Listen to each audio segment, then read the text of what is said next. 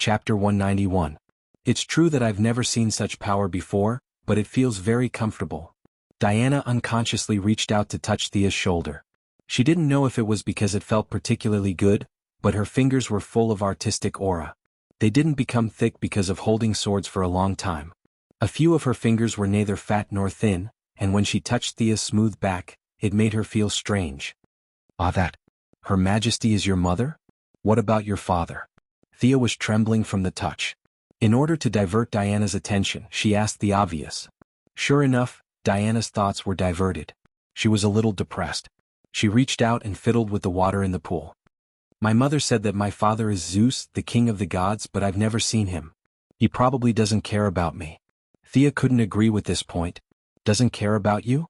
He can give you such great power, directly raise you to the maximum level, and give you a full set of epic equipment. Compared to her, she was a beggar.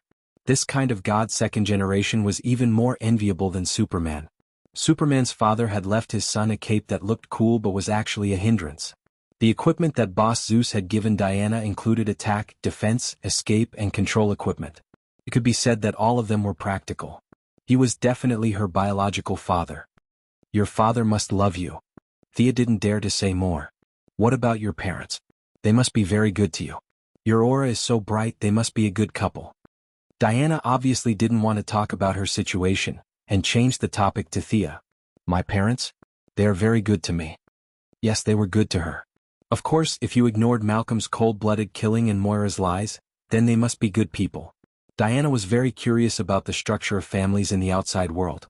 She asked in a very open voice, were you born naturally through the union of your parents? Thea's face turned green. What do you mean? Could it be that I was picked up? This girl is too bad with words. She could only reluctantly answer, it's like that outside. Did you see them when they were having intercourse? What is it like? Oh my God. Zeus save me. Thea was about to break down. How could I see it? No matter how open Europe and the United States were, there was still a limit. Thea could only shake her head with an ugly expression.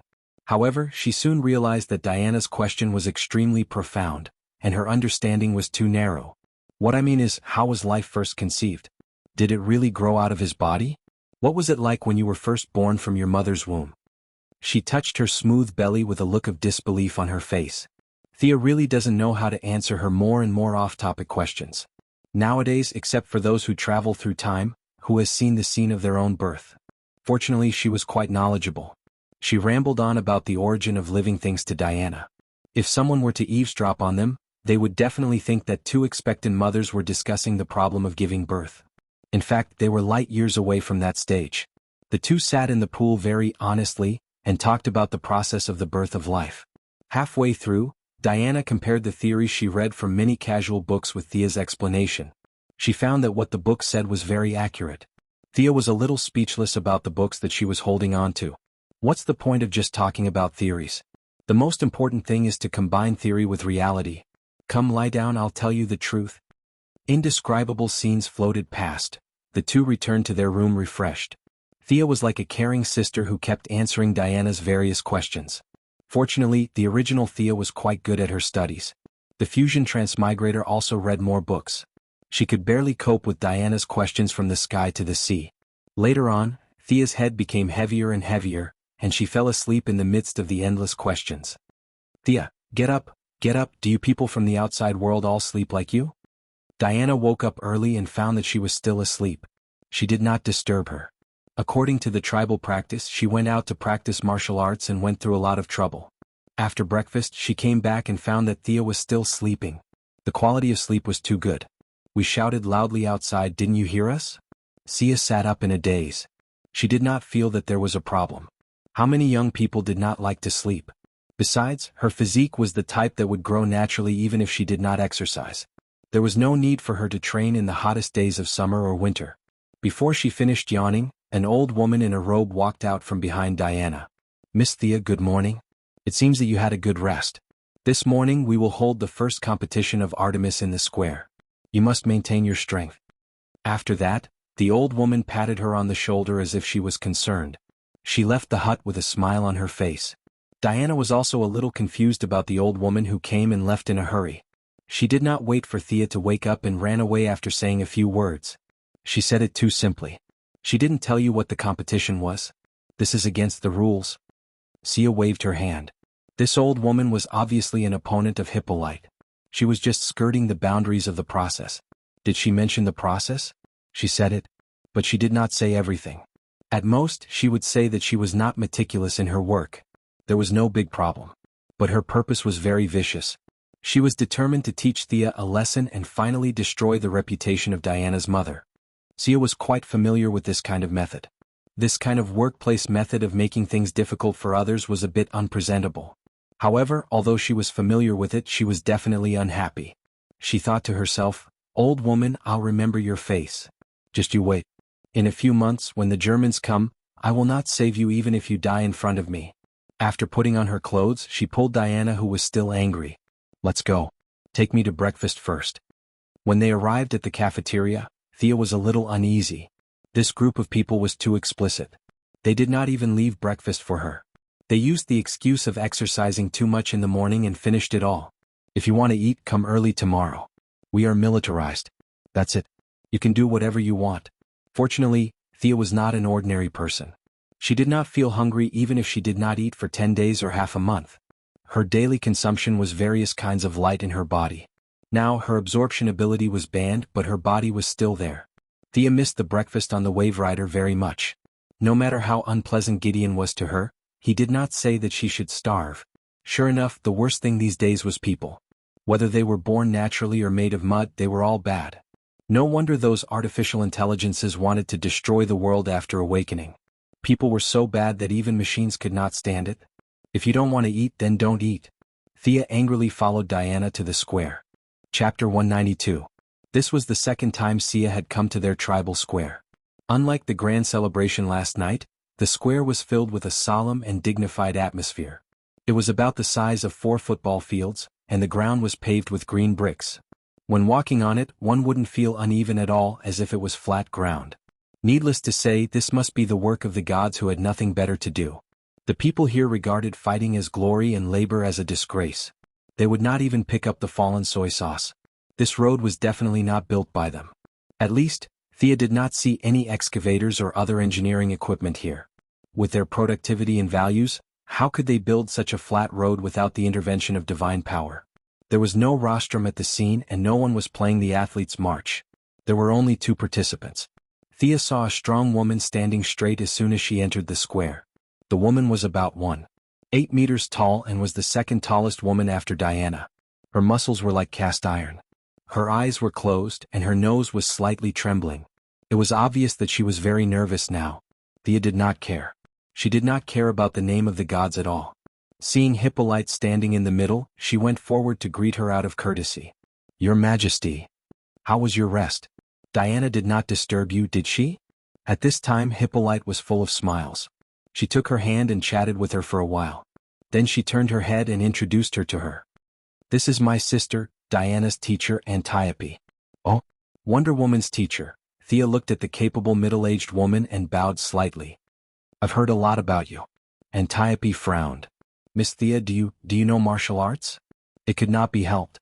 After the awakening of her sorcerer bloodline, Sia was too deceptive. Her muscles were not obvious and people would only think that she was working out. Compared to the women on Paradise Island who had bulging muscles, there was a huge visual difference. Thea was a little embarrassed to answer her question. When she was wandering around with Diana, she had seen the female warriors on the island practicing martial arts. Of course, they did not hide it from her. Their martial arts were very skillful and simple. Perhaps it was because of their immortality, their individual foundations were very solid. Whether it was archery, combat, or various combinations of swords and shields, they used them very well. However, their fighting style was too ancient. Modern society had been developing for thousands of years, and countless elites had added their own understanding to their fighting style. Although their lifespan was not as long as the female warriors of Paradise Island, their fighting knowledge had been passed down from generation to generation.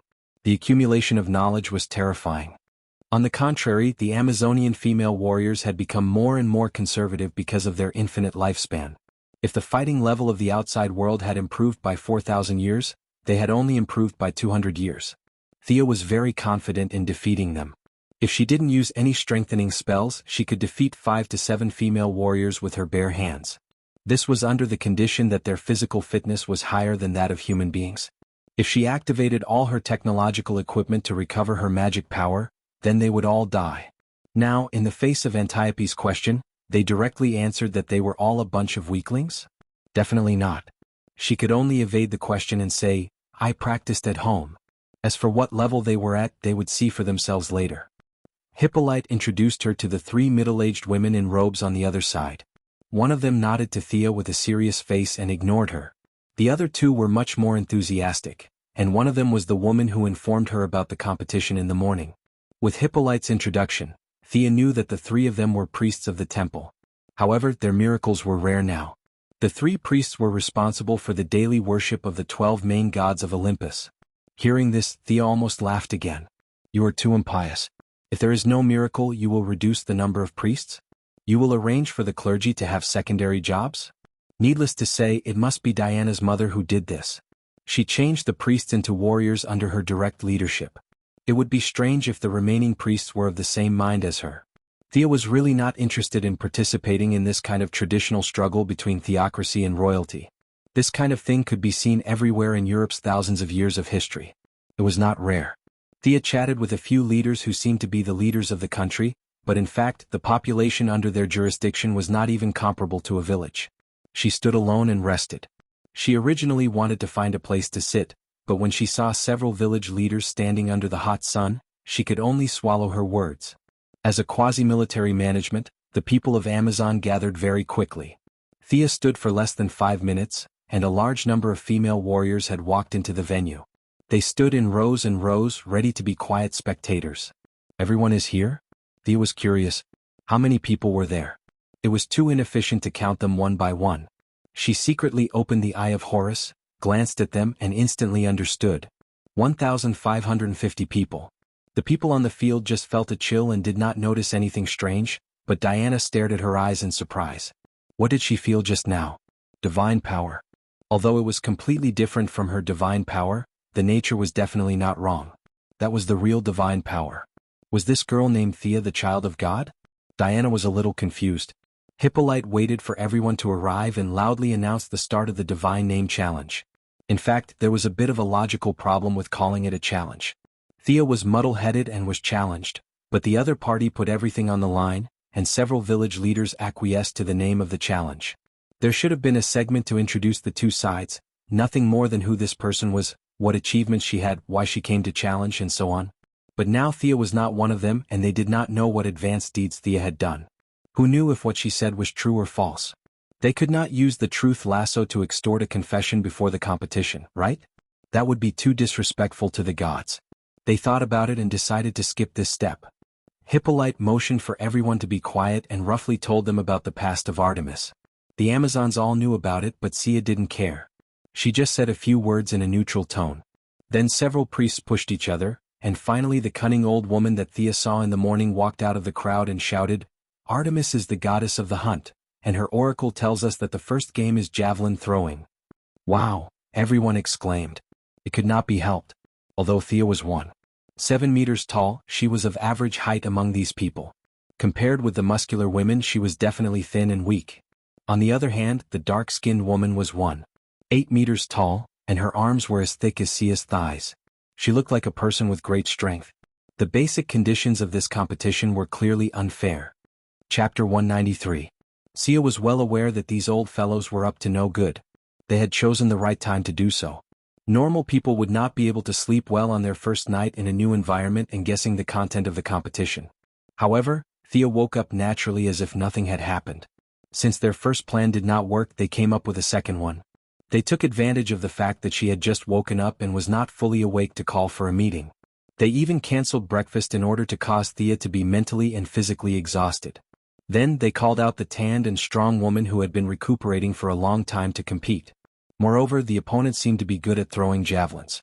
Looking at Thea's small arms and legs, and the opponent's tall and strong figure, there was almost no suspense in this competition. The worst priest looked at Thea with a smile. Although he looked kind, he was thinking about how to lead the topic to Thea when this outsider begged for mercy and quit. This bastard. Thea smiled and looked at the people around her who were pointing at her. She thought to herself, if this old thing was an employee of the Quinn Group, He would definitely arrange for her to go to Siberia to experience life. "Hey, can you?" Diana asked quietly when she saw Thea's indifferent expression. It was no wonder that she was worried. The anti-magic territory on this island was too strong. Thea was directly sealed. As a demigod, Diana was stronger, but more than half of her divine power was also sealed. She grew up in a high anti-magic territory and did not realize how strong she was before she left the island. Thea nodded, of course, to show that she was fine. "Just watch." Ever since she figured out the intention of these people, she equipped the mechanical arm under her battle suit. It fit her arm perfectly and was covered by her clothes. "You want to play dirty with me? I'll play with you." Originally, I wanted to have a fair competition, but they did not intend to play fair at all. Since they did not follow the rules of the game, Thea was ready to let them know what it meant to be strong. Time passed quickly, and a female warrior carrying 2 javelins arrived in front of several faction leaders. Hippolyte also didn't expect that these people would make such a low-skill competition. Although Sia's victory or defeat didn't affect her much, it was better to win than to lose. She picked up 2 javelins and looked at them. Not bad, they didn't tamper with them. When Thea and the dark-skinned woman stepped forward to take the javelin, she whispered to Thea, "Don't feel pressured. It doesn't matter if we win or lose." Thea responded with a bright smile. "Am I cheating? He still couldn't win?" Not to mention this He Dezhuang, even if Diana personally went up against him, with such a strong anti-magic domain, she might not be as strong as him. The crowd automatically opened up a gap. Their meaning was very simple. You just have to throw it at a place where there is no one. Who's first? Thea saw that He Dezhuang was angry and didn't speak, so she could only ask. She couldn't throw it at the same time, right? The other party shamelessly insisted that she threw the javelin in the distance. If Thea didn't want to explain, she would have to throw it again. Thinking of this scene, she felt that it was ridiculous. Moreover, this kind of scene with a large group of people watching was enough. Without waiting for He Dezhuang to reply, the priest who made Thea look very annoying jumped out again and said with a kind face, "You are the guest, let Artemis go first." Thea nodded and took a few steps back. This old guy wanted to let the dark-skinned woman get a good result to destroy her confidence. She waved her hand and motioned for them to go first. Because this was not a formal competition, there was no boundary on the ground. The referee's standard was the eyes of the audience. If you ran 2 steps, no one would say anything. He Dezhuang adjusted his breathing and raised his state to the peak. He picked up the javelin with his right hand and ran fiercely. Thump, thump. The low sound of footsteps accompanied his footsteps for more than 10 meters. He Dezhuang felt that all the muscles in his body had been fully mobilized. He kicked the ground, twisted his waist, and bent his arms. The momentum of the whole person jumped to the extreme and then burst out in an instant. Ah! The javelin in his hand flew out like lightning, passing through countless people's retinas, drawing a beautiful arc and plunging into the soil in the distance. Not bad. Thea looked at it a little. It was 500 feet, converted into meters, it was 150 meters. Amazing. The world record for the javelin was a little more than 100 meters. This guy easily broke the world record by 50 meters. This group of guys who were molded out of the earth really had a higher physical fitness than the human extreme value. The priest who deserved to be beaten probably knew this and proposed this competition. The surrounding discussion finally sounded at this time, and several priests on the high ground did not have the intention to stop it. "Artemis, this is probably the best result in her life." Some of the people close to He Dezhuang said with envy. "I'm afraid that stranger is in trouble." This was a cynical remark of a neutral nature. The only one who had a good attitude towards Thea, Diana, was dragged by Hippolyte and did not participate in the discussion. Thea directly ignored the noise around her. A while ago, the major media in Star City scolded her miserably, but she was indifferent. These people's gossip could not shake her mind at all. What's more, she did not need any mind.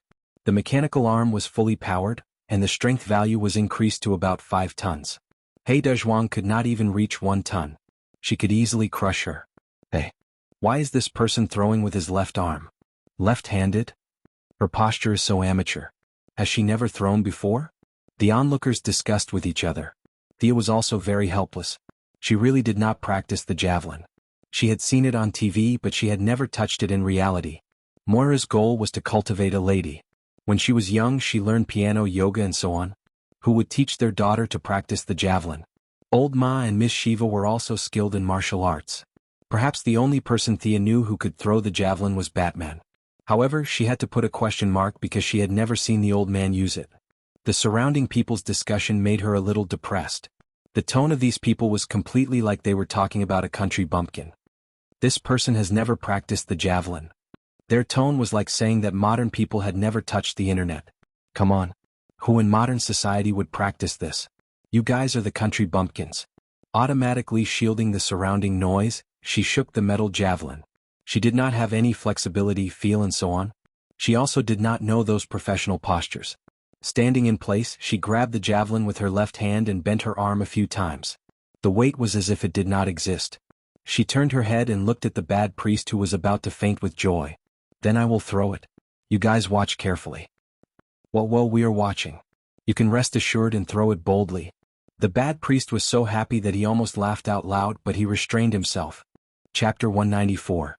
Thea looked at the old face with a smile and asked, "Then I'll start. You must work hard and throw it far away with all your strength."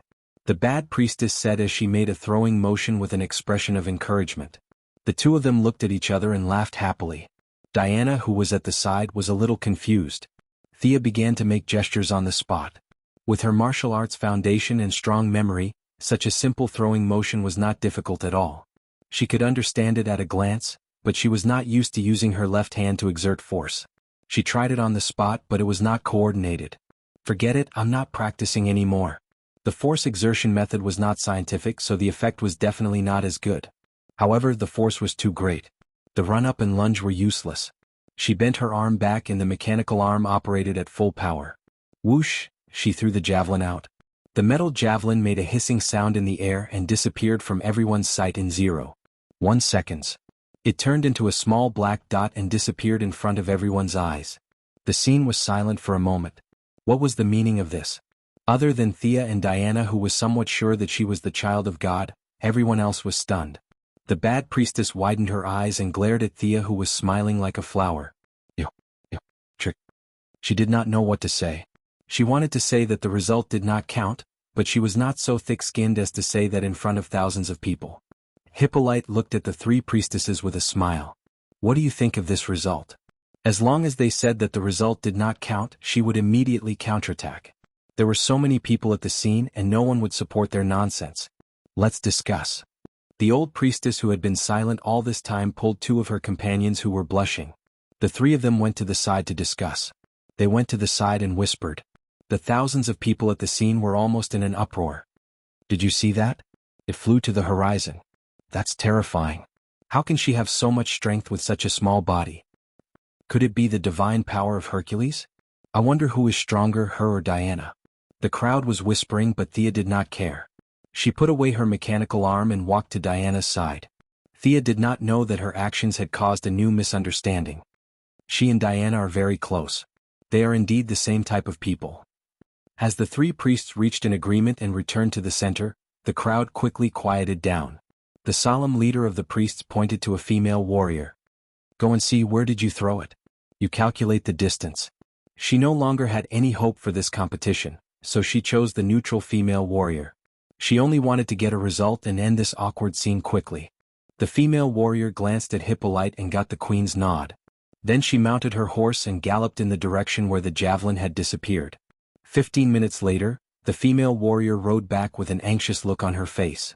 Turning over and dismounting, the female warrior knelt on one knee. I swear to God that what I said is true. Several leaders nodded and motioned her to continue. The female warrior glanced at Thea with a little fear. I found the javelin thrown by this distinguished guest 2 miles away. At that time, the head of the javelin was inserted into the rock, a foot deep. Her voice was not small, and the people around her heard it clearly. It was strange enough that the javelin had flown 2 miles, but now the head of the javelin was inserted into the rock by a foot. There were 1,500 people in the Amazon tribe who could not throw javelins. Thea's javelin could penetrate the rock. What did this mean? This showed that the remaining force was not exhausted. There was no rock, maybe it could fly a few hundred meters. Everyone looked at Thea as if they were looking at a monster. Is this a human? Are all the people outside so terrible? It turned out that the Father did not let us go out to protect the human race, but to protect us. At this time, Hippolyte spoke. Priests, can you announce the result of the first round of the competition? The queen was far from being as pious as she appeared to be. Zeus, the king of the gods, was her man. Who would worship their own man? Not to mention a man who had an affair. Distance creates beauty and faith. She treated the king of gods like this, and her attitude towards the other gods was almost equal. Therefore, when Thea first came, the oracle had an impact on her, but it was not big.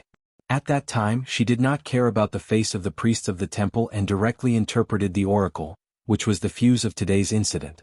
The priests hoped to reduce Thea's right to speak by attacking her.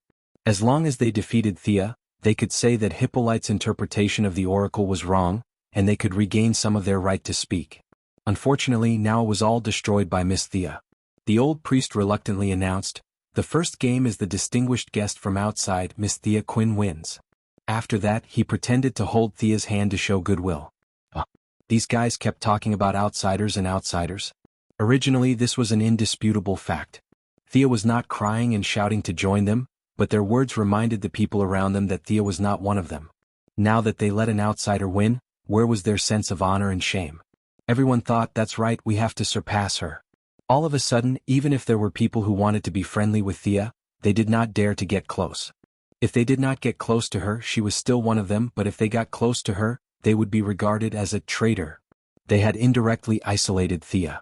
At this time, the dark and strong woman finally realized something. Her face became extremely ugly, and a few traces of red appeared on her dark face. Just when Thea was ready to see her vomit blood, the dark and strong woman clenched her teeth and held back the blood with her stone-like body. She looked at Thea, who was like a little white flower, with some fear. She regretted it at this time. If she had known that the opponent's strength was so terrifying, she would not have come to challenge her. Strength was the foundation of all fighting. In the past, the dark and strong woman relied on her brute strength to defeat countless opponents. Now, the tables had turned, and it was time for her to experience that helplessness. With a heavy heart, she did not greet anyone and left alone in disappointment. At this time, Thea was also ready to retreat and rest. The priests must have rushed back to think of countermeasures. Anyway, she had won the first game and had taken the initiative. Even if she lost the next game, she still had room to maneuver. Besides, she did not care too much about winning or losing. Seeing that she was leaving, Diana quickly pulled her back. "Are you interested in watching me and Antiope train?" Her little face was full of excitement as she spoke. This was probably the only time she felt comfortable on the island. Her little aunt was really good to her. Anyway, Thea had nothing to do, so she just thought of it as killing time. She nodded and followed Diana to a remote martial arts field. Chapter 195. Antiope had left the arena much earlier than them and was now wielding her spear alone. She did not look surprised when she saw Thea following Diana. Diana must have told her beforehand. "Miss Thea, come and train with us." Antiope was very straightforward. Her words were resolute and impactful. "I'm just here to take a look." Thea looked at the dagger thrown to her in confusion. She wanted to refuse, but Antiope did not even give her a chance to speak. In fact, Thea did not dislike Antiope. Her straightforwardness reminded her of Lady Shiva in the past. Both of them were very pure people, much more to her liking than Diana's mother and those crafty priestesses. "All right then. How do we start?" Thea waved her sword. Their swords were shorter than the one-handed swords in the outside world, but they were heavier. Thea was now walking on a non-human path. If it were a normal person, they would definitely feel uncomfortable. Antiope, who was straightforward, made an unexpected suggestion. "A three-person free-for-all. Come on." Diana already looked like a future. She took a weapon from the rack. Of course, it was not a divine artifact. With a shield in her left hand and a sword in her right, she slowly approached the battle circle. Antiope continued to wield her spear. She stared at Thea and Diana's footsteps like an eagle, constantly paying attention to their footsteps and body movements. Seeing that they were very disciplined and had no intention of attacking first, Thea could only dance with her dagger. "Then I'll go first." She slashed her dagger at Antiope's neck.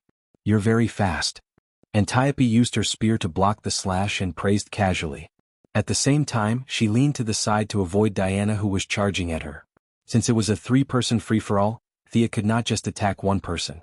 After her dagger was blocked, she took the opportunity to stab at Diana, who was running towards her. The latter blocked her attack with her shield. Thea kicked at Diana's lower abdomen and twisted her head to avoid Antiope's spear. The three of them had their own strengths. Antiope was the oldest, and her martial arts were almost perfect. Diana completely relied on her innate combat instincts to make up for her lack of experience. Thea stood on the shoulders of the humans who had accumulated thousands of years of fighting experience. Antiope represented the depth of martial arts, Diana the purity of martial arts, and Thea represented the breadth of martial arts. The three of them fought for 10 minutes to understand each other's level. In fact, it was mainly Diana and her aunt who had deepened their impression of Thea. No matter how they changed their moves, they were easily defeated and counterattacked. If it was not for the three-person free-for-all, either of them would have been defeated if they fought alone. The accumulation of thousands of years of human knowledge was not a joke. It was not that there were no people who could defeat the accumulation of knowledge of an entire society with their own strength, but they were definitely not the two of them. The situation gradually turned into a 2-on-1 between Diana and Antiope. This time, Thea was a little overwhelmed. On the one hand, she was not used to using her weapon. On the other hand, her strength was also suppressed by Diana, so she was a little frustrated. Antiope saw that she was in a disadvantageous situation and quickly stopped attacking. She stood alone and left the battlefield to them. With one less person, Thea's strength was immediately displayed. Many of her moves were bold and unrestrained, but they were extremely lethal. She slashed left and right, and at this time she was still unbelievably immature Wonder Woman. She would occasionally counterattack, but most of the time she was using her shield to block. Thea was sweating. This girl had the potential to be an MT. Her shield was really good. The parry, block, and dodge values were almost full. In a short period of time, she used 7 sets of swordsmanship, from Kashima Shindo Ryu to Iran's assassination technique. She used all the best moves from ancient times to modern times, but she still could not defeat Diana, who was stubbornly defending. "Okay, I'm done." Thea panted and threw away the dagger that was chipped. If she continued fighting, she would enter a tiring phase. It was meaningless. Besides, she did not eat breakfast. Although she was not hungry, her stomach was empty and uncomfortable. Diana excitedly took the shield and looked at it. There were countless scratches on it. The best way to repair this shield was to melt it down. "Your moves are really good. Did you come up with them yourself?" "How could I come up with them? They were accumulated over thousands of years by humans." No matter how thick-skinned Thea was, she could not say that she came up with them herself. "Why is it not written in the books?" Thea was a little embarrassed. How could these things be written in the books? It would destroy the stability of society. But this was not easy to explain. If she said so, Diana would definitely ask more questions. Then the three entered the daily teaching phase. It was mainly Antiope who taught Diana, and Thea watched from the side. But after watching for a while, she realized that something was wrong. The basic beliefs of the two were different. Antiope advocated offense, but Diana was good at defense. Maybe the idea of protecting in her heart was too deep, and there was always a sense of lack of aggressiveness. The two's teaching was stumbling. After a long morning, they finally said goodbye to Antiope, who was disappointed in them. Diana dragged Thea to eat. Thea looked at the batter-like thing that was served and felt a little disgusted. "You're eating this?" "Yeah, we've been eating this for so many years. It's full, nutritious, and tastes good." Thea took a spoon and stirred it twice. It was disgusting no matter how she looked at it. It was a little too much to call it pig's food, but dark cuisine was considered a delicacy compared to this. She whispered to Diana, "When we leave the island, I'll treat you to a good meal." Diana was shocked. She looked around and saw that no one was paying attention to her. She whispered, "My mother won't let me go out." "What are you afraid of?" "Forget it, you're right." Thea wanted to just kidnap her and take her out. She started the skateboard and flew out in a minute. But after thinking about it, Diana only had the silver bracelet of protection on her now. It was indeed a little dangerous. Her epic equipment had been stolen by her mother. Unless it was absolutely necessary, she would not give it to her. It was better to wait for Steve Trevor to bring the Germans to wipe them out. Thea swallowed her original plan. She lowered her head and drank 2 mouthfuls of the batter. "Bah, it's too disgusting." No wonder Steve had to leave after 2 days. It was purely because of this disgusting food that he was forced to leave. Thea was so angry that she instantly opened the Eye of Horus. She scanned the entire cafeteria and found that everyone was eating the same thing. No one was giving her a hard time. She could still hold on if the time was short. There was still nearly half a year left. "Forget it, I'll just bite the bullet and eat." "God's eye? You really are the son of God." Diana was closer this time. Unlike the mess in the square, she could immediately tell that this was definitely a sign of divine power scanning. She looked at Thea angrily. "Why didn't you tell the truth? Was it because you were discriminated against that you didn't dare to say it?" Chapter 196. What did you say? Thea's heart skipped a beat. She did it out of habit and did not notice that there was a living person beside her. Moreover, she was the kind of person who could sense the divine power. She regretted it. Who are your parents? Diana stared at Sia's face and asked seriously, Look, I even told you that I'm the illegitimate child of Zeus, and you still refuse to tell me. You're not a good friend. However, Thea really could not say it. The biggest taboo in time travel was to say the names of one's parents. If she said Malcolm's name now, maybe one day in 70 years, Diana would see Old Ma on the road and think of Thea. She would go up to Old Ma and talk to him. With her personality, she would definitely do it. Old Ma was strongly stimulated. Perhaps he was originally going to find Moira to communicate with her, but because of the interference, he did not manage to do so. The little life that was born because of their communication that day was ruined, and Miss Sia might not be able to give birth. What the F***ck is this? Therefore, Thea only introduced her real name. Her real name did not matter. If there was a real name, it meant that the baby had been born. If there was no such name, it meant that the baby had not been born yet. Besides, there were many people with the same name in Europe and America. However, she could not say a word about her family. She waved her hand and said, Diana, I really can't say. I'm sorry. Is it a god that has already fallen? Will it be sensed when the name is mentioned? Diana touched her chin and forced herself to imagine. She seemed to realize that Thea had her reasons. She also got the answer to the great strength that Thea showed when she threw the javelin. It was most likely a divine power that she did not understand. Seeing that Thea finally stopped thinking about this problem, Thea finally breathed a sigh of relief. Hey, do you have a kitchen here? She was very doubtful about whether she could hold on until Steve Trevor came.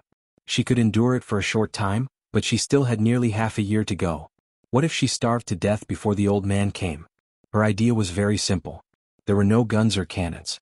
She could make her own. She could at least take some kitchen utensils and make it herself. Diana was stunned by her wild thoughts. On Paradise Island, fighting was an honor and labor was a disgrace. It was very shameful to give up swords and pick up cooking utensils. Being discriminated against and being looked down upon was a common occurrence. Fortunately, Diana was an open-minded person. She knew that their food was not suited to the tastes of the outside world, so it was understandable that Thea wanted to make some for herself. He said that he would take note of this matter and report it to the queen at night. Thea gritted her teeth. Your queen even cares about cooking utensils? It was true that she was the village chief. In the afternoon, Diana continued her so-called training. Thea, on the other hand, was not in the mood. She rode her skateboard and prepared to look for some ingredients. When Diana dragged her tired body back to the house, she almost thought that she had entered the wrong house. There were all kinds of mushrooms, wood ears, and many other things that Diana could not name. Thea walked around the woods twice in the afternoon and found a lot of spices. However, many of them needed to be dried. There was a lot of fennel on this island. Thea picked half a bag of fennel sprouts. She also saw a few wild boars in the woods. They would be delicious if they were made into steamed buns. Of course, it was too late now. Thea saw Diana coming back and greeted her. Hey. When Thea glanced at the spear in her hand, she suddenly thought of something. She grabbed the spear in her hand and said, Wait for me. Then she got on the skateboard and flew towards the woods. Diana's face was full of confusion. Where did she go? She could not figure it out and could only stare blankly at the ingredients in the house. After a while, Thea waved at her from outside the door. Come, come. She followed her to the door. Diana was startled. She saw Thea coming back with the spear, piercing a wild boar. The wild boar was young and looked like it had just reached adulthood. The spear pierced through its indescribable part and came out of its mouth. Are you going to sacrifice to the moon god? Diana thought hard and felt that she had guessed the answer. Sacrifice my ass. Thea rolled her eyes. We will eat it ourselves. Are you vegetarians? Diana shook her head. They usually ate some meat during the sacrifice ceremony. For example, last night's ceremony to welcome Thea was to catch a pig.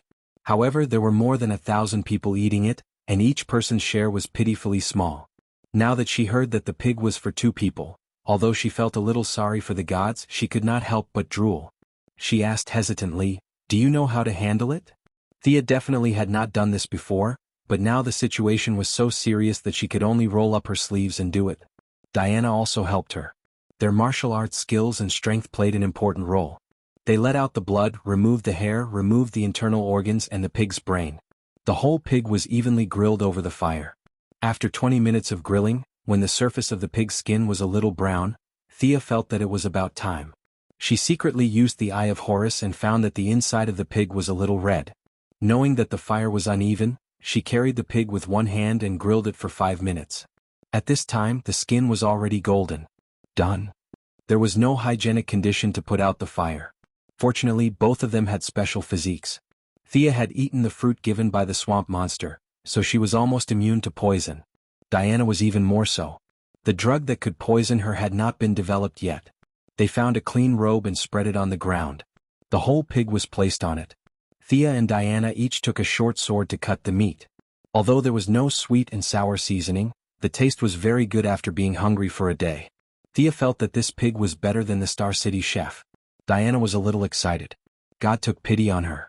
She had lived for 5,000 years, and this was the first time that a whole pig fell in front of her for her to eat. She was a demigod. Staying on this island for so many years was not a small burden on her body. Plus, she ate batter every day. She might not even know what it was like to be full. Now, seeing Thea's mouth full of oil, Diana no longer hesitated in her heart. She took the short sword and cut a piece of golden pork. She grabbed it with one hand and put it into her mouth. While eating, she almost cried. It was too delicious. When they finished 1/3 of the pig, Diana's reason finally came back. We should pray to the moon goddess first. It doesn't feel good to eat it quietly. Thea wiped the oil stains on her mouth and looked at Diana, who was a little guilty. This girl was too stubborn. She even felt guilty eating a pig. She could only comfort her. Don't worry. She is the night hunting goddess. Catching a pig in the middle of the night is definitely a tribute to her. She can't be more happy. Really? Diana was a little confused. This explanation was not wrong, but she still felt that something was wrong. Just when she was thinking, a slight but clear low laughter came from the forest. Haha. The sound was as clear as a silver bell, and it was particularly obvious in the dark night. Who is it? The two girls were very sensitive. They each took up their weapons and guarded against the direction where the enemy might appear. Chapter 197. There was silence all around. The two looked at each other and saw the surprise in each other's eyes. The sound just now was definitely not an illusion. Thea opened the Eye of Horus again and found that there were only the two of them and the half-eaten pig within a radius of 500 meters. It couldn't be the pig that made the laughter, right? It was a little scary. She poked the pig with her sword, but there was no reaction. Thea finally confirmed that there was nothing special about the pig except for its fresh and delicious meat. Who made the sound? The two thought for a while but had no clue. Thea was not afraid. She had killed a god, so why would she be afraid of ghosts? The word fear was not in Diana's dictionary. The two continued to sit on the ground and eat calmly. When Hippolyte and her entourage brought the kitchen utensils and rice noodles to them, they saw this scene. The two sat on the ground, and a suspected pig-shaped creature had been eaten by them until only a little bit was left.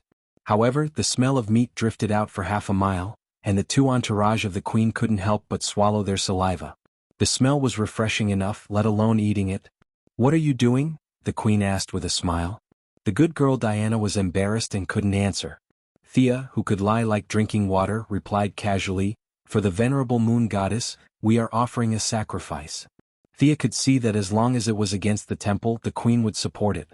If Thea wanted to burn the temple at this time, the queen might even keep watch for her.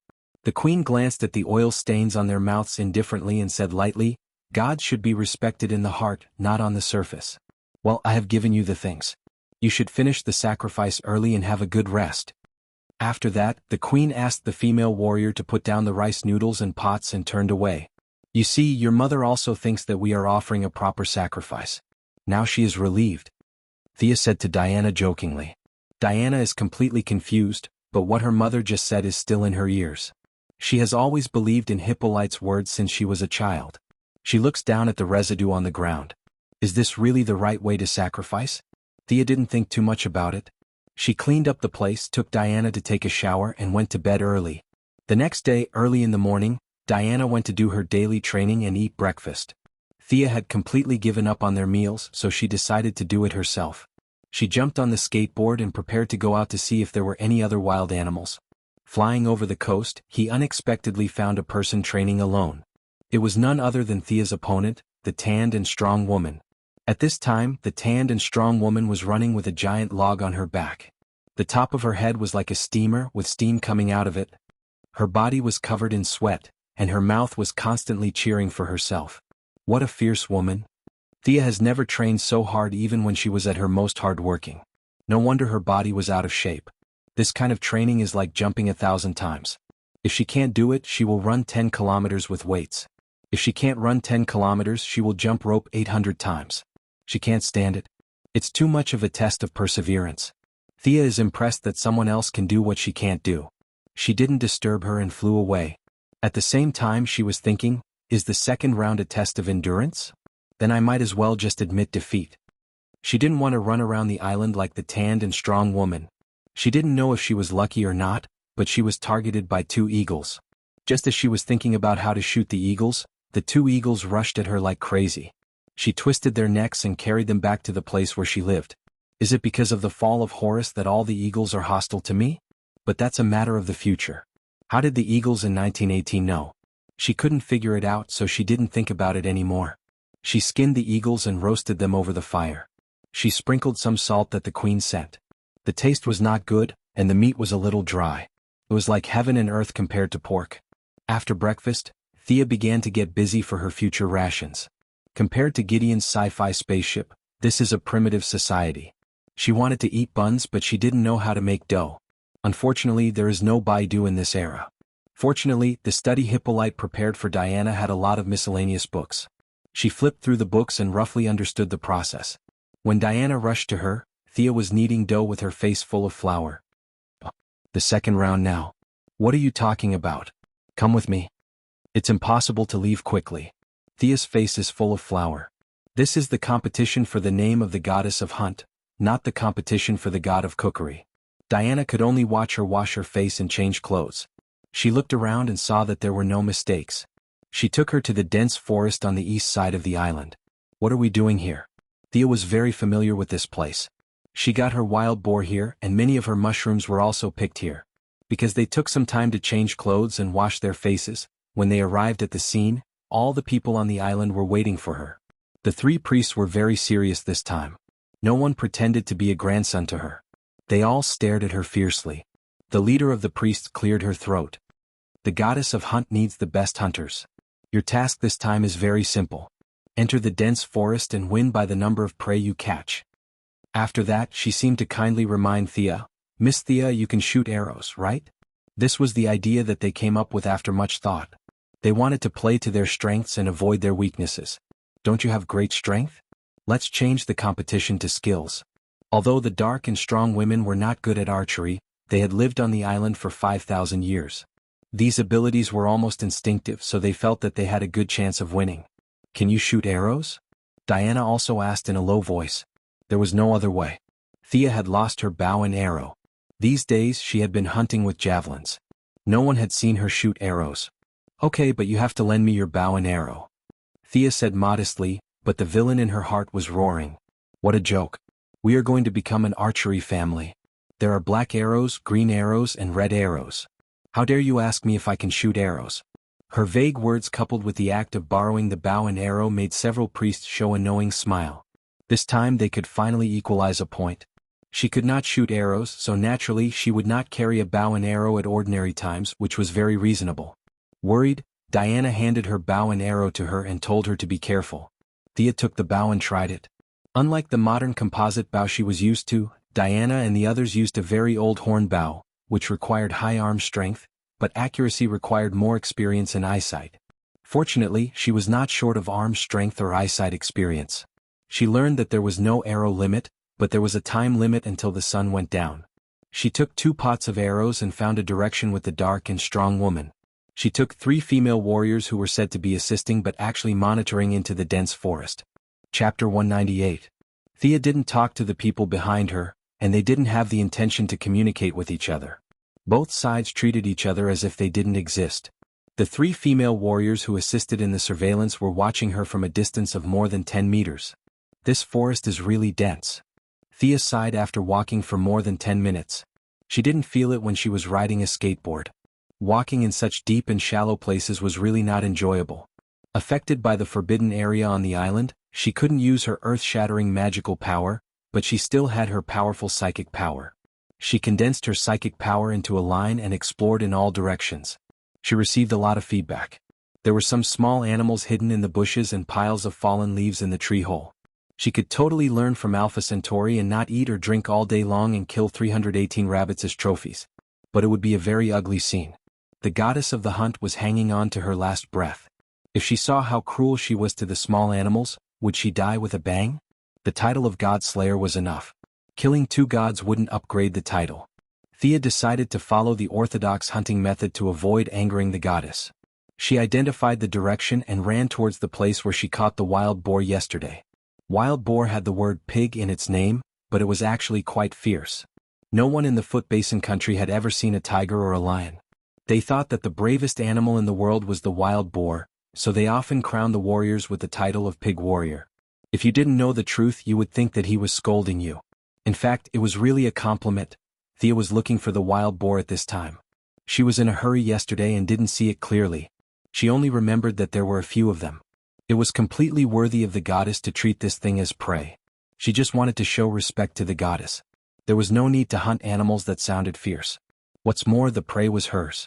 She could eat it after the competition. Compared to the problem of how to eat a tiger or a lion, the wild boar was the most suitable. If the 2 of them couldn't eat it, it would be a favor to give it to the queen and Antiope. The 3 female warriors following Thea didn't know why she ignored the small animals nearby. Seeing her walking quickly through the forest, they didn't ask her anything and quickly followed her. Relying on her keen psychic power, Thea found the crime scene 15 minutes after entering the forest. She could vaguely see the bloodstains left behind when she committed the crime. At that time, she descended from the heavens and stabbed the wild boar with a javelin. After that, she cruelly dragged the wild boar away. The traces of the crime scene were too obvious. Where did those pigs go? Thea carefully looked at the traces on the ground. After looking at it for a long time, she could only helplessly express that the scene was too messy and full of pig footprints. Moreover, she did not have the talent of a scout. In her eyes, it was really difficult to find the whereabouts of the pigs in such a messy scene. Just as he was about to turn around and fight other animals, he found several large animals running towards him under the scan of his spiritual power. When she took a closer look, weren't they the pig sisters she had been searching for? It couldn't be helped. There were no males on Paradise Island. The one they ate yesterday was a little sow. Of course, the pig sisters were not here to reunite with her. Her brutal methods yesterday had caught them off guard. Today, a few wild boars were immersed in the grief of losing their loved ones. Unexpectedly, they saw her in her iconic red dress nearby and charged towards her without caring about their stamina. "Stay away from them," Thea shouted at the few Amazons. As for whether they listened to her or not, it was none of her business. She looked at the surrounding terrain and found a boulder more than 3 meters above the ground. Using the huge grip of the mechanical arm, she climbed up quickly and drew her bow, ready to deal with the first wave of the wild boar's charge. When the first wild boar rushed out of the forest, it was greeted by an arrow as fast as lightning. Unfortunately, Sia had never used this kind of ancient bow before. She pulled the bowstring a little too hard, and the arrow that was originally aimed at the wild boar's eye brushed past its mouth, bringing a large piece of flesh and blood with it, and flew far away. She's really strong and her archery skills are not bad. A few Amazons hid in the trees and watched from afar. Thea's arrow was almost drawn to the maximum tension of the bow. The angle was not very good, but it still left a bloody mark on the thick skin of the wild boar. It fully showed that the strength and speed of the arrow had reached the extreme of this kind of ancient bow. They thought it was good, but Thea felt that it was too embarrassing. She missed such a big target partly because of the bow and partly because she did not practice. For the second arrow, she did not blindly pursue speed. She spread out her spiritual power and corrected the arrow's trajectory. She pulled out another arrow, looked at the wild boar's bell-like eyes from afar, and released the bowstring. Bang! The wild boar was shot and fell on the spot. Blood flowed out of its eye sockets like it was worthless. Its limbs trembled violently. Although it was tenacious, it was only a matter of time before it died. Beautiful. A few female warriors could not understand Thea. Considering that she pretended to be weak when she threw the javelin, they could not figure out whether she was originally good at archery or had a breakthrough on the spot. From a pure warrior's point of view, her arrow was almost perfect. Even if Antiope, the best archer in the tribe, personally shot it, he would not be able to do it. There were a total of 3 wild boars that rushed out. This pig was obviously stronger than the other 2. Thea could not tell whether it was the mother or the sister pig. She only knew that the remaining 2 small ones seemed to taste better. Anyway, they could resurrect infinitely. She continued to aim at another wild boar without feeling guilty. This wild boar also fell under her sinful arrow without any suspense. The remaining piglets screamed and turned around to run. Still want to run. Thea jumped down from the boulder and chased after them like a galloping horse. In order to avoid capsizing, she always kept a distance of 100 meters and followed them at a leisurely pace. This pig was a little abnormal. Thea found that it was not running in a panic. It was running in an orderly and purposeful way. Is it trying to lure me into an ambush? Do wild boars have such intelligence? But thinking that they had lived for thousands of years, it seemed that anything abnormal could happen. Thea's expression gradually became serious. She slowed down a little and scanned the area with her psychic power to the maximum. If the god slayer was ambushed by a group of wild boars, then Horus's death would be too unjust. Her caution soon paid off. 600 meters to the east, there were several large animals. The little wild boar leading the way in front of her was also heading there. Hee, Thea smiled mysteriously, revealing 8 teeth. Her strengthened eyes had already seen a thick figure not far away. She wondered if there was an ice house on Paradise Island. It would be a pity to waste so much pork. Chapter 199. This time there was no boulder for her to look down on, but she was already familiar with the performance of the horn bow. Instead of dodging immediately, she began to shoot arrows from a distance with all her might. She did not stop shooting arrows one after another. Every time the bow was almost fully drawn. She did not use her eyes to aim, but used her mental power to accurately position the arrow. When several female Amazon warriors arrived at the scene, they saw such an inhuman scene. She shot a rain of arrows from a distance of 300 meters. Nearly 40 arrows were shot out by her in less than a minute. The hit rate was as high as 90%, or even a little higher. The 5 wild boars, including the first little pig, were all pierced with arrows. Some had 7 or 8 arrows and some had 5 or 6 arrows. 2 of them were shot to death on the spot, and the remaining few were barely breathing. It was only a matter of time before they died. Thea waved at them from a distance as if she was asking for draft paper in an exam. Hey, I've run out of arrows. Can you give me some? The few of them looked at each other in dismay. You shot too fast. In the past, they pursued a fatal shot, and 2 quivers of arrows were more than enough. However, looking at Thea's impressive record, they could not say that her arrow rain was nonsense. The female warriors were very upright, and the level of their skills was obvious at a glance. At least they had lived for so many years and had never heard of anyone doing this. They still felt sincere admiration for others who could do what they could not do. They each had arrows with them, but there were not many. The 3 of them pooled together and gave her another quiver. Thea continued to shoot arrows at the wild boars that were not dead. According to the rules of the Amazons, the death of the prey was considered a result, and they could not let the female warriors help. They could only shoot arrows one by one into the fatal parts of the dying wild boars. Soon the remaining few pigs were shot to death. It should be about time, right? Sia felt that 8 wild boars were enough.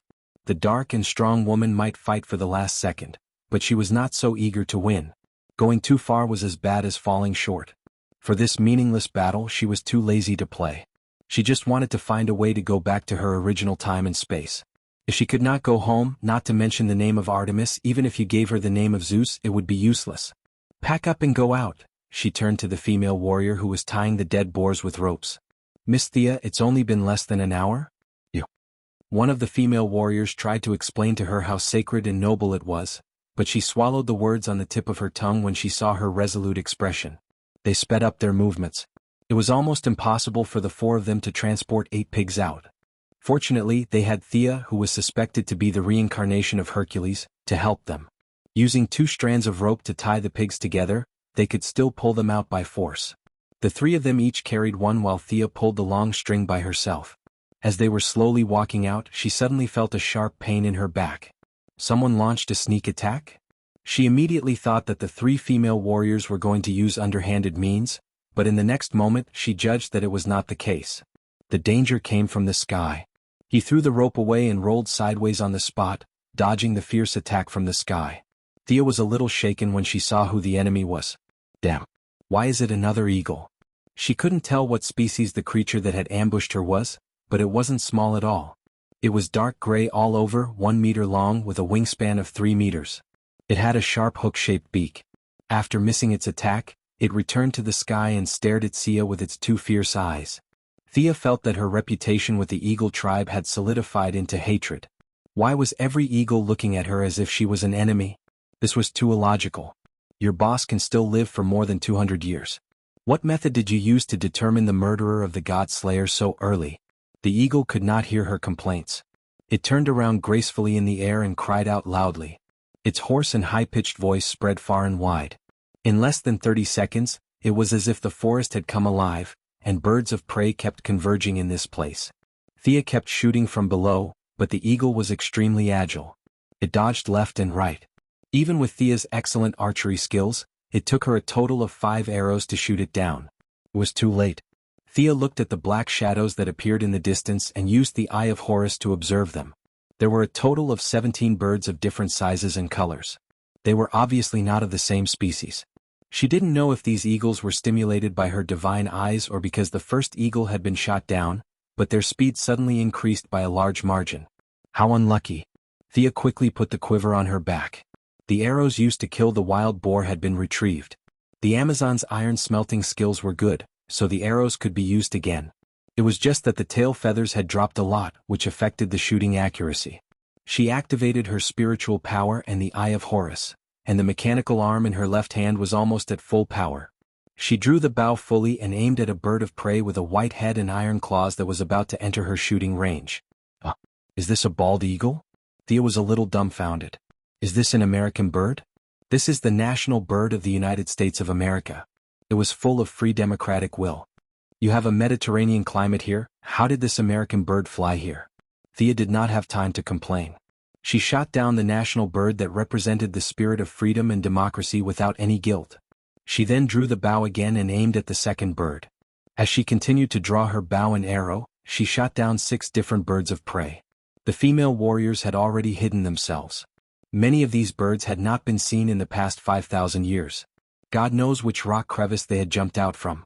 Their mission was very simple, which was to continue to watch, until one side was completely wiped out by the other.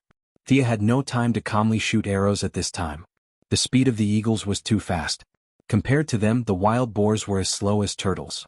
She constantly used trees and other obstacles to avoid the enemy's attacks. One of them was too close to her, and she punched its head with her mechanical arm at full power. Damn it, if she had known that he would be so savage, she would have brought a knife. That punch was indeed very powerful, but as someone who was slightly obsessed with cleanliness, she still felt very uncomfortable. Half of her body was splashed with blood, and some white and yellow things were splashed on her body, making her feel extremely disgusted. But although she was disgusted, she had not reached the point where she could not walk after seeing blood. She constantly looked for the gap after the eagles attacked and before they took to the air. If they were far away, she would use the bow and arrow. If they were close, she would directly smash them. When the birds of prey reorganized in the air, they found that there were only 6 of them left. They looked at each other. 2 of them were slightly hesitant, while the other 4 were very smart and arranged a progressive charge. You and I, one after another. This tactic really gave Thea a headache, but she was not stupid. She used the gap between dodging to pick up a few goose egg-sized stones on the ground. Every time an eagle swooped down, she would throw the stones without looking. Regardless of whether she hit her target or not, she would quickly shift her position to avoid the eagle's next attack. The effectiveness of this tactic was astonishing. Very quickly, 2 more eagles were beaten until their bones were broken. They fell to the ground like rags and howled in pain, waiting for the god of death's favor. Chapter 200. Thea glanced at them. For left. Come on. Fight till dawn. Actually, she was just standing there and talking. The aggressive and murderous ones were already on the ground. The few in the sky didn't have the guts to do so. They were only able to survive until now because of their small size and fast speed. However, for some unknown reason, they didn't want to fly away. When they were high up in the sky, they would occasionally growl and stare fiercely at Thea on the ground. Damn it. At least Thea knew that she was still in the competition. Otherwise, she would have already taken out her skateboard to beat them up. Taking advantage of the fact that she couldn't get up, the feathered beasts continued to patrol in the sky and refused to disperse. Lend me your bow. Thea shouted at the female warrior who was hiding in a tree.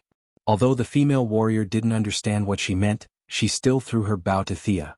Her bow was just an ordinary one. There was nothing special about it.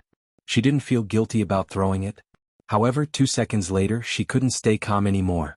She pointed at Thea and asked her companion. She can't be thinking of? Her companion was also a little dumbfounded. She's going to use 2 bows. She's too strong. Thea pulled both bows at the same time. The arrow was sandwiched between the two bows. The tail feathers were placed in a cross on the bowstring. She aimed at the lowest flying beehawk. Swoosh! The initial speed of this arrow exceeded 300 meters per second, and in the blink of an eye, it stopped at a height of 1,000 meters.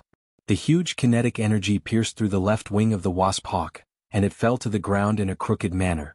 Thea didn't stop. She shot 2 more smaller sparrowhawks down. However, when she was about to shoot the last red-bellied sparrowhawk, she found that the latter had crazily increased its altitude. In the blink of an eye, it was hovering in the sky at an altitude of 5,000 meters. It looked at the ground with lingering fear. Thea was in a difficult situation. She didn't admit that she had OCD. She just felt that it wasn't perfect to have one less bird. However, 5,000 meters was obviously beyond the range of a bow. Besides, this wasn't a horizontal shot. She was shooting from the bottom up. The difficulty was another level. Help me come up with an idea on how to shoot it down. Thea could only ask for help from the 3 onlookers. She did not know that the 3 girls were dumbfounded at this moment. 17 of the 18 birds of different sizes had been shot to death by her, and she herself was not injured at all. Her archery skills crushed them without any suspense. Hearing her question, the few of them looked at each other and shook their heads with a bitter smile. We're dealing with those on land.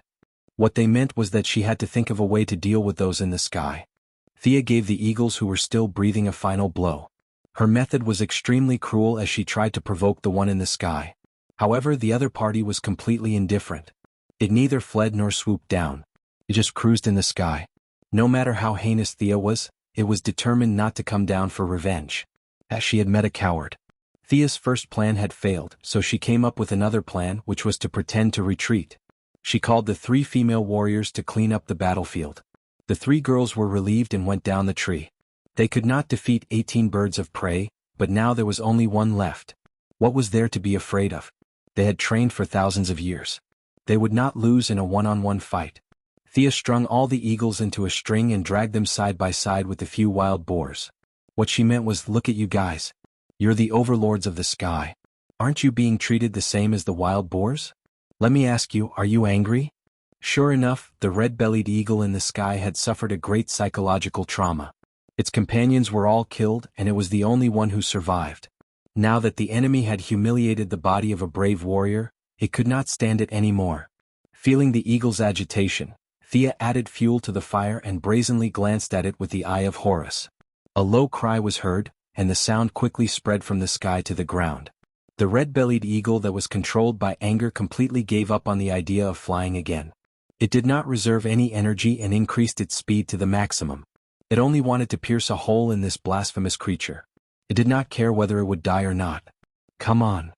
In the face of the red-bellied eagle's desperate charge, Thea finally found the feeling of blood boiling. This opponent was worthy of respect. She focused her mind and aimed at the red-bellied eagle that was rapidly approaching her. The distance between the two sides was getting closer and closer. Thea could see every feather on the eagle's body, but she did not rush to release the arrow. This state of not shooting was a burden to her, and it would also interfere with the opponent. She was waiting for the best time to shoot. Sure enough, her arrow-like gaze was sensed by the sensitive red-bellied eagle. Its original desperate charge was slightly changed. Just when it was thinking about whether to maintain the original speed or change the angle, Thea took advantage of its hesitation and instantly released the bowstring. An ordinary-looking arrow gradually grew larger in the red-bellied eagle's eyes and finally pierced through it. Ah! Thea raised the bow and shouted to the sky. The 3 female warriors were also encouraged by her success. They pulled out their swords at the same time and roared to the sky. After shouting a few more times, Thea felt much better. Ever since she met the Time Wanderer on Purgatory Island, her journey had not been smooth. Now she had fallen to such a desolate island, and it was impossible for her to return home. These heavy facts had been pressing down on her not-so-broad shoulders. The exhilarating slaughter today had finally allowed her to vent most of the frustrations in her heart. At the same time, she had also gotten rid of the influence on her personality after fusing with the unicorn. She was just herself. She liked battles that made one's blood boil. She was not some compassionate Cirthus. She had no interest in being a righteous superhero. She just wanted to be herself. After washing away the lead, Thea felt that her entire soul had become abnormally clean. Although her strength did not improve at all, she felt very comfortable and happy. She sighed in her heart. I really don't have the fate of a protagonist. Every time the protagonists had an epiphany, they would level up by leaps and bounds. I, on the other hand, have not improved at all. Moreover, the protagonists had all encountered great disasters. If it was light, they would be forced to cultivate again. If it was serious, their families would be wiped out. What about me? I only killed a few wild boars and birds and I had an epiphany. Just thinking about it made me feel low. She shouted to the female warriors happily, "Put them on the ground. Let's continue hunting." Although the female warriors did not know why she suddenly became so energetic, they still followed her happily. The scene was full of honor. They felt that they would see an outsider crowned with the divine name of Artemis with their own eyes. This was an honor for Thea, and it was also a wonderful thing for them to praise for a long time. Next, the animals living in the dense jungle found that their peaceful lives were broken. Many of the large animals that looked delicious were unlucky. This island was a product of unscientific research, and the animals in the jungle fully demonstrated this point. Many animals living in the tropical, temperate, and even cold zones were discovered by Thea's pervasive psychic power, and then regretfully fell under her sharp arrows. Chapter 201. Ah, there's a snake on the tree. I heard that it's very nutritious. Shoot it and take it. The squirrel over there looks quite cute. Its big tail feels nice to touch and it can even blink. Forget it, I'll spare its life. Along the way, Sia judged whether the other party belonged to the hunting category based on her own preferences. She prioritized killing those whose meat was tender and nutritious. As for the ones that tried to act cute, they were scared away by Thea's threatening gestures. The ones with thick skin and thick meat were determined by the situation. When she shot another fox that was constantly patrolling around her prey, the female warrior looked at the sky and told her that the time was almost up. It was time to return. Thea looked up at the sun through the gaps between the trees. She could not see anything different. How did these people determine the time? Puzzled, she began to clean up the scene. There were too many prey and they did not have enough manpower. They could only move the prey bit by bit. When they were about a mile away from the exit, they heard a very loud whistle from outside the forest. It's a whistling arrow. The other side is out of the dense forest. Let's speed up. One of the female warriors looked at the small mountain of prey and said with a little distress. Thea also wanted to speed up. At this time, the dense forest was showing the prologue of evening. From time to time, insects and flies were attracted by the thick smell of blood. They rushed forward one after another to get a taste of the blood. Thea was also suffering because of the blood stains on her body. She was harassed by the buzzing insects because of the blood stains. Can we ask a few more people to come in and help? Thea killed another mosquito that was circling around her and asked for the others' opinion. The few of them discussed in low voices. In the past, they hunted to show off their bravery. Their prey was always the kind of wild animals in the forest that could be carried away by 2 or 3 people. It was the first time that they encountered such a large-scale massacre like Thea. In the end, they decided that 2 of them would stay here and guard while the other one would go out and call for reinforcements. Diana's helpers came quickly. When she saw the animals piled up like a mountain on the ground, she instantly understood what Thea was thinking. They all look like delicious food. She thought to herself. The saying of strength in numbers was always true, not to mention that there was also Diana and Sia, 2 cheaters whose strength was seriously over the top. More than a dozen people carried the prey out of the dense forest in a flurry. At this time, many people outside the forest were pointing at the tanned woman. Their expressions were filled with admiration and envy. The tanned woman did not look good. Half of her body was covered in blood and the other half was covered in mud. She looked like she had just finished wrestling. She looked like she was full of mud. However, she looked quite energetic. She sat on her prey casually. The tanned woman was doing the traditional hunting method of the Amazon tribe. She killed a bear that looked like it weighed more than 700 pounds. Of course, this black and majestic bear was not a Kumaman that lived by acting cute. It was a ferocious-looking American bear. The black bear's face, neck and stomach were full of scars. It was obvious that the fight between the 2 was extremely fierce. In the end, the tanned woman emerged victorious. As if to show off her personal strength, her shoulder was scratched by the bear's claws, leaving 3 bloody wounds that were so deep that her bones could be seen. Her metal half-body armor was scratched to pieces. The wounds were urgently treated by the tanned woman. Unknown herbs were smeared on them, but they were not bandaged. From time to time, some blood could be seen oozing out. She came out nearly half an hour earlier than Thea. She nervously watched the few crossings that her opponent might take. When she saw a female warrior carrying a wild boar out, she heaved a sigh of relief. In order to get a good result this time, she had to give it her all. Otherwise, who would be so free to compete with a bear? But her good mood did not last long. Another female warrior came out with a bunch of eagles. Why are there so many different species of eagles in this forest? The tan woman's heart was pounding. Anyone with eyes could see that these eagles were shot to death. This was very much in line with Artemis' original purpose, which was to hunt. The tan woman remembered that she fought with a black bear and almost killed it with her fists in the end. This had nothing to do with hunting. Would this give the opponent an excuse to attack him? He began to ponder in his heart. One moment the priests announced her victory. Her opponent wantonly attacked her with the teachings of the religion. She won in the eyes of her people. The next moment, everyone agreed that she had lost and left Paradise Island to wait for death in the outside world. All kinds of complicated thoughts rushed into her mind. The black bear's corpse no longer felt comfortable sitting up.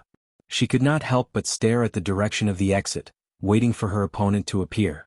The next scene confirmed the tan woman's guess. Her opponent really hunted a lot of animals. She saw a wild boar, an eagle, a fox, a snake, and a silver wolf with very smooth fur. Just when she was concentrating on every figure that came out of the forest, looking for her opponent, she saw Thea walking briskly. She was dragging a blueberry tree with her left hand and 2 scoops of chickens with her right hand. The tanned woman almost vomited blood. Why did you come out with fruits? Shouldn't you be carrying a tiger or a leopard? And what the hell are these 2 chickens? Could it be that they are not scoops of chickens? Was this an indescribable creature that had turned into a spirit in the legends? When she stared at Thea, Thea also saw her and the black bear she was sitting on. Even Thea had to admit that the tan woman did have some skills. It was a pity that she lost to her in the javelin throw. Her personal strength was quite good. Thea would have a hard time fighting this bear. This outsider hunted a lot of animals. Her archery must be superb. I think Artemis's bravery is worthy of praise. Hunting animals on a large scale is not in line with our traditions. Nonsense, this is the authentic teachings of the goddess of the hunt. Look at those wounds, they are all caused by arrows. If you ask me, the outsider will definitely win this match. The chatter around them reached the ears of the few parties involved, and the tan woman's face became more and more ashen. She could roughly tell from the voices in the crowd that half of them supported her and half of them supported her opponent, which meant that her opponent had already won the support of half of the people. Sia had only been here for a few days. What about her? She had lived on the island for 5,000 years. The base of the people was different. Yet she could still win the support of half of the people. This was a serious problem. If the tanned woman with brawn could think of this problem, the 3 cunning priestesses could also think of it. The 3 priestesses were a little annoyed when they saw this result. They understood the teachings of the goddess of the hunt. If the goddess of the hunt was still alive, Thea would definitely be the one to please her. After all, killing a bear with a big stick was not the graceful image of the goddess of the hunt.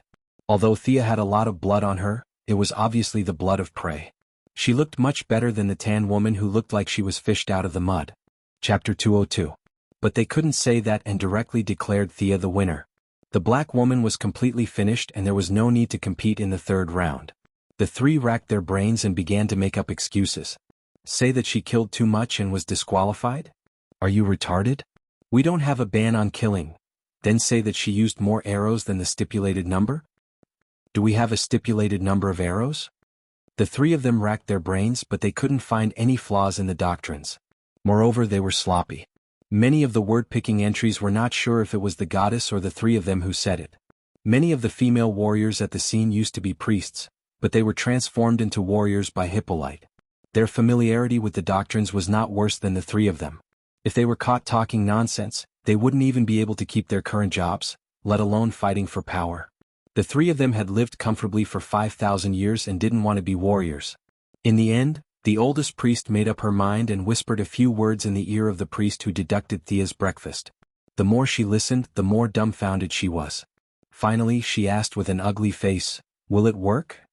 After getting a positive answer, she took a deep breath and walked to the front of the crowd as if she was carrying a heavy burden. She cleared her throat and announced loudly, "The Oracle of Artemis has been issued. The goddess wants to see a more exciting game. This game will be considered a draw." This was the solution they thought of. Anyway, the goddess didn't know. The right to speak was in their hands. If we say there is, there is. Didn't you receive it? This means that you are not devout enough.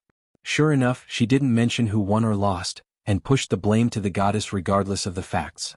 The crowd below was instantly boiling. Fortunately, they were all civilized people, and no one threw stones to protest against her oracle. This made the priest who announced this shocking news secretly relieved. No one protested, but the discussion was inevitable. She didn't have the courage to shout at them to shut up. She could only listen obediently. Oracle, did you see it?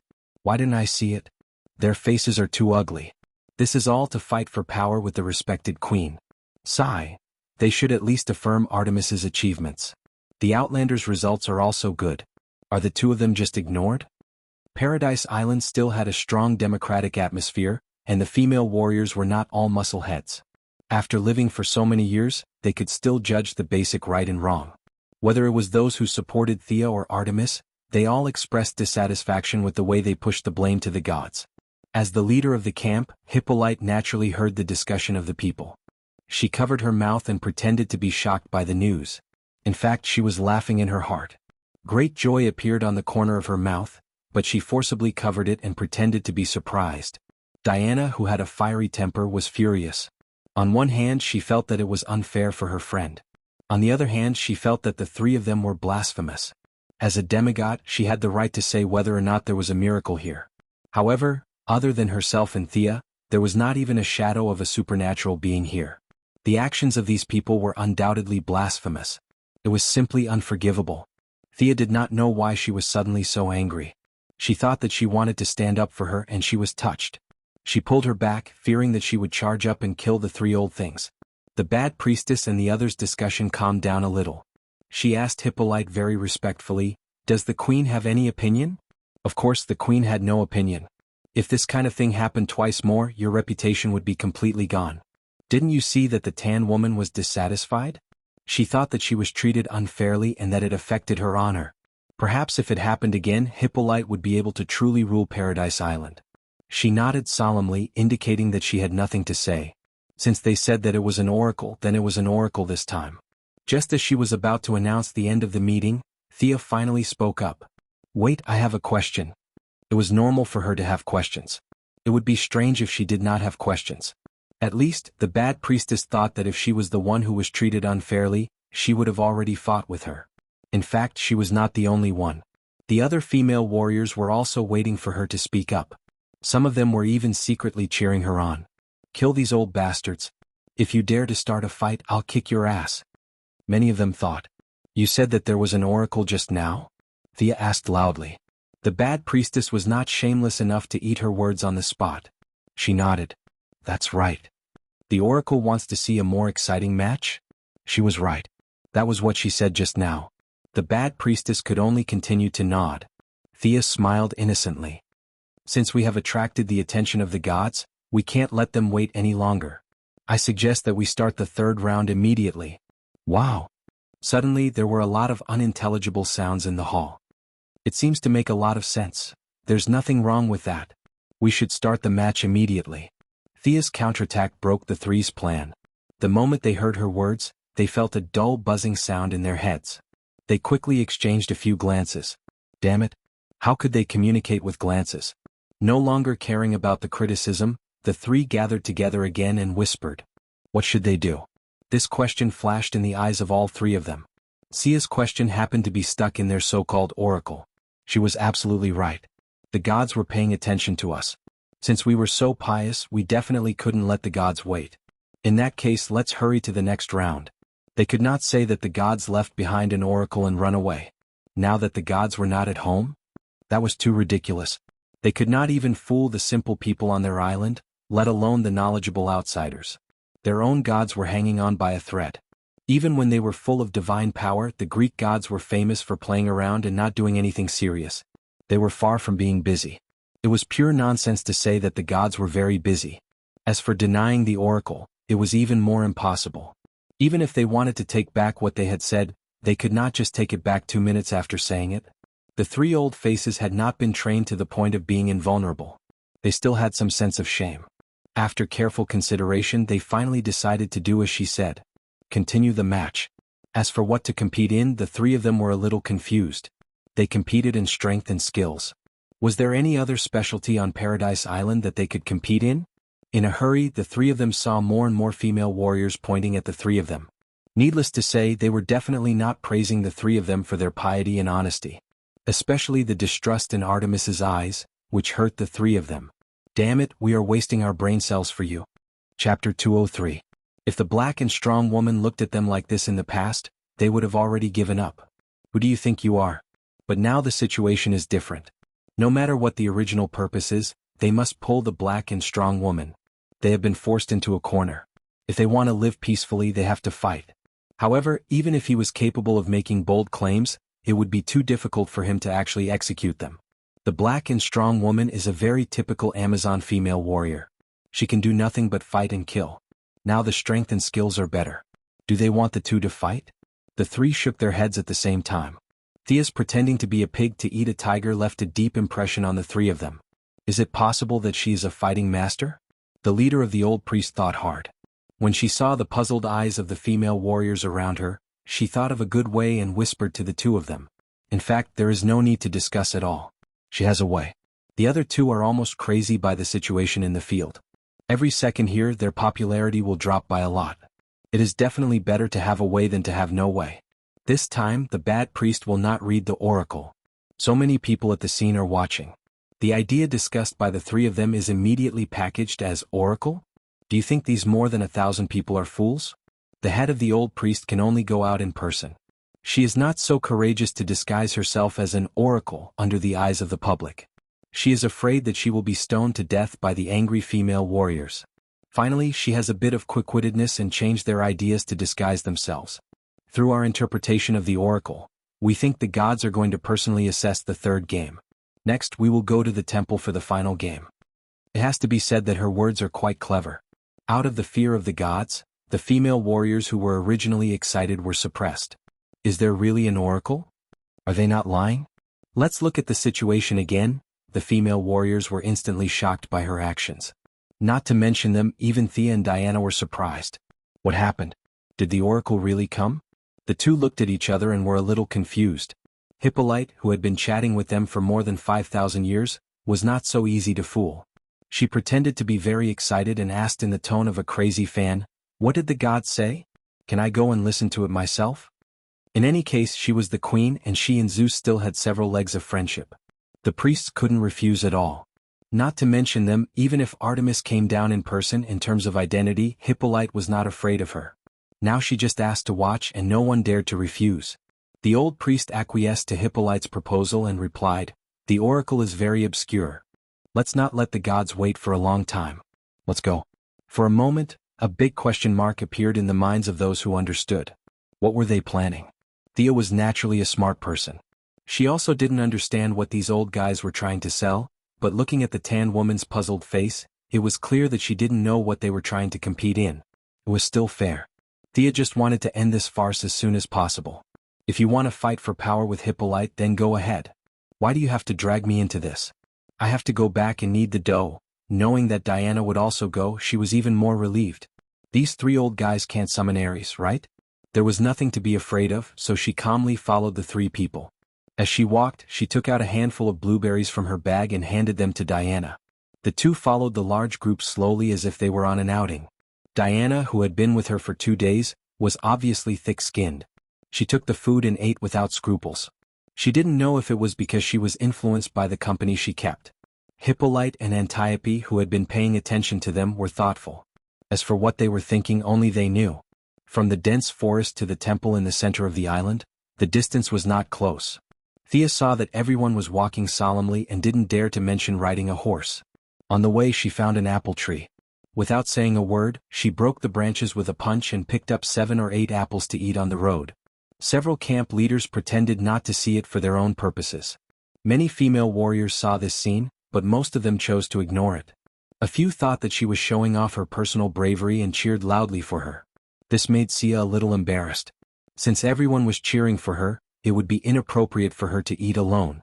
So, in the spirit of sharing, she picked a few apples and threw them to the loudest people, which led to another round of cheers. The few people who caught her apples also slowed down and walked side by side with her.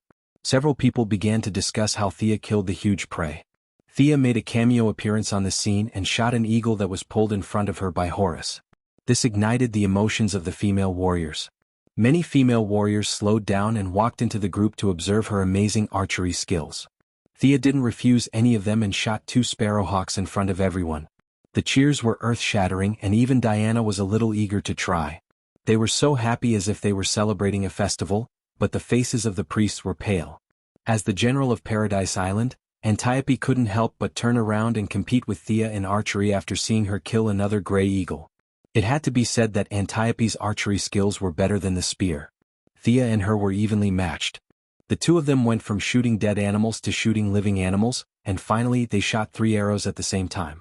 It was like an archery competition showing off all kinds of archery skills. Isn't it the age of gunpowder outside?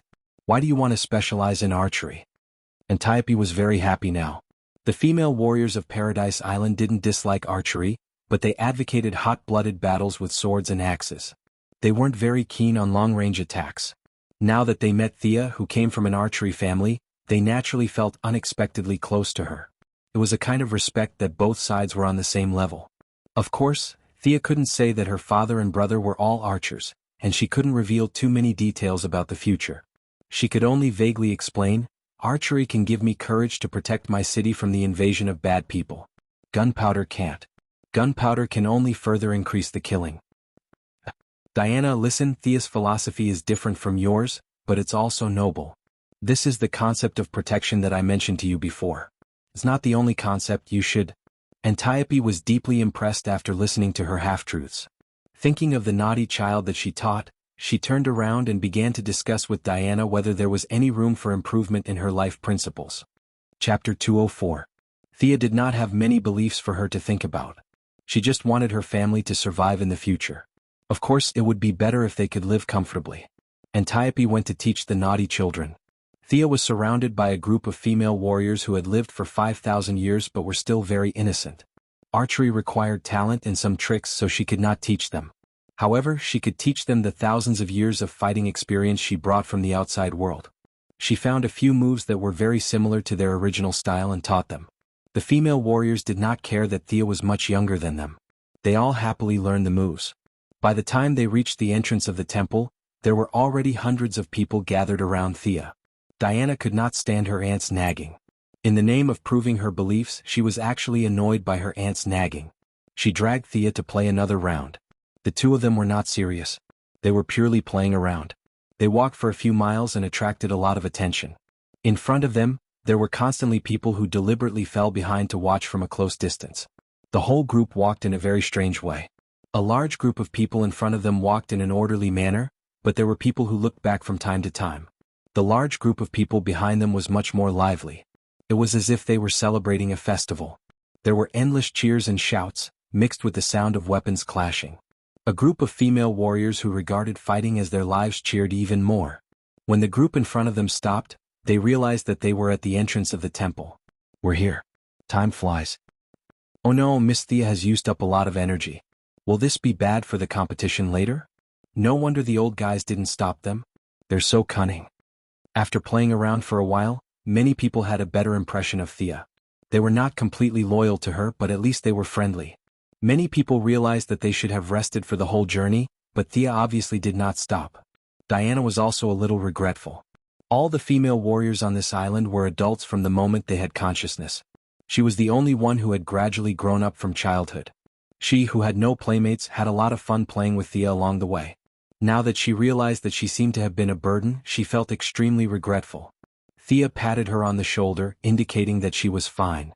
With this kind of low-intensity physical exhaustion, she could definitely last for 3 days. Diana didn't relax because of her comfort, but focused on listening to the priest's explanation of the third game. "The space inside the temple is limited, the contestants can enter. Oh, Her Majesty can also come and watch," the old priest said calmly. The Amazons didn't have any objections. The temple area was originally large enough, but in the past 5,000 years, Hippolyte had used various excuses to occupy it. Today she built 2 houses to improve the accommodation of the female warriors, and tomorrow she took away a large piece of land. Now the temple area had shrunk sharply. It could barely accommodate more than 200 people at the same time. The 3 priests didn't wait for them to respond. They led the way in, followed by the queen, Antiope, and the strong black woman. Thea sighed and followed them. Diana calmly accompanied her. She was blessed by the gods and no one could stop her. The female warriors pushed out 100 people and finally entered the temple. The era of the gods is over. This was the first sentence that came to Thea's mind when she entered the temple. The statues of the 12 main gods, which should have been full of majesty and solemnity, were now crowded side by side. The whole space seemed cramped and small. Although the statues of the gods were full of power and beauty, Thea didn't feel a trace of divine power from them. There was only heavy lethargy and defeat. Would there be any hidden equipment here? The protagonist's golden finger was usually hidden in the statues. Thea secretly scanned the place with the eye of Horus. When she saw something, she almost laughed out loud. She saw traces of human living in the backyard of the temple. Needless to say, this was where the priests usually lived and ate. This was normal. The priests were also human and they needed to eat and sleep. It was not surprising. However, Thea saw a row of neatly dried sweet potatoes in their house. This almost made her laugh. It turns out that I'm not the only one who thinks the food is bad. They are also secretly improving their food. Hey, don't use your divine power. Diana elbowed her. Sorry. Thea quickly apologized in a low voice. Using the divine power of the gods in the temple, are you sure you are not here to cause trouble? Besides, these Greek gods were not dead. They were just too injured to move. After apologizing, she couldn't help but whisper into Diana's ear and share her discovery with her. After listening to her story, Diana's expression was extremely strange. Her serious facial muscles were a little twisted. She gave Thea a strange look and covered her mouth hard. She lowered her head and did not dare to look at the 3 old priests on the stage. She was afraid that if she really laughed out loud, it would not end well. The old priest's footsteps did not stay in the temple for too long. Instead, he went to the side door. Isn't the competition in the temple? Where are we going? Thea whispered to Diana. It seems to be the way to the tower. Tower? Thea saw that Diana did not say much. She could only put down the doubts in her heart and follow the others. Clang. The guards in front of the tower pushed open the thick wooden door. The old priest did not care about the dust falling from above and took the lead to walk in. Hiss. Entering the tower, Thea saw the sword in the middle of the room at first glance. It was a typical Greek-style casting model. The sword was 60 centimeters long, and the hilt had a flame-shaped handguard holding the blade tightly. The whole sword was golden. This was the so-called Godslayer with 999 attack power that Hippolyte tricked Diana into believing? However, the divine power of this tower was too concentrated.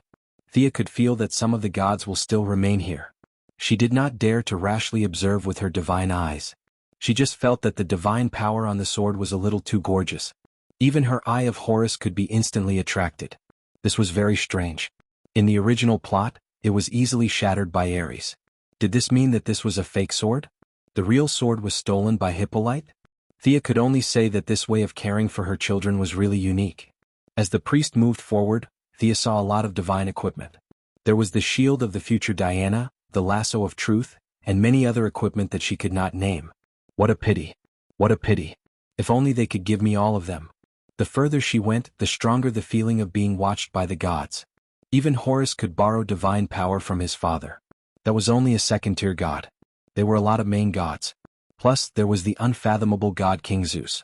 Even if Superman were to fly over in his dark form, he would not be able to snatch them. Lady Thea could only be an honest spectator. Chapter 205. Along the way, Thea's heart was itching. In the end, she simply stopped looking at them and followed them around in circles with her head lowered. From the outside, the tower covered an area of about 100 square meters, but the internal space was extremely unscientific. She felt that there was no end to it. Was this space magic? Thea kept looking at the surrounding environment, but unfortunately she could not see anything. When several people climbed over a mountain in the tower, crossed 2 small rivers and stopped, they had come to a shallow beach covered with grass. There were some low trees around. The whole environment layout was not natural, but it was obvious that it took a lot of effort. A silver-white elk was lying alone on the shore. When it heard the footsteps of several people, it did not look up, but its ears trembled slightly. It seemed to be trying to identify the identity of the people. This is the Oracle of Artemis. It has accompanied the goddess of the moon for countless years. Your third test is to get its approval. Who will go first? The old priest introduced it with some pride. In fact, it was mainly for Thea. The Amazons basically knew the identity of this elk. Several former priests who had turned into warriors had fed it before. The only one who was really unfamiliar with it was Thea. Although the dark and strong woman was not familiar with the elk, she had been around for so many years and had dealt with the elk under the name of Artemis. She should be familiar with it, right? Compared to Thea, this was the first time she had seen it. She had a great advantage. The old priest wants to praise his own intelligence and wisdom. I'm so witty. I don't compete with you in strength or skills. It is useless even if you have a great force value. We are more familiar with the place and have a wide network. She couldn't hide her thoughts from everyone and she didn't want to hide it. So what if they guessed it or not? As long as the dark and strong woman won this game, the results of the two would be a tie. The overall score would still be a tie. The matter would be over with a few verbal commendations. As for finding trouble with Hippolyte, they could do it next time. Anyway, there was plenty of time. You are too much. You're blatantly bullying Thea. The first one to complain was Diana. She was blessed by Athena's wisdom. Although she was a little immature when it came to dealing with people, she was not a fool. The priest's trick was too obvious.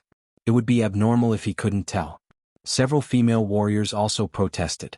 It was not because they were close friends with Thea, but because they felt that this so-called competition was too unfair. Even the tan woman's face was filled with shame. After winning so shamelessly, did she still have the courage to face anyone? The old priest really practiced a golden face mask, iron face skin, divine skill. You can say whatever you want, I am like this. If you don't agree, come and bite me. Smiling, he turned to Hippolyte and asked, Your Majesty, do you have any objections? Hippolyte carefully observed the mood of the people at the scene. The majority of people were dissatisfied, but there were a few people who just showed shame. If she suddenly attacked, it was still a question whether these people would support her. Her mentality was similar to that of the old priest. It was still a long time, and the fight needed to be controlled within a certain range. She made up her mind and acquiesced in this game. After the game, she would compensate Thea alone. There were a lot of good things in her private collection. Zeus was good to her as a mistress. The king of gods gave her good things in the past. Artifacts were rare in the outside world, but in the eyes of Hippolyte, they were just ordinary things. But acquiescence was acquiescence. It was impossible for her to endorse a few priests. She looked at the distant mountains as if she didn't hear anything and remained silent. The old priest guessed her thoughts and sneered. He turned back and said, The oracle is very tired. Who will go first? The black woman did not dare to look at Thea's eyes. She lowered her head and said in a muffled voice, I will go first. She wanted to demonstrate to Thea, or she wanted to end this farce that violated her warrior's sense of honor as soon as possible. She lightened her footsteps and walked around to the side of the shallows. She picked a few branches with tender leaves and broke them off. She walked slowly to the elk and made a sound that Thea thought was very kind, but it sounded like she was feeding a pig. Lulu, come and eat, Lulu. It could be seen that this was not the first time for the black woman to do this. Her movements were skillful and natural. The elk also gave her face.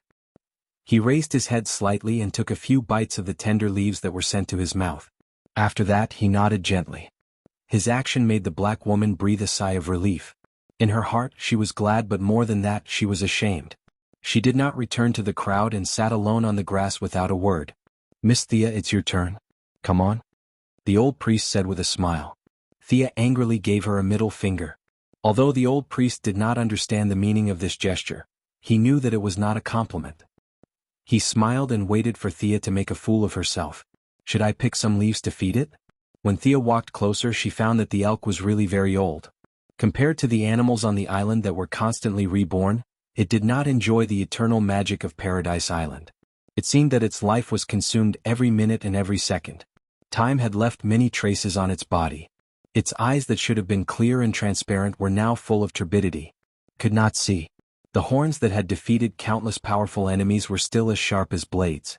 However, the goddess's slumber had also taken away its fighting spirit. The invasion of time had made it completely lose the courage it once had. Its soul was too tired. It was consuming its own lifespan. It was begging for death. These thoughts came to Thea's mind, but she could understand the bitterness of the elk. It had amazing fighting power, but everything was meaningless. It could only wait here alone for the last moment of its life.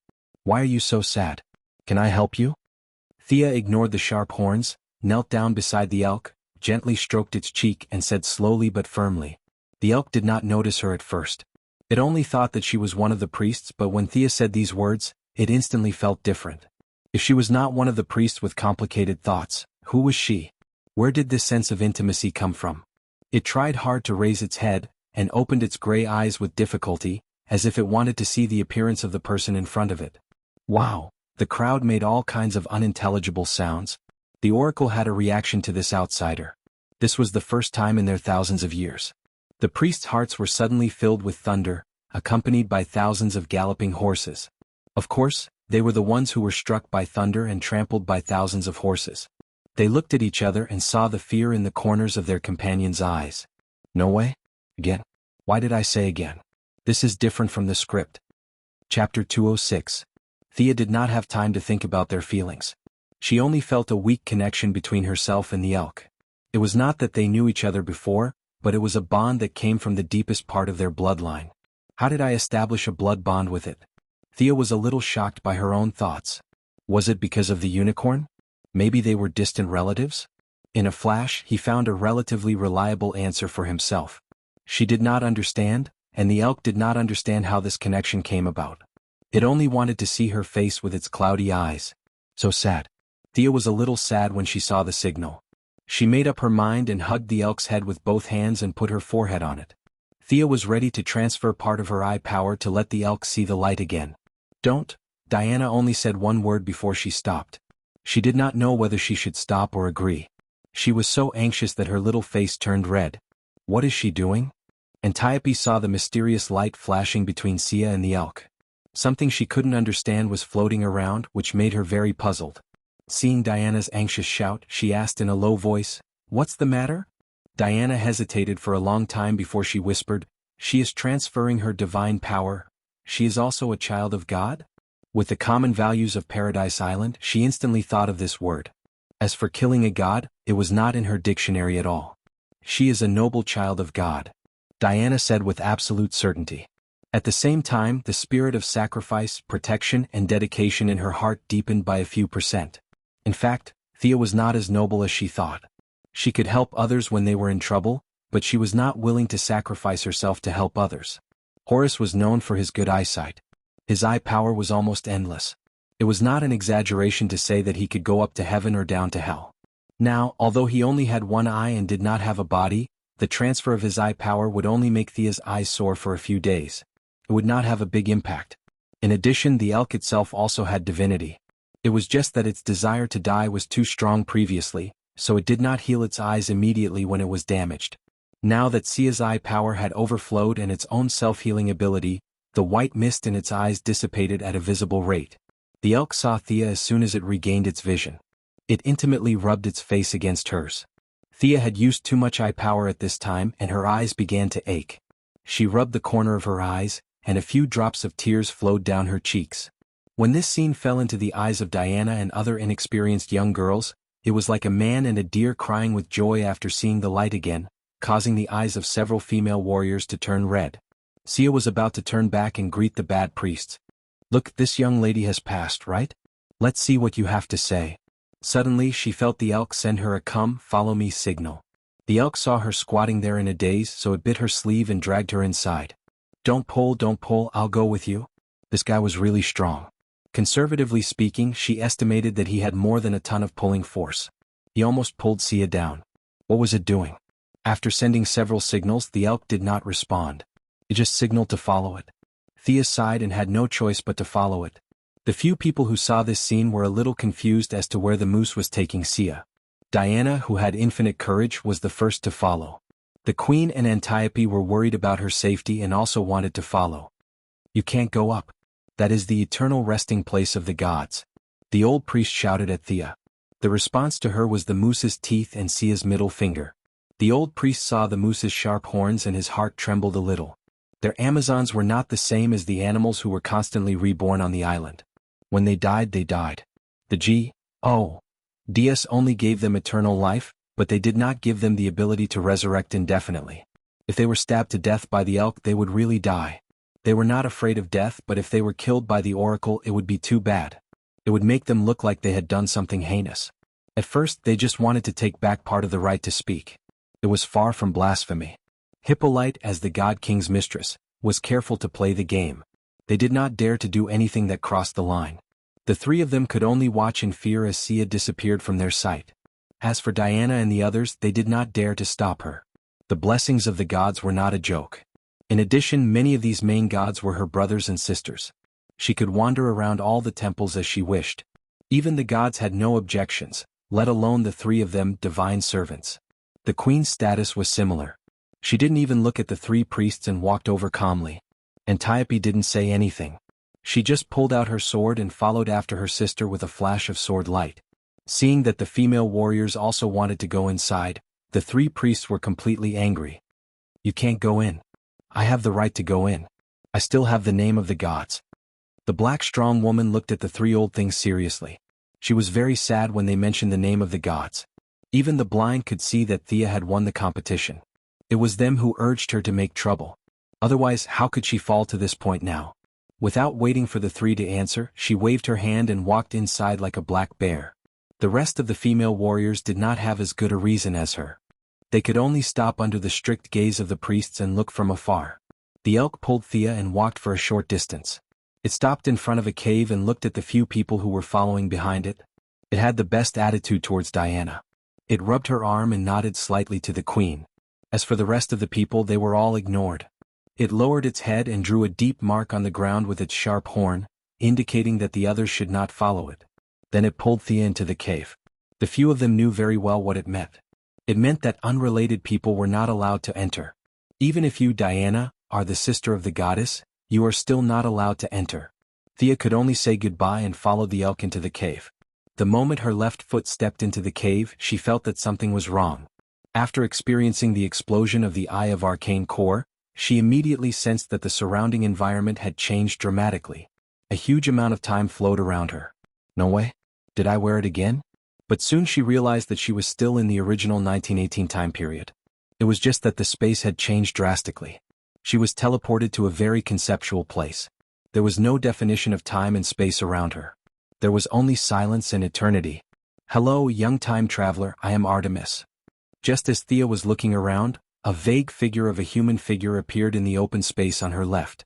The figure was erratic. She could not see the face clearly, as if it could be blown away by a gust of wind. Chapter 207. Oh my God. Wasn't this guy dead? How could he appear in front of others? Could this space be? The humanoid shadow seemed to have guessed her doubts and continued, You are now in a high-latitude bit wall that must rely on the original spacetime. What you see is a shadow of me projected from the past. Since the shadow had made it so clear, Thea naturally had to show her respect. She bowed her head and said, Your Majesty. Why did you summon me here? The shadow did not answer her question directly. Instead, it reached out and drew a unique mark, opening a space channel. The old elk came to its side in an instant and rushed into its arms with great attachment. Thea did not interrupt their reunion. Or was this not a reunion? Was this just a short reunion at the angle of time? Her vocabulary was too limited. She really did not know how to describe it. She could only watch silently. Time seemed to pass very quickly. When the shadow of the goddess patted the elk's head and stood up again, Thea quickly focused. She knew it was her turn. The shadow of the goddess nodded slightly. Time traveler, thank you for allowing us to meet again. Thea's head was full of question marks. What did I do? Didn't this elk pull me in? No. The goddess chose her words carefully, as if she wanted to keep it short. I have fallen into an eternal slumber. There will not be a trace of divine power entering your plane. Now, I am borrowing the vast power of time in your body to pull out a fragment of time from the past. Her words were very strange. What projection? Fragment of time? Thea did not fully understand, but she understood one thing. She was using her power to create this high-dimensional space. There was a hint of displeasure in her expression. The goddess saw her displeasure and chuckled softly. Little girl, are you angry? That's fun. But your power will dissipate when you reach this time and space. I'm only keeping a part of it. Don't be angry. Thea could understand this. Her magic power had skyrocketed from 2008 to 2166, and now it had fallen back to 1918. It was as if her credit was good and her assets were increasing slowly as time passed. But suddenly an accident happened and she received her future salary in advance. She could have paid it back, but unfortunately she came back to the past and did not pay back her debt. Instead, she was overdrawn. Thea did not dare to imagine what would happen if she left the anti-magic zone. This was also the reason why she did not dare to leave Paradise Island. Time was too scary. Even the God King would not easily touch anything related to time, let alone her. Reverse Lightning was such a smart person, but he ran from the 25th century to the 21st century and lost all of his speed. He had to cultivate from scratch again. What a painful experience. This was a lesson to be learned from his mistakes. After thinking about it, he realized that the other party had taken a part of what he would lose in the first place. Although she had borrowed it without asking for permission, considering that even if women evolved into goddesses, they were still unreasonable creatures and he couldn't bite her, he could only endure it. Thea lowered her eyes. Okay, you did nothing wrong. Then why did you call me here? The goddess stopped smiling and touched the elk's cheek sadly. It is connected to my life. It has accompanied me for countless years, but in the end, it is time for us to part. The old gods will eventually fall, and the new gods will come back to earth. My life is irreversible, but it can. Thea could tell that the goddess was really sad. She had changed from I to I. She sympathized with the pitiful elk. Do you need me to do anything? The goddess's facial expression was extremely blurry, but Thea still felt embarrassed for a moment. I still need to borrow your power to cut off the connection between it and me over the long years. I need a large amount of time power to bring my divine power from the past over here. Your sister. You're bullying an honest person to death, aren't you? Thea looked at her suspiciously, waiting for further explanation. Seeing her confusion, the goddess quickly explained. Of course, I won't use it for nothing. After cutting off the connection with me, it will follow you. It has a lot of combat experience and will be of help to you. Also, I can help you retain some of its magic power for about 10 years. Think about it. So that's the case. Thea began to think. This condition was not impossible. Thea could not see the elk's combat power. No matter how she looked at it, it was just an old elk. It could not have eaten the man-man fruit, right? She really did not see how it could help her, but the 10 years of magic power retention was very powerful. It could save her 10 years of time. It seemed to be a much better result than the previous one, which was 100% wasted and even had the possibility of getting money back. Your Majesty, it was an accident that I came to this time and space.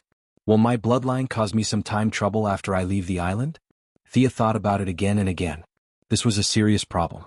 She did not want to be blown up as soon as she left the island, nor did she want to stay on the island for the rest of her life. It was rare to meet a goddess who seemed to be easy to talk to, so she had to ask clearly. Moreover, if she took away her magic power, time would come to her door to ask for money. If she could not pay it back, it would be a big joke. The goddess seemed to have expected her question and answered proudly, Divine power can change everything. We respect time, but we are not afraid of time. With your authority in the Master of Time, I will help you to stay within a constant value. Even if you return to your original time and space, you will not lose control, and it will not affect your future development. This part will be your power from now on. The goddess also knows about the Council of the Master of Time. Thea was a little surprised that those weaklings could be known by Artemis, a true god who had been dead for God knows how many years. I only know that they are not as simple as you think. I don't know more than that. It seems that the water is very deep. Thea could not help but be a little moved. Let Rip Hunter and the others worry about the council. Your Majesty, what do you need me to do? I will release the anti-magic enchantment on your body. What you need to do is to transfer all your magic power to me in the shortest time possible. After confirming that she was ready, the goddess pointed at her body. What dash? The sudden surge of magic power made the high-dimensional space begin to tremble. Fortunately, this was not the first time. She summoned the unicorn that still did not understand what was going on. The two of them merged again and quickly gathered the sudden surge of magic power. Amazing power. It's hard to imagine that you are immortal. You seem to have a trace of divinity, but it is not the divinity of the Greek gods. The goddess did not expect her magic power to reach this level. Seeing that the space was trembling, she stabilized the surroundings and watched her merge and said thoughtfully. Chapter 208. She touched the ears of the elk beside her. She is a good girl. She will achieve great things in the future. I don't think you will feel wronged if you follow her in the future. The elk whimpered at the goddess. Although it was just a quick glance, it did see the unicorn that was dragged out in a daze. Although it felt that this distant relative looked a little silly, the elk, who was also a divine beast, still recognized Thea from its original friendliness. Thea did not know that the master and servant were talking about her. She thought that the fusion would go smoothly, but she encountered a little trouble. The problem was the little divinity of war that Arthas absorbed. The era of the old gods had come to an end, and the deification of faith had become history. From now on, it was the era of power. Like Jin Chao, who was ranked third in the world and could beat all the other divine kings, he did not have any divinity. He only had incomparable power. Thea was now stuck at the time when the old gods had died and the new gods had not yet been born. Divinity could be said to be a unique characteristic of the gods. It included their personality, beliefs, rules of conduct, and a lot of other things. Originally, Thea could not absorb it, and the other divinity did not like her. However, the unicorn absorbed a little, and this little bit was integrated into Thea's body through the fusion. She also had the Eye of Horus, which was of the same origin as the divinity. After the fusion of the two, she unexpectedly also had a trace of divinity. What Thea did not know was that if she absorbed too much divinity, Horus might be resurrected with her body. Fortunately, Horus was not the god of war. Most of the divinity that represented war in his body was taken away by the Dragon Queen. After that, with the unicorn's share, the divinity that fell into Thea's body in the end was very little. It was impossible to rely on this trace of divinity to ignite the fire, build a divine body, obtain a divine title, and then happily crown her name as the god of war. But sometimes, this trace of divinity determined the difference between a human and a god. Thea only needed time to completely absorb this trace of divinity.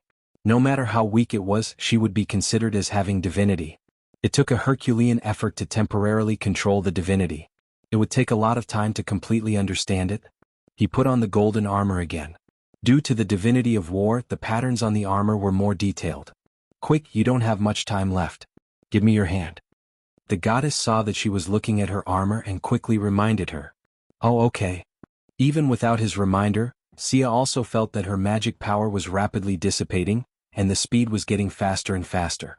Before she could see how much her armor had changed, it had degenerated from a full-body armor to a half-body armor in less than a second. The palms of a man and a god crossed the distance of countless years and finally clasped together. Thea felt as if there were two huge water pumps beside her. It was hard to say which one was pumping harder, but she could feel the energy that filled every cell in her body being rapidly sucked away. The golden armor turned from a full-body armor to a half-body armor, then to a chainmail and finally to a leather armor. The only thing that didn't change was the cloak, but it was useless. "Give me back my armor." Right now, Sia felt as if she had painstakingly planted the land, only to find out that the Japanese had robbed her of it when she was about to harvest it. That kind of heartache was indescribable. Fortunately, the gods, except for the god of lies, were all people of their word. Or rather, they disdained to deceive mortals. The goddess didn't absorb her magic power blindly. She began to help her stabilize part of the magic power in her body gradually. Thea didn't understand the method used in the middle, but she felt an indescribable charm. "Okay." The goddess pushed Thea away and stood alone. Even for a god like her, it was not easy to transform a large amount of magic power into divine power. Thea wanted to cry but had no tears. Although she was mentally prepared, this kind of loss could not be described without experiencing it firsthand.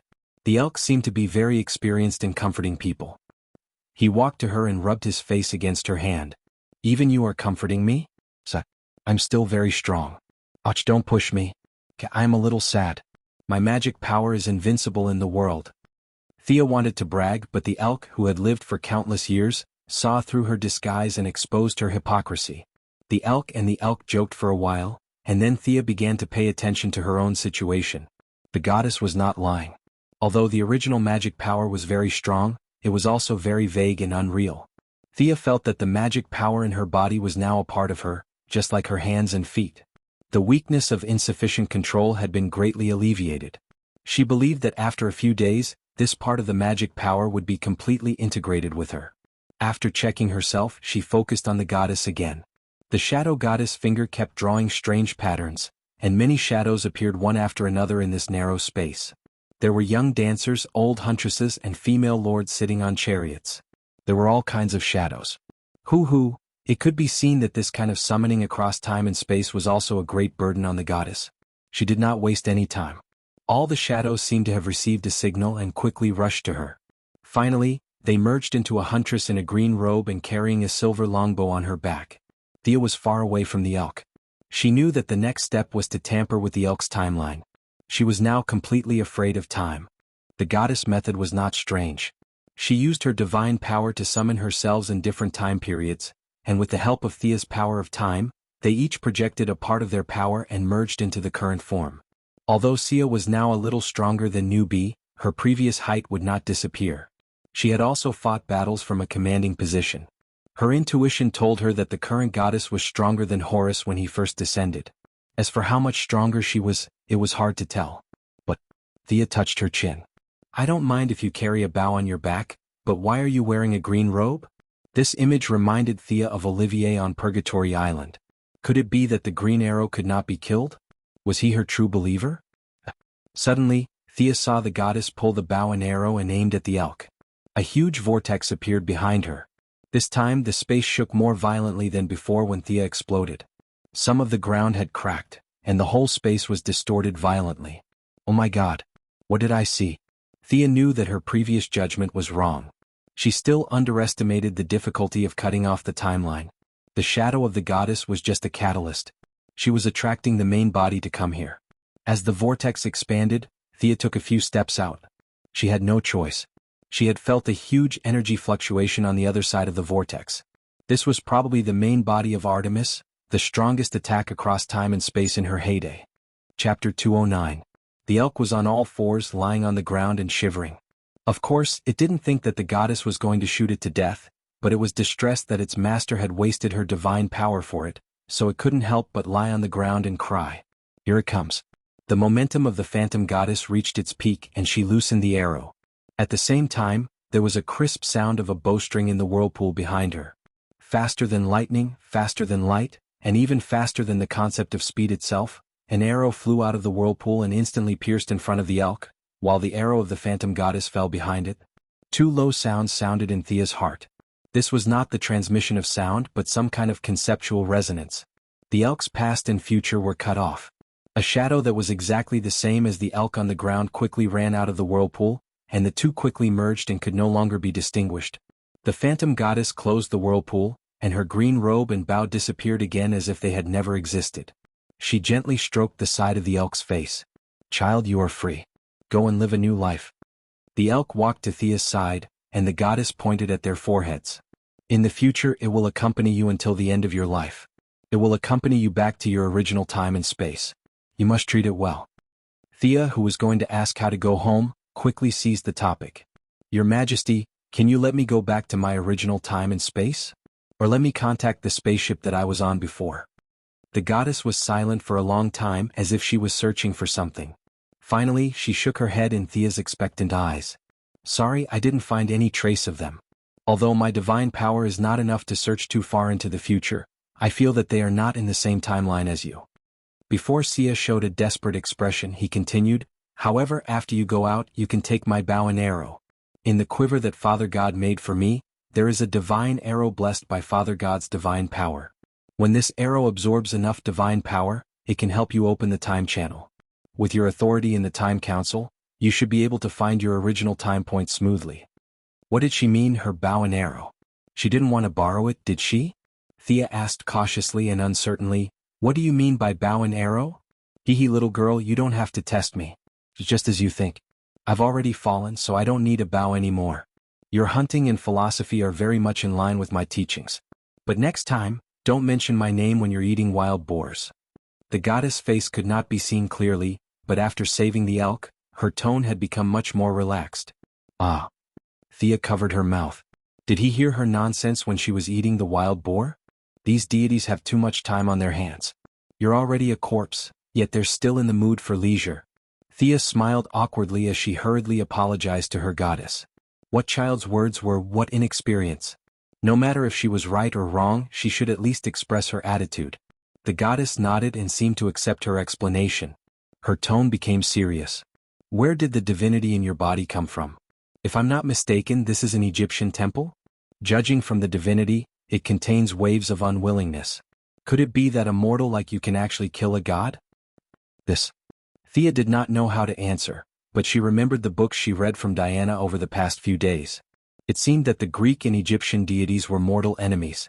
Seeing that the goddess was still waiting for her answer, Thea made up her mind and nodded. It's Horus. The goddess was silent for a few seconds. Suddenly, her tone became high-pitched. Amazing. It's hard to believe that you can do such a feat as a mortal. I have to reward you. Haha, Thea laughed in her heart. She had made the right bet. There was indeed a grudge between them. This could be considered as a proof of his allegiance. We're definitely on the same side. She could almost see all kinds of divine equipment falling into her bag. One of the 18 types of weapons. She might not be able to defeat Darkseid, but General Zod should not be a problem. Awesome. Just as Thea was wondering if she would wake up from her dream, the goddess' sigh made her heart skip a beat. It's a pity that I'm all alone now. I have nothing to reward you with, but I still have some of your magic left. What's the meaning of this? Now that the divine equipment is gone, you want to use my original items to send me away? Thea could not tell what she was feeling at the moment. She only felt that the goddess was a god. She was too stingy, but it was better than nothing. Just as she was about to nod, the goddess spoke again.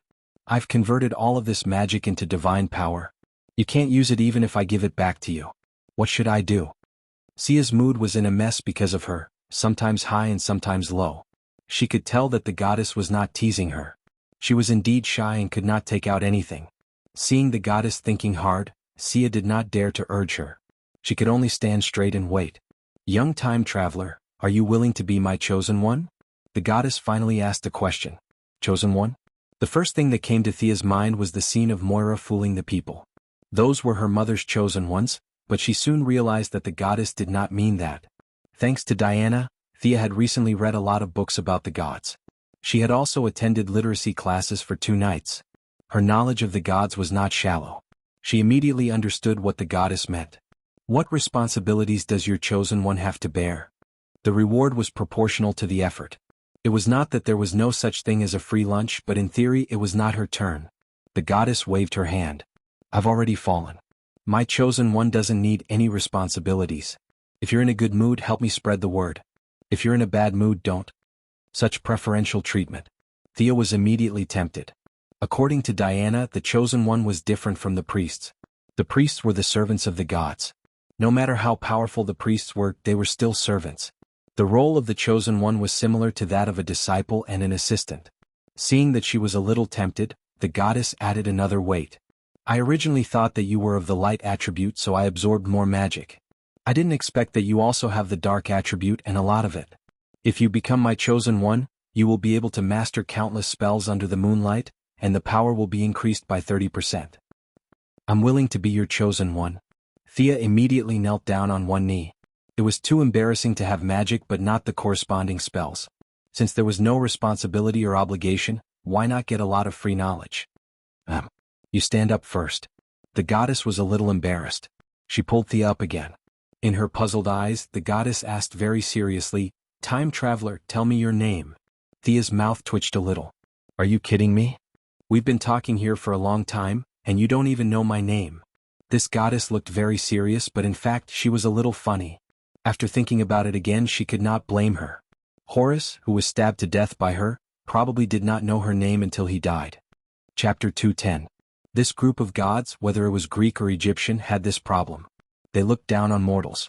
Perhaps it was because their level of life was too high, and they were too lazy to remember the short lifespan of human beings. There was an idiom that could very accurately describe their attitude towards life, and that was, they were arrogant. Thea stood up helplessly and cleared her throat. Your Majesty, my name is Thea Quinn. I remember. Come kneel down now. Thea resisted the urge to kneel down again. Fortunately, nothing went wrong this time. The goddess conjured a shadow of a longbow and placed it on Thea's shoulder. She breathed steadily and said solemnly, I am the daughter of Zeus and Leto.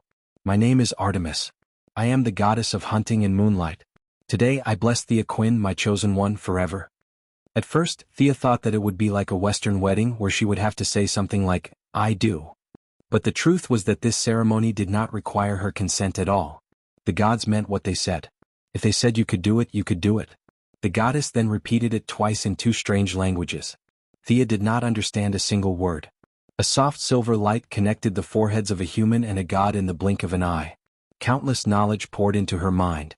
There were dark spells, the sacrificial methods of the Greek gods, hunting and breeding animals, and even a lot of dance moves and a lot of knowledge about brewing wine. What kind of nonsense is this? Thea was speechless. These gods looked very sacred, but they were actually very bored. Almost 70% of the knowledge that the goddess passed to her was about eating, drinking, and having fun. Usually, no one was thinking about fighting and time was wasted. No wonder Ares could defeat an entire ship of them. But to say that this chosen one was useless was an injustice to the goddess. Although the specific knowledge needed to be sorted out, she had automatically mastered a spell-like ability. The goddess called this spell Eternal Night, which was cast once every 3 days. It could ignore the environment at the time and transform the night into a night with few stars, covering a radius of 10 miles. Within the range, regardless of friend or foe, the attack power of women would automatically increase by 30%, while the attack power of men would decrease by 30%. Such a discriminatory spell also depended on the strength of the specific target. If the target was too strong, it would not decrease by 30%, but it would definitely weaken the target. As for other benefits of the Chosen One, such as increased lifespan and immunity to hallucinations, Thea was not in the mood to look carefully, because the shadow of the goddess was more ethereal. Apparently, the magic that she had absorbed from Thea had been completely exhausted. The divinity that you obtained from Horus, I have completely transformed it into divine power.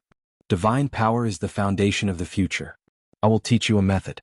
If you obtain divinity again in the future, you can use this spell to completely transform it into your own divine power. After the goddess finished speaking, she sent a ball of light into Thea's body. Farewell, my chosen one. I am very lucky to have met you at the last moment of my life. May you walk a new path under the stars. Go out, your future is still waiting for you. If Diana is in trouble, for my sake, help her. The palm of the goddess quickly enlarged in her eyes, and Thea only felt that she was pushed down from a high building. When her consciousness returned to her body, she found that she was still in the cave. There was no high-dimensional space, no goddess, only the mournful cry of the elk. Did she come out? Feeling that the magic in her body was less than 1/10 of the original, she sighed in her heart. This magic could be completely controlled by herself. She removed the fusion with the unicorn and lowered her head to hug the elk. Let's go out. This time the elk did not hesitate. It kowtowed on the spot and followed Thea out of the cave with firm steps. As soon as she walked out of the cave, she saw Diana's concerned eyes. Before she could ask how much time had passed, she saw 2 meteors in the sky. One was silver and the other was dark blue. They cut through the sky, leaving a long trail behind them as they rushed towards Thea. What's that? Thea did not see what it was with her powerful dynamic vision. She found that there were 2 more things in her hands. Artemis's silver moon longbow. And the other one? Oh my God, it's a quiver made by the Father. The only person who could exclaim like this was Diana. At this time she only had 1 guardian silver bracelet, and it was not yet the time when she would have a full set of god-tier equipment. Now that she saw Sia get 2 god-tier equipment, there was no need to mention how jealous she was. The silver moon longbow. Thea gently stroked the bow. The touch proved that the bow was not made of metal. Instead, it was a mixture of oak and some debris of the stars. The 2 characteristics of toughness and toughness were reflected in the bow at the same time. The length of the bow was 1.5 meters. It was a traditional ancient bow. The handguard was carved with Artemis's favorite. A pair of antlers was used as a symbol. The 2 wings of the bow were engraved with complicated and small carvings, all of which were praising the great achievements of the goddess. Thea slowly pulled the bowstring. A magic arrow instantly appeared on the string. After this standard movement, she knew the full name of the bow. Stars Fall, Artemis's silver moon longbow. It came with a magic arrow. Awesome. Thea carefully observed the quiver. If the bow was 100% welcoming to her, then the quiver was a little reserved to her. This dark blue quiver was made by Zeus for the goddess? It fully displayed the divine king's style, which was flamboyant and unbridled. Ever since the quiver was in his hands, it had been glowing, and it was always that kind of deep blue flash, as if it was declaring its extraordinariness. There were only 2 arrows in the quiver, or 2 kinds of arrows. Every time one was used, a new arrow would automatically appear in the quiver. One was the arrow that the goddess and Thea mentioned before. The arrowhead was dark blue in the shape of a lightning bolt. When it was filled with divine power, it could open a time channel. Of course, it could also be used as a lightning arrow.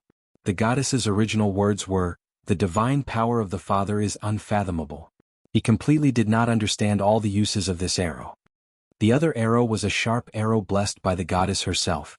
It was dark red in color. According to her, it was an arrow of revenge.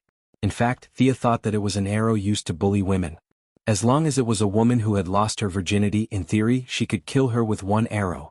Perhaps there were too many gods who opposed her in the later period, so the goddess rewrote her own doctrine and changed the group of victims to evil women who had lost their virginity. To be honest, Thea was a little sweaty when she looked at the arrow. At the same time, she wondered if there were any bad women in the world.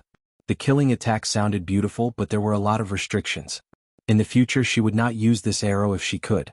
Whether it was the bow or the arrow, they could be stored in her body and they were unique.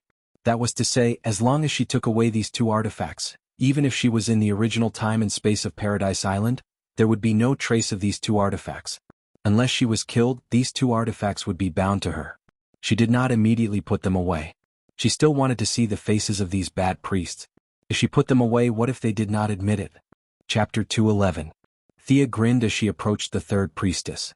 You didn't wait long, did you? If you don't mind, then. Before Thea could finish her sentence, the dark-skinned woman knelt in front of her. She held her short sword with both hands and sobbed. You are the only representative of Artemis in this world. I am willing to return the name of Artemis and become your eternal servant. I will continue to serve the goddess of the hunt. Please accept me. Thea quickly glanced at the crowd and found that they were all surprised. This meant that this was not anyone's idea. It was the dark-skinned woman's own idea. She had to admit that she was quick-witted. She gave up the name of Artemis and became a servant. At least her reputation was preserved. If Thea did not leave the island, no one could banish her. However, her so-called eternal servant was a heavy promise. She probably thought that Thea would not live long. What a pity. Now, with the blessing of the chosen and the divine power, and the life she shared with the unicorn, Thea could live for tens of thousands of years. The dark-skinned woman's plan was quite thorough. It seemed that she was not a completely brainless warrior. Should I accept her or not? She glanced at Hippolyte and saw the queen nodding slightly at her. Thea would not be so obedient, but she was already in a state of indifference. The queen's gesture made her make up her mind. What is your real name? The dark-skinned woman said with a little pain. Niabe. Thea took her short sword and returned it to her. I am Thea Quinn, the chosen of Artemis. As the only representative of Artemis's authority on earth, I accept your loyalty until the end of your life. I allow you to continue to serve the goddess. After saying that, she gently stroked Niabe's shoulder with the silver moon longbow in her hand. Get up, warrior of the goddess. I'll give you a mission now. Under the dark and muscular woman's puzzled gaze, Sia pointed at the elk. The task of feeding it from now on is yours. Sending the tan woman to feed the elk was an important reason for Sia's final decision. As the daughter of a wealthy family, she did not have the patience to serve animals. Since the tanned woman knew the elk before, the task of feeding it from now on would be handed over to her. All of this happened very quickly. The dark-skinned woman gave up on the title of god, and the competition became meaningless. Only then did the crowd burst into a huge discussion. Chosen one? This is an honor that only the ancient heroes can obtain. God is the only one who walks on earth, the spokesperson of God. Oh my God. The three old priests were completely withered, and the most important fighting force under their hands, the black strong woman, directly surrendered to the enemy. The remaining few female warriors looked at their eyes with a little distrust. Although the voters were only designated by a single G.O.D., her status as a representative of the G.O.D.S. gave her great power to speak. The three of them had been talking about the 12 gods together for so many years. Now Artemis and the others definitely couldn't represent them, but they couldn't say that it was announced by 11 gods when they announced the oracle in the future. The whole could not be changed. This was their iron law for almost 5,000 years. Now that a hole had been dug in the iron law, the three of them felt that everything that happened today was still a dream. Thea was too lazy to pay attention to their thoughts. She just wanted to go back quickly and carefully study the specific abilities of the Chosen One and the Divine Bow. However, Hippolyte pulled her, raised her arm high, and announced loudly in her puzzled eyes, "From now on, she is our Artemis, our sister." Oh, Artemis! The crowd below burst into cheers, especially Diana, who shouted the loudest. I've joined the team? Thea looked at the excited expressions of the crowd. This was no longer a matter of unlocking the reputation. After receiving the title of God, she was already a member of the Amazon team. Legally, from any point of view, she was a member of this team. Anyway, she still had to stay here for a few months, so it was not bad. Thea calmly accepted the praise of everyone, including the old priests, who came forward and said a few words of congratulations against their will. Hippolyte ignored the priests who had ugly expressions. Diana, you take Artemis to change clothes. The rest of you, come with me to prepare the ceremony to welcome the new sister. Thea, oh no, Artemis, let's go. The ceremony will be ready quickly. Diana dragged Thea and ran. Elk saw it and quickly followed. The black strong woman sighed and followed behind. Diana, just call me Thea. Before she could finish her words, she was interrupted sharply. No. You must maintain respect for the gods. Elk blabbered a lot. Thea was a little speechless. You don't have to be so respectful to the gods. In her opinion, the goddess is just a little bit better than a clown. You admire her so much, but she doesn't care about you at all. Although you are half-sisters, the goddess only mentioned Diana at the end. I'm afraid that 10,000 Dianas added together are not as important as her dear. Thea was a little speechless. The so-called blessings of the gods were most likely forced by Zeus because he loved his daughter. Thea felt that her time was tight and her task was heavy. She had to correct her life principles and establish a healthy outlook on the gods. Otherwise, she would be defeated by her half-brother in the future. The three people and a deer left the tower and began to speed up. Thea now had one god's blessing. Although it was far inferior to Diana's 6 gods' blessings, the anti-magic restriction on her body had been lifted. She still had more than 10 years of magic power in her body and a trace of divine power transformed from divinity. She was now more powerful than Diana, whose divine power was suppressed by 90%. Elks were animals that were good at running. The black strong woman ran around the island every day, so she was not slow either. In less than 15 minutes, they returned to their residence. Diana took out a set of Amazon armor and asked Thea to change into it. There was nothing to say. For the coordination of the organization, they had to wear the same uniform. Thea had to change into it if she wanted to join them. Can't I wear underwear? Thea asked Diana when she knew that she had to wear the half-body armor without any clothes. Diana hesitated and let her try it on. She quickly found the problem and shook her head. No, your black belt is too obvious on your back. You should get over it. Fortunately, there were shorts in ancient Greece. She did not have to walk around in a battle dress. Although there were no males on the island, the refreshing feeling was intoxicating. Thea's body was a little skinny compared to her peers. Fortunately, she was tall enough. Although she was not as tall as Diana, who was 1.8 meters tall, her height was considered average on the island. After changing into the standard Paradise Island uniform, she looked at the bronze mirror to see if there were any flaws. She was satisfied. She added a cape and a spear and shouted, "Sparta." She could go to the movie set next door to be an extra. She wrapped a few parts of the mechanical arm with magic power and put them into her blood space. Their ritual advocated simplicity. Wearing too many accessories would make them look weird. Chapter 212. Thea changed her clothes and followed Diana. Why are we here? Isn't this a temple? Thea followed them to a huge karst cave and asked in confusion. This place was very close to the place where the two girls were honest with each other 2 days ago. Our sisters came from here in the beginning. Diana didn't explain much and led the way inside. Thea secretly observed the nearby rocks and landforms. Does this mean that the soil that created the Amazon came from this cave?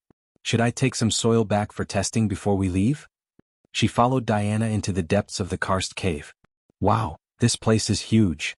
The karst cave was as spacious as a large square, and the height was at least 20 meters. The female warriors were all in position, half kneeling with their heads bowed as they recited ancient poems. Hippolyte's eyes opened slightly. When she saw them, she gestured for Thea to enter the pool in front of her. Thea had just taken 2 steps when Diana pulled her back. Why are you pulling me? Diana first pouted with her mouth, but when she saw that she did not understand, she could only whisper, "Clothes bath." Although Thea did not have Athena's wisdom, she was still an outstanding smart person among the mortals. When she heard her words, she asked in surprise, "Now? Isn't there a changing room? I just walk in after taking off my clothes?" Diana nodded vigorously, indicating that there was no room for negotiation. Oh my God. You are indeed influenced by ancient Greece. You are so open-minded. However, there was no room for hesitation. She had to make up her mind and stomp her feet. If she died, then so be it. They were all women anyway, so it was not a loss. Thea trembled as she handed her clothes to her new servant, Niobe, for safekeeping. The tanned and strong woman had been expelled from the Amazon and could not participate in this ceremony. Now she was just watching the ceremony as Thea's servant. Shoes. Diana hurriedly reminded her when she saw that she was about to move forward. Thea took off her shoes again. Although it was not cold in the cave, she still felt chilly. It was less than 30 meters away. In the past, she could run it in a second, but now she felt that she had walked for 30 minutes. From time to time, she could feel gazes falling on her back, thighs, and many other indescribable parts. She walked barefoot on the gravel road. With her body that had been transformed by divine power, she would not be injured even if she walked on a mountain of swords, let alone gravel. However, she felt a sharp pain coming from her feet. Her nerves were tense, and she relied on her strong self-control to barely keep her pace steady. Fortunately, no matter how long the road is, it has an end. After 30 meters, Thea dives into the pool under the instruction of Hippolyte. She doesn't breathe a sigh of relief until the water reaches her neck. Bathing is only a part of the ceremony. She definitely can't be allowed to bathe for half an hour. There are 1,500 people below watching with their eyes wide open. After a brief dip in the water, Miss Thea was pulled out again. She quickly put on her clothes and followed the crowd to recite a prayer aimed at praising Zeus. Seeing that the old man's quiver is not bad, Thea also hummed a few words to make up the numbers. Hippolyte took the lead to welcome the new sister to join. The 1,500 people came forward one by one to express their blessings. They were busy for another hour. Thea was pulled out wet.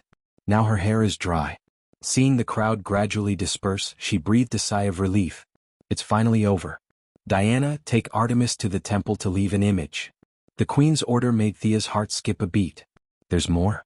When she arrived at the temple, she found a few female warriors and told them the purpose of their visit. Thea then understood that the so-called image was a statue to be placed beside the gods. If it was still the era of belief, Thea might directly become a god after a few million years by relying on the statue. Thinking that the goddess is good to her, giving her pets and equipment, it's not shameful to put a statue beside her. Thea happily agreed. Who knows that this is the beginning of her nightmare? What? It's just a pose? Why do I have to take off my shirt? Thea feels that it's too difficult to communicate with these old-fashioned people. The female warrior, who has good craftsmanship and can be regarded as a sculptor in modern society, showed a bitter smile. She has been talking to the new chosen of the goddess of the hunt for half an hour. She talked from art to folklore, from folklore to doctrine, and led Thea to visit the statue room again. Indeed, as she said, all the statues were in a variety of combat postures. There were no extra clothes, just a cloth belt below as clothes. Seeing that Thea was a little hesitant, he began to talk about the beauty, the sense of honor, and the power of faith of believers. He chattered on and on about the benefits of all these. Thea didn't listen to the female sculptor's other words, but she did hear the power of faith clearly. Although it is not the era of belief, it doesn't mean that belief doesn't provide power. It can't be seen in a short time, but Thea is not a person of this era. When she returns to the original time and space, it will be 100 years later. The faith accumulated in this 100 years is enough for her to transform a lot of divine power. Then can we go into the temple to make a statue? No way. The gravel will tarnish the sanctity of the temple. No, we have to make a statue in the square outside. It is ventilated and full of sunlight, an important place for art to burst forth. The sculptor insisted that the statue must be made in the open. Thea thought for a long time. For the sake of that little bit of faith, I'll go all out. She couldn't help but look up at the sky. The gods have fallen, Batman's watchtower will not rise for another 100 years, so there shouldn't be anyone watching from the sky. For the second time in a day, she took off her armor, wrapped a piece of linen around her waist, and stood in a place with the most sunlight. She was a little embarrassed when she carried the quiver. The quiver was slanted, and the belt just happened to pass through the indescribable thing on Thea's chest, making her a little breathless. Why is this thing so tight? She adjusted it a few more times and put it in a barely suitable position. She raised the longbow, and although her chest was pounding, she had to pretend to be careless and fearless. Hold on to this position. I'll be done in a minute. The sculptor corrected her a few more small movements, and then he began to work with the hammer and axe. Thea maintained this position for 3 hours, but she didn't look like she was going to be done soon. She wanted to cast a haste spell on this guy, but the spell was blocked by the island's anti-magic barrier as soon as it was cast. Sigh. Thea sighed. It seemed that the anti-magic barrier on her body had been lifted, and she could only cast spells on herself in the future on the island. As the sun set, most of the female warriors finished their day's training. When they passed by the square, they all paid attention to Thea, who was posing. It was really a test of her acting skills to be watched by a group of people, but she still had to pretend to be serious. Thea could only focus on thinking about new skills to ease the inexplicable awkwardness. Chapter 213. The first thing she needed to study was the weapon that would feed her for a long time in the future, the Silver Moon longbow. Thea now had a slight understanding of the composition of the energy in the world. Earth, fire, water, wind, and light, as well as the 6 major elements, were the conclusions that the sorcerers came to after observing the world. However, in the eyes of the gods, these were just changes in the attributes of divine power. Divine power had no attributes, but its level was higher than the magic of the 6 major elements. It was the ultimate power in the world. Artemis' Silver Moon longbow was most suitable to be driven by divine power, but because of the longbow's compatibility, it could also use magic of a lower level. Thea could attach various directional spells to the arrow to form a variety of special arrows. Not only could it increase the shooting range, but it could also increase the casting speed and reduce the consumption of magic. If she was more proficient in magic, she could combine 2 or even 3 types of spells on the arrows, and the effect would be even more amazing. She knew too little fire and wind magic, and a simple flame arrow might be considered powerful in ancient times, but it was a little weak in the modern era where technological equipment was everywhere. Thea focused her research on the light and dark elements. The arrow with the light attribute, coupled with her Eye of Horus, could shoot very far. She did not know if it could reach as far as 800 miles away, but the arrow could constantly absorb the energy of light from the natural environment while flying, so the energy consumption of the arrow was almost equal. In theory, the arrow could shoot as far as the light could go. This result made Sia sweat profusely. Did this mean that as long as she could see, she would be able to shoot it? The problem was that her divine power limited the Eye of Horus, and she could not see that far. Another problem was that even if the arrow could travel a few light years, it was not powerful enough. It was impossible to kill Darkseid with this arrow, but it could still bully the Earthlings. With the help of the knowledge of the Chosen, Thea now had the most knowledge of the dark element. Many of the goddess understandings were too profound. Putting aside the combat strength of the two, Uncle Merlin was like a child compared to the goddess in terms of age. Many of the goddess knowledge was not suitable for the beginner Thea. She could only compare a few similar spells with her own Black Fog spell and Black Fog Hold spell for reference. One of the spells caught Thea's attention. The goddess named the spell Shadow Labyrinth. It was a very high-level spell. Even if Thea used up all her magic, she wouldn't be able to cast it. However, with the help of the divine power in her body and the divine bow, she could barely cast it. The target affected by the spell would ignore their own will and be instantly pulled into a maze made of dark elements. If the target had a deep foundation and superior intelligence, they would be able to see the path around them clearly. There was a small chance that they could walk out of the maze and return to the normal world. If I can't get out, the whole labyrinth will be sucked into Artemis's divine kingdom. The goddess is lying dead and bored. She will be happy to have someone to accompany her. There was also black oil, which covered the ground in a layer of oily mud. No matter how Thea looked at it, it was an escape skill. There were hundreds of spells, each of which was broad and profound. It would take a lot of time to fully understand them. After Thea stood in the sun without drinking water for 6 hours, the sculptor finally said that she could leave. The preliminary work was completed, and she only needed to deal with the rest. Thea didn't need to suffer anymore. Sia felt as though she had been pardoned. Knowing that the statue wouldn't be open to outsiders after it was completed, she was completely relieved. She didn't want Steve Trevor to come to the island half a year later and see such a humiliating statue of her. Thea was afraid that she couldn't help but dig out his eyes. For everyone's future, it was best to place the statue inside the temple to receive faith. With Diana, who had been accompanying her, the two walked around the temple but couldn't find the 3 bad priestesses. She wanted to slap them in the face, but the Eye of Horus they hid couldn't find them. Thea could only give up on revenge and find a place to practice with Diana. Thea had a great time in the following days. Although she despised it, the goddess did have a lot of cooking experience in her knowledge. In order to not let her hunter-believers starve to death in the jungle, the goddess painstakingly studied a lot of recipes and summed up a set of easy-to-learn survival guides in the wild. With this guide, Sia finally got rid of the miserable situation of eating batter with the female warriors. The tan strong woman, who was forced to submit to her because of the situation, came to eat with her every day. The relationship between the two was greatly improved, and Sia could feel that her loyalty had improved a lot. As for Diana, the original obedient girl, she was also completely taken away from the collective life. The 3 of them and the elk often hid in a corner and gorged themselves on food. This elk really ate everything except its own kind, so it was relatively easy to raise. The 3 of them naturally competed in their spare time. There was no other leisure activity on the island. Thea could leave the island at this time, but she couldn't think of where to get the divine power. Once when she was fighting with Diana, she inserted an arrow and tried to absorb some of the dissipating divine power, but the result was a little disappointing. She didn't know if it was because of the anti-magic field, but the divine power she absorbed was very little. Although the divine power of other gods could be used as a recharge, and in theory Vandal Savage was also present at this time, Thea couldn't find him. Even if she found him, he wouldn't summon Horus unless he was in a desperate situation. Thea also didn't want to trick Horus over and over again. He was really an honest god. As for whether other priests could summon gods, Thea felt that without almost infinite vitality, 180 priests with mortal bodies couldn't be summoned without a large-scale blood sacrifice. After thinking about it, she could only follow Diana to fight Ares. Their battle should be able to absorb enough energy to let her go home. The battle for the divine name of Artemis came to an end, and Paradise Island gradually returned to peace. Thea used 3 months to absorb a drop of Horus divine blood. At that time, she got a total of 4 drops of ordinary divine blood and 2 drops of extremely pure divine blood. The Atom Man used a drop of ordinary divine blood, and Thea left 2 drops to take back for her parents. This time, she absorbed the remaining drop of ordinary divine blood.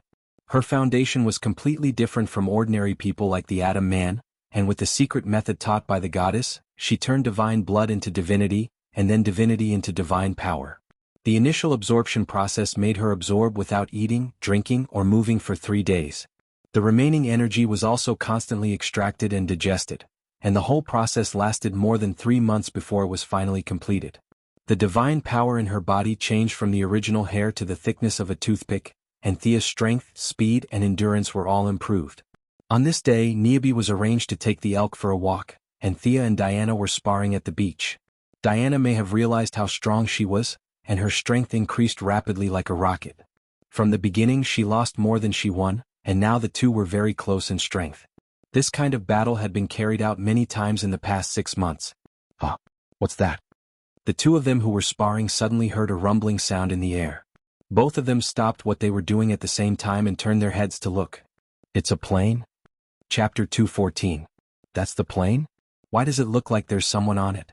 That person seems to be calling for help. Diana did not have special eyes like Thea. Her divine power had improved her in all aspects. Her overall qualities were extremely balanced. She had no strong points but also no weak points. At this moment, she squinted her eyes slightly and looked at the single-winged Fokker plane in the sky that was emitting thick smoke. Diana asked Thea with some uncertainty. If she could see it, Thea could see it even more clearly. It was indeed the young Steve Trevor, the future liaison between the Justice League and the American government, the leader of the Heaven's Eye Society. He was wearing a German military uniform and looked at the plane anxiously as it spun and crashed into the sea. He did not have Thea's ability, nor did he have any life-saving equipment such as a skateboard. Although he tried for a long time to regain control of the plane, all his attempts were in vain. With a splash, the plane plunged into the cold sea. Diana saw the scene clearly. She hesitated for a moment and was ready to jump into the sea to save him. However, she realized that her braid was grabbed after she took 2 steps. She could only look at Thea with a puzzled expression. Paradise Island should not be discovered by the world. Think about what Her Majesty the Queen taught you. Thea certainly would not let her save Steve Trevor. Steve Trevor was about to meet God when he was unexpectedly saved by a beauty and fell into an inconclusive love. In psychology, this was how the suspension bridge effect was created. However, directly saying that she would not save him would affect her glorious image. Therefore, it was best to use Diana's respected mother as a scapegoat. As expected, Diana was led astray by her words. She thought about Hippolyte's attitude and felt a little bitter. Her Majesty the Queen would not even frown if 10 million people died in front of her, let alone one person. This result caused Diana to be in a dilemma. Just as Diana's head was about to explode, Thea finally spoke. Forget it. Let's save him first. After all, he's alive. Thea's face was full of positive energy when she said this. Diana's gaze froze as she thought to herself, she's really a good person. Thea certainly could not watch Steve drown. This guy was even more important to the timeline than she was. If he died here, who knew what would happen to America in 2008? Without his suppression, the ambitious Amanda might do something earth-shattering and patriotic. Although Thea had to be saved, she was not going to jump into the sea and swim over. She did not know if it was because of their conflicting natures, but Thea hated water. She could accept and enjoy daily baths, but she hated swimming in the sea. Thea estimated the distance. The place where the plane crashed was outside the anti-magic area, so her magic could still work as usual. She muttered softly and chanted an incantation. A large silver hand appeared in front of Steve Trevor. In his inexplicable horror, the hand violently grabbed him by the collar and pulled him out of the cockpit. It then flew slowly to the shore. Diana had seen Thea's magic many times in the past 6 months. At first she was surprised, then envious, and now she was used to it. Now that Diana saw the people being rescued, her own interests and hobbies surged into her heart. Hey, can you pull that plane back? I'm a little curious. Huh? A plane? Thea looked at the old single-winged Fokker plane that had broken into 3 pieces. The original plot did not have this part. Although this request was difficult for others, it was not difficult for her. She took out her silver moon longbow and condensed a magic arrow. She estimated the distance.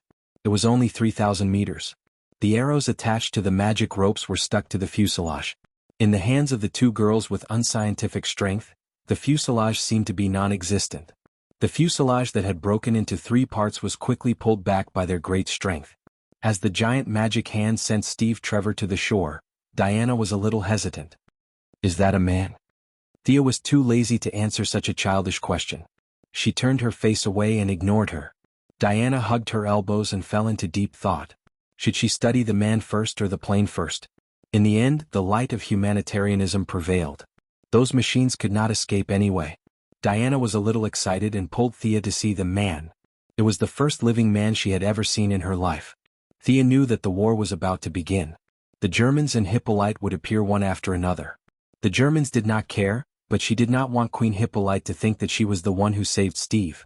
She did not want Queen Hippolyte to think that she was the one who saved Steve and then kick her out of Paradise Island to appease the islanders, leaving her daughter behind. According to Sia's conjecture, the two-faced Hippolyte was completely capable of doing such a thing. That would be too unfair. She could not go and fight Ares, could she? Diana had to leave the island. This was an important event in the timeline. Thea unconsciously slowed down a few steps. She instantly cast a suggestion spell to reduce her presence. You're a man? Diana revealed her 8 white teeth, which she thought were very amiable, and looked at Steve, who was in a daze, with a smile. At this time, Steve was so frightened by the giant silver hand that he almost peed his pants. It was the first time he encountered such a supernatural thing. Before he could wake up, he was pulled back to reality by Diana's voice. A man? What the hell was that? Steve Trevor looked at Diana, who was smiling like a flower in front of him. He was not surprised. In the past, when he saw a beautiful woman, he would always say a few words no matter how dangerous the situation was. However, at this time he did not have such thoughts at all. His mind was filled with thoughts such as, her teeth are so white. And she won't eat me, right? Of course, Thea also played a part in this. Although the anti-magic spell on the island was still in effect, the 2 of them were at the edge of the island.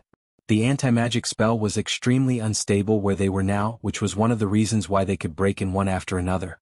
Thea cast a very small fear spell on Steve. This spell was greatly weakened by the anti-magic spell. In the past, it would at most give people nightmares. However, at this moment when it was used on Steve, who was still in shock, the effect was surprisingly good. Unfortunately, the show did not last for more than 2 minutes. Boom. Thea heard a muffled sound in her mind. She immediately turned to look at Diana and found that she did not feel the loud sound at all. What happened? Was it the power of magic? Thea immediately opened the Eye of Horus to observe. She saw that the anti-magic spell that used to protect Paradise Island like a big shield was torn open not far away from them. The enchantment here was broken by a powerful force? Could it be that their continuous intrusion was not an accident, but the intervention of a higher-level existence? Ares. Thea chanted the name in her mind. She was still wondering how this group of people could have broken in one after another when this realm had not been discovered for 5,000 years. Thea had entered the range of Paradise Island through the time tunnel. Now that she thought about it, she did not think it was an accident. It was most likely the result of a few gods secretly working in the dark. How could these guys be an accident? Maybe this was part of Ares's plan, or maybe it was not. But now was not the time to think about it, because the enemy was here. Chapter 215. Not far away, for small boats and a warship were sailing towards them.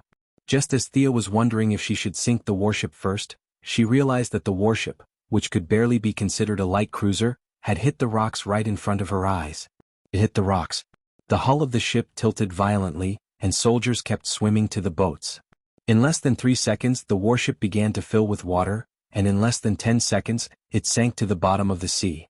Are you kidding me? She did not believe that there was no divine intervention in this. It was too suspicious.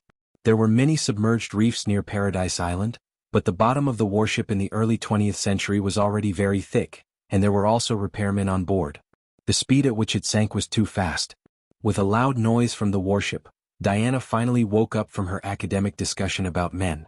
She looked at the 4 small boats not far away and the armed soldiers on them. Oh, they're coming. Steve finally got out of his imagination and looked at the German soldiers who were about to land. He wanted to run up the mountain. Diana. The Queen's anxious and angry roar came at the right time. Thea breathed a sigh of relief. Fortunately, the plot would not change. Diana, get out of there. Hippolyte did not wait for Diana's response. She shouted to the female warriors around her, "Archers, get ready." Their cliff was thousands of meters away from the sea. How did this group of female warriors suddenly become so fierce? Just as Thea was thinking about what was going on, she saw the Queen's body light up with a green wind, and the green wind instantly enveloped all the female warriors around her. So it was a magical equipment. No wonder. Thea did not think that all the female warriors were equipped with the Eye of Horus. Even if Horus turned into a centipede, he would not have so many eyes. However, this equipment was really good. The Queen, who did not have any magic power, could use it. Needless to say, it was given to her by Zeus, who was her close friend. It wasn't wrong to say that Diana had a full set of godly equipment, but as Zeus' mistress she had lived for so many years without being killed by the jealous god Queen Hera. One could imagine how luxurious her equipment was. The first round of crossfire between the Amazons and the German soldiers ended with the Queen's side winning. A rain of arrows streaked across the sky and fell on the enemy's head. The only pity was that the Queen had rushed over in a hurry. There were too few of them, less than 50 of them, while the German soldiers on the other side had more than 300. After taking the first round of arrows head-on, the German side lost less than 10% of their members. The remaining people yelled and rode with all their might, rapidly shortening the distance between the two sides. Diana, take him and hide. I'll join the battle. Thea now had some feelings for Paradise Island. The Queen had brought her guards, and Thea knew all of them by name. Originally, there would be a lot of casualties, but now that she was here, she would not let that happen. As for these Germans, they were all wiped out in the original plot. Presumably, they would not interfere with the timeline, so she did not have any psychological burden to kill them. Before the German soldiers completely entered the anti-magic area, Thea shot 4 arrows in a row.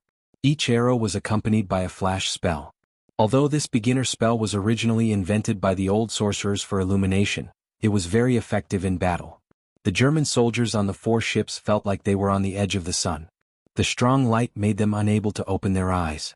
However, they were well trained after all. The leading officer gave the order loudly, and everyone closed their eyes and continued to row with all their might. Amazing. Thea sighed softly. The Germans were known as the strongest army in Europe. This kind of discipline was admirable. However, due to her standpoint, she shot the leading officer dead with some respect. But soon she was stunned. The Germans' command system was not completely paralyzed. After shooting a captain dead, a lieutenant immediately took over. After 2 lieutenants were shot dead, a second lieutenant took over the command. They were really elite soldiers. Compared to the American soldiers in the 21st century who could not walk without a GPS, these people were worthy of being called elite. However, admiration was one thing. Thea did not stop at all. She stood there like a mountain and kept shooting arrows. She aimed at the German soldiers who had raised their guns. Just as she shot and killed 17 soldiers, the female Amazons also shouted and jumped down from the cliff to join the battle. The Germans recovered quickly. The second lieutenant kept giving orders, and the team of more than 200 people moved quickly like a machine. The metal bullets began to show their power on the battlefield.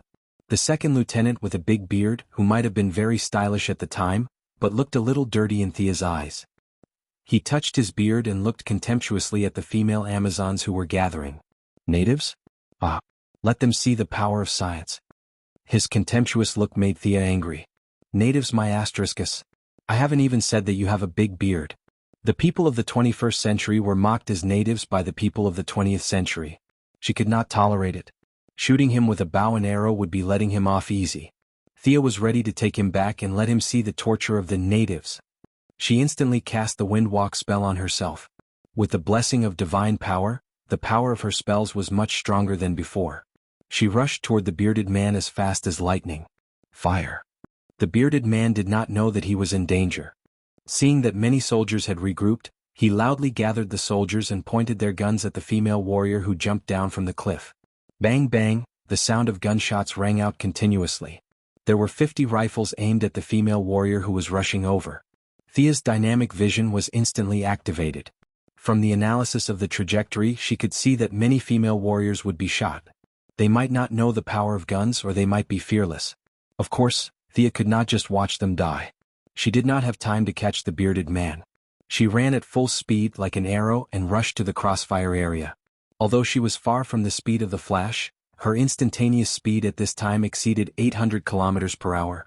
In the face of this kind of old-fashioned Mauser rifle, she passed through the crossfire area like a gust of wind. Fearing that stray bullets would cause accidental injuries, she wrapped her hands with magic and intercepted all the bullets that were shot at the female warrior in midair. "You have science, I have magic." Sia shouted this sentence out loud. She didn't care whether the bearded man understood her or not. She just shot the bullets in her hand in the opposite direction like scattering flowers. She did not practice with hidden weapons, nor did she deliberately aim. She used her mental power to roughly determine the direction. She did not pursue any lethality. She threw it with all her strength just to deter this group of enemies. The sound of a large number of horses' hooves could be heard. The queen took more than 30 guards around the bottom of the cliff and began to charge at the flank of the German soldiers. The two sides were very close and many people were stunned by Thea's attack.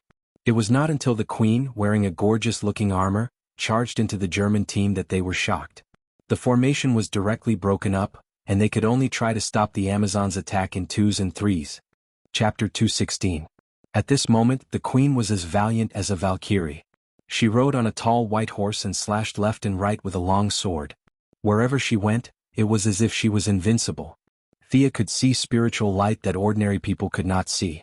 She was almost dazzled by the magic effects on the queen. At a rough glance, there were 7 or 8 pieces of equipment with different effects. There were some that increased attack and defense, and there seemed to be some kind of halo effect. The combat power of the female warriors was obviously higher than usual. This was the level 1 Smurf that was armed with epic equipment by the max-level main account Zeus. Thea watched the queen slashing the German soldiers like they were vegetables. At this time she deeply understood Zeus's love. The anti-magic domain to protect the Amazons from the outside world was all a lie. The real thing was to protect his mistress. Looking at the queen's godly equipment, except for the king of gods, the rest of the gods would be beaten up by the queen if they entered Paradise Island in their true form. Thea naturally would not just stand there and watch. She silently used her divine power to activate the talent of the Chosen One. Eternal Night. The power that belonged to the goddess of the hunt shrouded an area of 10 miles. The clear sky of the battlefield was instantly covered by the clear moonlight. The strength of the women in the area was greatly increased, and the men were severely suppressed. Diana, who was hiding with Steve Trevor, saw that her people were fighting. Thea's night sky had also greatly enhanced her strength. She only felt that her strength was endless. She gritted her teeth and ran out to participate in the first battle of her life. Steve was also prepared to go and help, but Thea's transformation had completely destroyed his worldview. He did not know that he was being suppressed by an invisible divine power. He only felt that his mouth was dry and his legs were trembling. His legs were trembling and he could not take a step forward for a long time. The queen, the female warriors, and even the maras they rode were all buffed by Thea. The female warriors on foot moved like the wind, almost leaving afterimages behind. Antiope jumped down from the horse's back, her body turning continuously in midair, the short sword and spear in her hand constantly swinging. By the time she landed, there were already 7 German soldiers lying around her. The dark-skinned woman and the elk, who were not far from the battlefield, heard the exchange of gunfire and rushed over. This was also the first time Thea had seen the elk fight. Its body gradually began to expand as it ran, and finally became the size of an adult elephant. Its originally cute antlers had now become as sharp as swords. Its huge body was unstoppable as it rushed into the central area of the German soldiers. 4 or 5 soldiers were directly pushed into the sky by its huge momentum. At this time, Steve mustered up his courage and finally got rid of a German soldier. When he raised his gun to support the female soldiers, he saw such an anti-Darwinian moose. His emotions surged and he collapsed to the side. Niabi, he is not the enemy. The dark-skinned woman ran a little slower than the elk and happened to see Steve sneakily raising his gun. When she was about to throw a javelin at him, Thea hurriedly stopped him to avoid a major change in the timeline. The dark-skinned woman glared at Steve until he couldn't stand up. Then she rushed into the battlefield with a roar, the javelin in her hand shooting out instantly. She was different from the female warriors. As a servant, she had come into contact with Thea's Eternal Night enchantment many times in the past 6 months. She was very experienced in using the increased power. The javelin in her hand shot out at the right angle. 2 German soldiers were nailed to the ground before they could even make a sound. At this time, the most dazzling person on the battlefield was Diana. After spending half a year with Thea, she had gradually gotten rid of her naivety. Whether it was her conviction or her own martial arts, she was much better than her original self. Especially when she saw a Queen's Guard fall to the ground, the anger in her heart washed away the fear of entering the battlefield. Charging whirlwind/shield bash. It was as if she didn't know fatigue, constantly rushing left and right on the battlefield. On the other hand, the German soldiers were greatly weakened. They were originally inferior to the female warriors in all aspects. Now, with the Queen's halo and Thea's discriminating buff, they found that their opponents came and went like lightning, while they were as slow as 80-year-old men. More and more German soldiers fell in pools of blood. Under the heavy psychological pressure, a few of them finally shouted loudly to surrender. Mother? When Diana heard that the other party was about to surrender, the righteous belief in her heart regained the upper hand. She quickly ran to Hippolyte and asked. Due to the heavy casualties of the female warriors and the death of Antiope, neither the Queen nor Diana mentioned anything about surrendering. They ignored everything and killed all the Germans. However, at this time, Antiope was not even injured, let alone killed. One of the female warriors was seriously injured and two were lightly injured. None of them were life-threatening. Hippolyte hesitated for a moment. Tie them all up. The Queen pointed at Steve Trevor in the distance. Catch that guy too. I want to ask him why he came to Paradise Island. Diana naturally obeyed. She also saw Steve's useless appearance. She was used to the martial arts culture of Paradise Island and looked down on this kind of guy. She was not so interested in the so-called man research. She pulled Steve in front of Hippolyte like a chicken. Thea was overjoyed when she saw this scene. Her initial impression of Steve was so bad.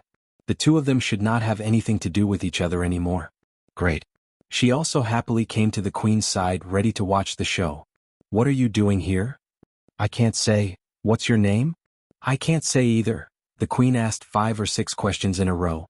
Steve either kept his mouth shut or said that he could not say. His non-violent and uncooperative attitude almost made the Queen laugh. He then turned to ask the German captives. They were just a bunch of soldiers who only knew how to chase after Steve. As for why they were chasing after him, perhaps only the captain in charge knew. Unfortunately, the captain was shot dead by Sia before the battle even started. The Queen was too lazy to talk nonsense with Steve. She led the prisoners back to the residence in the central area with the rest of the troops. Thea, as the chosen of God, was also lucky enough to participate in Steve's small trial. This was the first time she had seen the mantra lasso. To be honest, the divine artifact's divine power was not strong. In terms of divine power alone, it was a relatively weak divine artifact. However, she did not know what the original creator wanted to do. He added a trace of the power of the rules in the forging process, causing the divine artifact's grade to rise rapidly. This kind of power of the rules was almost unbreakable in the material world. Anyway, Thea could not find a way to resist the mantra lasso. Thea could not think of a way to break it, and Steve, a mere mortal, was even more helpless. He told her everything he knew from the beginning to the end. Chapter 217. Regarding his claim that Germany wanted to dominate the world, how righteous the Americans were, and how selfless Steve was, fighting for the liberation of all mankind, the people of Paradise Island, represented by the Queen, just treated it as idle chatter. No one took it seriously. Sia, on the other hand, was a little speechless. These words were said under the truth lasso, and to Steve, it was the absolute truth. In his heart, he really thought that Germany was evil and America was righteous. He was willing to sacrifice himself for the sake of his country. Such a noble sentiment made Sia sweat. Compared to him, Sia's patriotism was not even as big as a sesame seed. This child was still young, similar to the patriotic young man in Marvel who also added Steve as his friend. Both of them did not realize the filth of politics. The war has been going on for 4 years. 27 countries have been involved. 25 million people have died. Countless innocent old people, women, and children have been slaughtered. The power of weapons has never been as great as it is today. I have to go back and save my people. At the end of his speech, Steve was sobbing uncontrollably. Except for Sia, who knew the truth of the history, everyone else was moved. Mother. This must be Ares' doing. Diana instantly came to such a strange conclusion through her own worldview. Thea wanted to say that Ares was wronged. This god was so wronged. What did the greed of mankind have to do with the god of war? How could he just put the blame on Ares? The good things were done by the wise leaders of mankind, and the bad things were done by the evil god Ares? In the beginning, Ares' only priesthood was war. However, during the long campaign of putting the blame on Ares, mankind automatically helped Ares to get a lot of priesthoods such as conquest, bloodthirst, destruction, and so on. Ares was pulled from the neutral camp to the evil camp. Hearing her daughter's words, Hippolyte was confused at first. However, she quickly recalled the evil and heartless stories that she had instilled in her daughter. She was embarrassed and speechless. Diana ignored everyone's strange looks and confidently explained her theory, from myths and legends to the current state of the world, and finally concluded, only Ares has such a powerful ability to do so many immoral things. Finding that no one responded to his description, he could only turn to Thea for support. Artemis, you think so too, right? Thea froze for 2 seconds before realizing that he was talking to her. What else could she say? Ares was not innocent. He was more or less involved in the war. He immediately nodded vigorously and made a clear statement. You are right, Ares must die. Antiope, who was supposed to be dead at this time, thought of something and advised in a low voice, Your Majesty, dealing with Ares is the mission of the Amazons. Thea also made her stance clear. Your Majesty, I can feel the remnants of Ares' divine power in the world. This is our mission. She could feel the divine power of a ghost, but she couldn't feel it. It didn't mean that the Queen couldn't feel it. Steve had just crashed and the Germans were still floating on the sea. The Queen could rush to the seaside with a large number of thugs. The battlefield at that time was not close to the residential area. How did she come? The Queen must have some kind of detection and warning device, otherwise, it would be impossible to be so fast. Diana got the support of the two and became more confident. She looked at her mother with bright eyes. Hippolyte's face was cold. She ignored the three and took the lead to leave the courtroom. Everyone walked out in a single file, and Diana walked at the back with her head down. Thea looked around. Steve was still tied by the noose. She untied the noose and handed it to Diana. This equipment, in the words of Xianxia, had too much karma. She didn't dare to put it in her pocket in front of everyone. Niobe, take him down and clean up. Thea handed Steve, who had recovered a lot, to the dark-skinned woman. No matter how thirsty he was, he wouldn't do anything to Niobe, who was like a black bear, right? Thea, what should I do? Diana asked worriedly. Hey, this girl was obviously confused. Finally, she didn't call her by a long list of names. Thea could only encourage her. Stick to your heart, Diana. No matter what, I will support you. With Thea's support, Diana's fear of the outside world subsided. Firm belief reappeared between her eyebrows. She told Thea to go back and wait for her, and hurriedly left alone.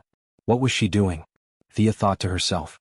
Was she going to get the deceptive Godslayer? This girl was so lucky. Except for the problem with the Godslayer, she would soon be fully equipped and beat everyone who didn't agree. Not long after returning to the residence, the dark-skinned woman led Steve, who had barely washed up, back to report. Mr. Trevor, do you have any further plans to stop the war? Thea saw Steve staring blankly at the bread she baked the moment he entered the house. She was afraid that the future leader of the Sky's Eye Society would starve to death, so she quickly threw him a piece of bread. After he finished it in a few bites, she handed him a glass of water. Your American English is very authentic. You have a gift for languages. I'm going back to London first. You know London, right? It's the capital of England. I need to submit a mission to my boss. After that, I can help you find your man. Ares. Yes, that's the name. Steve was about to tease Thea when he saw her beauty, but when he saw Thea's divine power staring at him through her eyes, he didn't dare to say anything else. Instead, he told her his plan honestly. What kind of bullsh**T plan was this? This guy was deliberately using Diana as his free bodyguard. If Ares hadn't jumped out, with Diana's little experience, she wouldn't have been able to find him even if she searched for 100 years. This war was not about strategy or planning, it was about who was the dumbest. These two half-brothers had fully demonstrated a competition of who was worse than the other.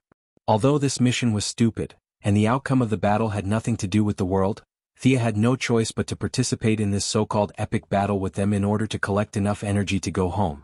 Niobe, I'm going to go on this fated expedition with Diana. Although we weren't on good terms at first, we're good friends now. Do you want to stay or come with us? The dark-skinned woman hesitated for a moment. She wasn't Diana, who yearned for the outside world. To her, living and dying on the island was her final destination. I understand, my friend. Thank you for taking care of me for so many days. I'll now give you back your freedom. I'll discuss your matter with the Queen and let you return to the Amazon. Chapter 218. Thea did not wait for the woman's response. Instead, she took out her longbow and gently touched the woman's shoulder, canceling the verbal contract between the two. The woman was so touched by Thea's kindness that she knelt on the ground and sobbed. Steve did not understand Greek, so he did not know what they were talking about. He could only stare blankly at them. After crying for a while, the woman realized that it was not the time to express her feelings. So she bowed to Thea. This was the normal procedure, and Thea did not stop her. Watching the woman leave in tears, Thea felt a little sad. The next time they met would probably be more than 100 years later, if Hippolyte still allowed her to come to the island. At the same time, Thea was thinking about who to hire for the job of feeding the elk. But before she could think about it for long, the dark-skinned woman ran back and handed an exquisite jade box to Thea. Artemis, this is the treasure of the lost Amazons.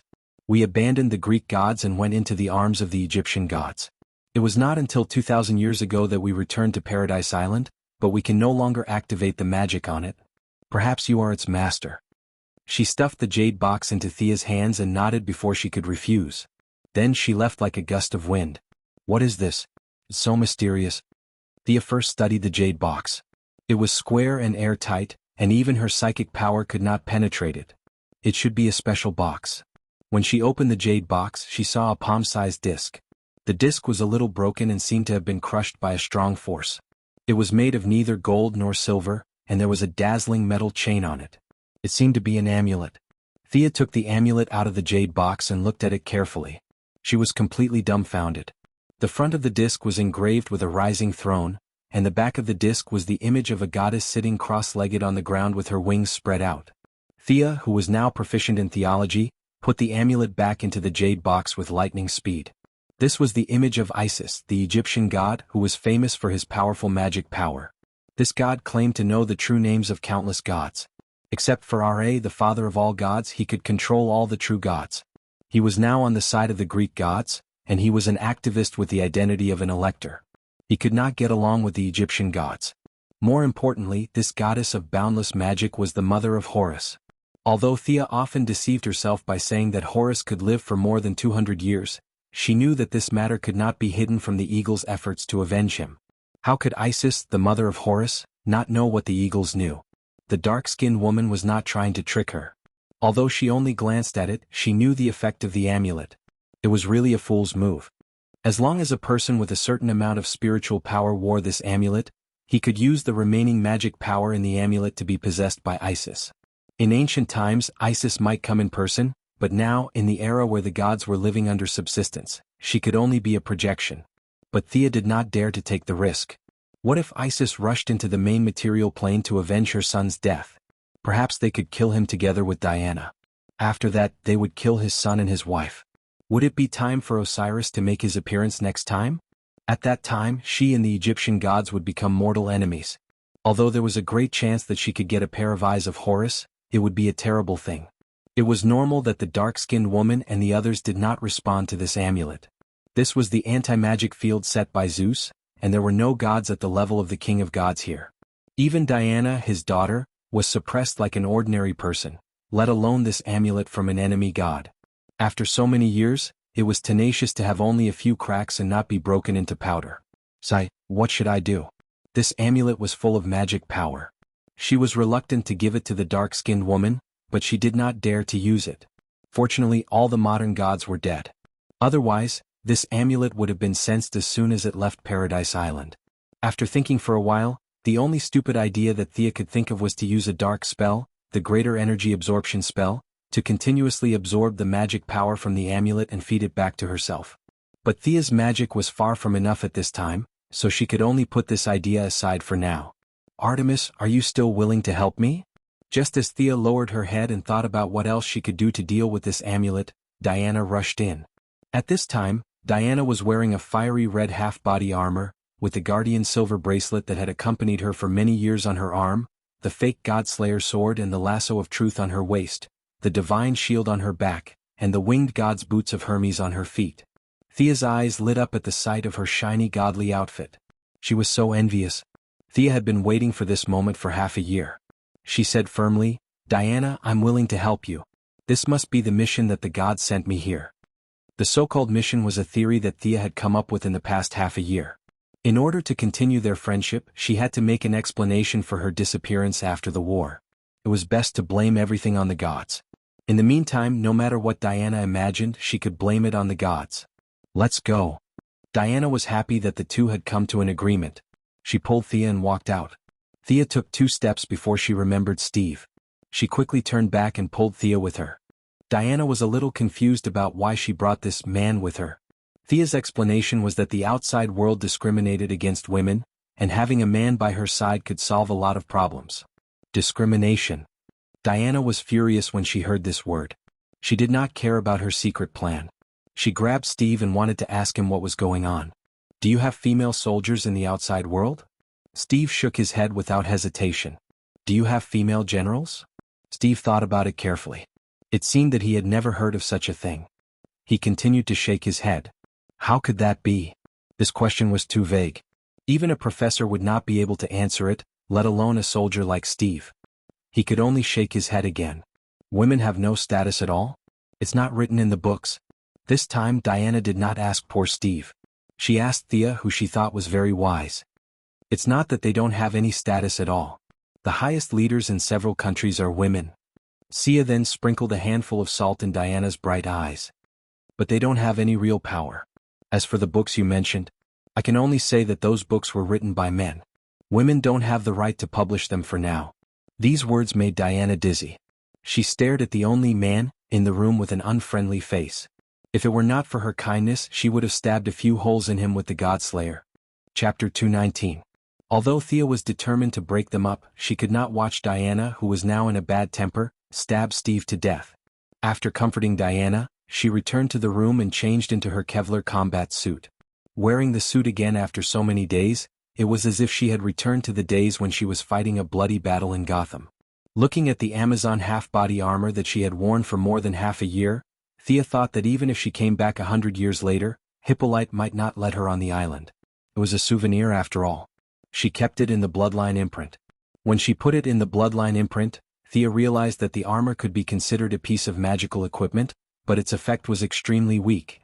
Seeing that Diana was still waiting for her outside the door, Thea looked at the furniture in the room. If she could come back again, it would be 100 years later.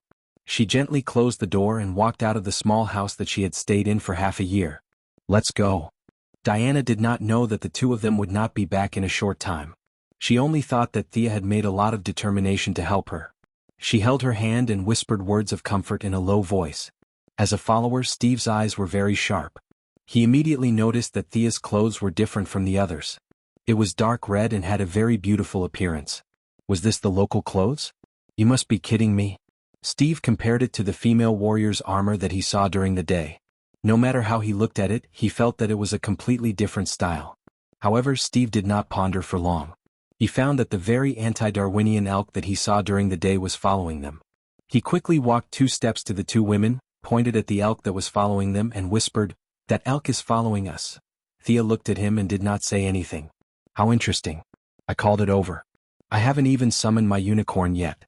Won't you faint when you see the unicorn? That's our oracle, our friend, Diana kindly explained. Steve's mouth was wide open. This elk is amazing. Can grow. This is against Darwinian evolution. Do you know Darwin? Anti-Darwin? Thea's eyes lit up when she heard the word. Steve was about to explain the latest human research to these uncivilized natives when Thea ran to the elk and hugged its head happily. You've been with me for so long, but I've never thought of a good name for you. Just now that psychic reminded me. Anti-Darwin. Fandral Staghelm. What do you think of the name? The elk rolled its eyes in a very human-like manner. Thea did not feel embarrassed at all and said, Fandral in that world dreamed of having a pair of antlers that symbolized the great druid. You're much happier than him. It settled then. Thea, who had trouble naming, felt as if a huge burden had been lifted off her shoulders. She sighed with a face full of happiness, and her footsteps became lighter. Have you made up your minds? The 2 girls had not gone far from the central settlement when Hippolyte and Antiope both emerged from the shade of the trees. Mother. Your Majesty. There was a moment of silence. Artemis, can I have a word with you? Hippolyte unexpectedly went to Thea first. Why are you looking for me? Thea was a little confused. It seemed that there was nothing for her to do here, but she respectfully went to the side to listen to what the queen had to say. But the queen's first words shocked her. You're not from this point in time, are you? Are you from the future? This. Thea looked at the queen's very calm expression. It seemed that the queen was certain of this matter, and she could not think of an excuse even after racking her brains. You don't have to rush to deny it. I have followed the King of Gods to witness the prosperity and decline of the empire, the birth and death of species, and I have also been in contact with time travelers. I just want to ask you 2 questions. Who knows the future? Your Majesty, please speak. In the face of this knowledgeable Zeus mistress, Thea was really helpless. God knows what equipment she had on her, so she could only try to be as humble as possible. Is Diana in danger on this trip? Will her honor be recognized in human society? This trip was scary but not dangerous. For the first question, Thea answered very straightforwardly. If you ignore the fact that you gave her the God Slayer, there might not even be a scary answer. As for the second question, Thea thought for a moment before she said word by word, human society will not recognize a demigod at first, but in the end they will recognize Diana's heroic deeds. Then I'm relieved. Keep this as a souvenir. Paradise Island will always welcome you, the queen said as she handed Thea an emerald green ring and walked towards Diana with a smile on her face. Oh my God, Thea felt touched the moment she saw the ring. Not far away the elk also instantly looked at the ring. This is Artemis's ring. This is definitely one of the equipment that Hippolyte swindled. This woman is too sneaky. She took the equipment that originally belonged to her and gave it to me before I left. Thea has to accept her kindness and thank her. The moment Thea received the ring, she understood the operation principle of the ring. This was the elk's habitat, an equipment made with divine power. The space in the ring was very large. Although the main purpose of the ring was for the elk to rest, she could also discuss with it to put other things. Thea burst into tears. Finally she had a space ring. Finally she didn't have to force the equipment into the unicorn's space. Thea, who had suffered a lot, thought of another matter. Your Majesty, about Niabi? She is a proud Amazon warrior. She will return to the tribe. The queen said faintly. Thank you for your kindness. Thea was completely fine. She happily put the ring on the ring finger of her right hand. She also understood the meaning of women wearing rings. The ring finger represented passionate love. Presumably through this move she could repel a lot of flies. In fact, how could people be so particular? Marvel next door wore 10 rings and no one gossiped. She had just started her journey. In the future there would be more and more magic rings. Thea put the elk back into the ring and stood alone, watching Antiope constantly instructing Diana. Finally, he put his forehead protector on Diana's forehead, patted her shoulder and left alone. When the queen finally left, Diana's face was miserable. She hugged Thea and said with a choked voice, Mother said that if I leave I will never come back. Thea patted her on the back and comforted her, as long as you complete your mission, you will come back here one day. This is your home. Go summon up your courage. This is your destined path. No matter what the road ahead is, I will accompany you to finish this journey. Sure enough, when the sense of mission was mentioned, Diana recovered most of her spirit. Although she was still a little depressed, she finally raised some fighting spirit. Chapter 220. The night mist lingered around the 3 of them and it was quiet all around. Only the sound of the queen's horse's hooves gradually faded away. Thea pulled the sad Diana and said, Don't look back, let's go. Originally, Diana might have blamed herself for the death of her people and Antiope, and the strong sense of guilt had driven her to embark on this road of self-exile. But now Paradise Island was almost intact, and there were a few more German captives for the female warriors to study in their spare time. Although the sense of mission in her heart had not diminished at all, the motivation to leave was obviously not as strong as in the original timeline. Although Thea could not guess the reason, she could see that Diana's intention to leave was a little shaken by Hippolyte's words. She could not say too much to comfort her. Anyone who knew that they would never return to a place where they had stayed for 5,000 years would hesitate. Diana, a little white flower who had never been in contact with human society, would have a faint fear of the outside world. She had to force herself on him. Thea forced Diana onto the boat. As for Steve, he had already jumped onto the boat and waited for them. This boat doesn't seem to have any oars, right? As a spy, Steve still had the ability to observe people's expressions. Diana's mood was obviously not right, and he did not dare to talk to the 2 women now. He looked around the palm-sized boat and did not see any power plant, so he could only ask Thea, who looked a little kind-hearted. No oars. In the original plot, how did they get off the island without oars? Thea glanced around and did not see any oars. Did the 2 of them float out? She was too lazy to look for them. After leaving the vicinity of Paradise Island, her physique of absorbing light finally returned to normal. The quiet night sprinkled a large amount of moonlight on her pretty face, covering her with a hint of holiness. Once again, Thea summoned the magician's hand, which scared Steve so much that he peed his pants, and controlled the boat to raise the sails. Thea had learned this knowledge when she watched old Robert sail out to sea when she was a child. She then released a strong wind spell and the wind blew on the sails. The boat almost left the shore of Paradise Island at full speed. So it's a sail control system. You guys are pretty advanced. I thought you guys were using oars. Steve felt a little embarrassed. It was dark and he really didn't see the lone mast. In order to make himself look less stupid, he quickly explained. Thea waved her hand, too lazy to listen to his explanation. Do you know where we are now? Or how far is it from London? You don't even know where you are? Steve despised them in his heart. After all, they were uncivilized natives. However, he still said politely, I was flying from Germany to England. I don't know how the route deviated from the sea. I should be in the North Sea now. Do you know the North Sea? Cut the crap. I know the North Sea. The Quinn Group had a branch in Norway, but that was a century later. Thea had been to Europe when she was a child and she had seen some of the landmarks. Now that she was treated like a barbarian by Steve, she couldn't help but feel annoyed. She felt the magic power in her body. Under the night sky, the consumption of her spells would be reduced to a certain extent. Putting magic power on the surface of her body, she slowly rose into the air while Steve looked as if he had seen a ghost. When she flew to a height of 100 meters, Sia used her divine power to open the Eye of Horus. 1 nautical mile to the south there was nothing. 2 nautical miles, 5 nautical miles, 10 nautical miles, nothing. She turned her head and looked north. 1 nautical mile, 3 nautical miles, and finally saw the coastline 7 nautical miles away. She carefully looked at the clothes and signs of the people on the shore. She looked away and slowly landed on the boat. She looked at Steve speechless. North Sea, my ass. This is the Eastern Mediterranean. 7 nautical miles to the north is Crete. It was impossible. In the movie, the two of them didn't use oars. They had no direction and drifted from Paradise Island to London in one night. That was too close to England.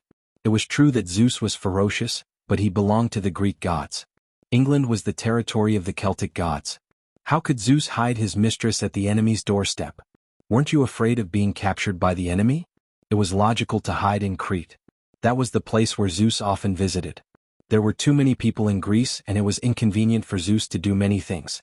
Crete didn't have such concerns. The nearby islands were scattered all over the place. It was the perfect place to hide his mistress. Crete. Steve's geography score was very good, but he was confused.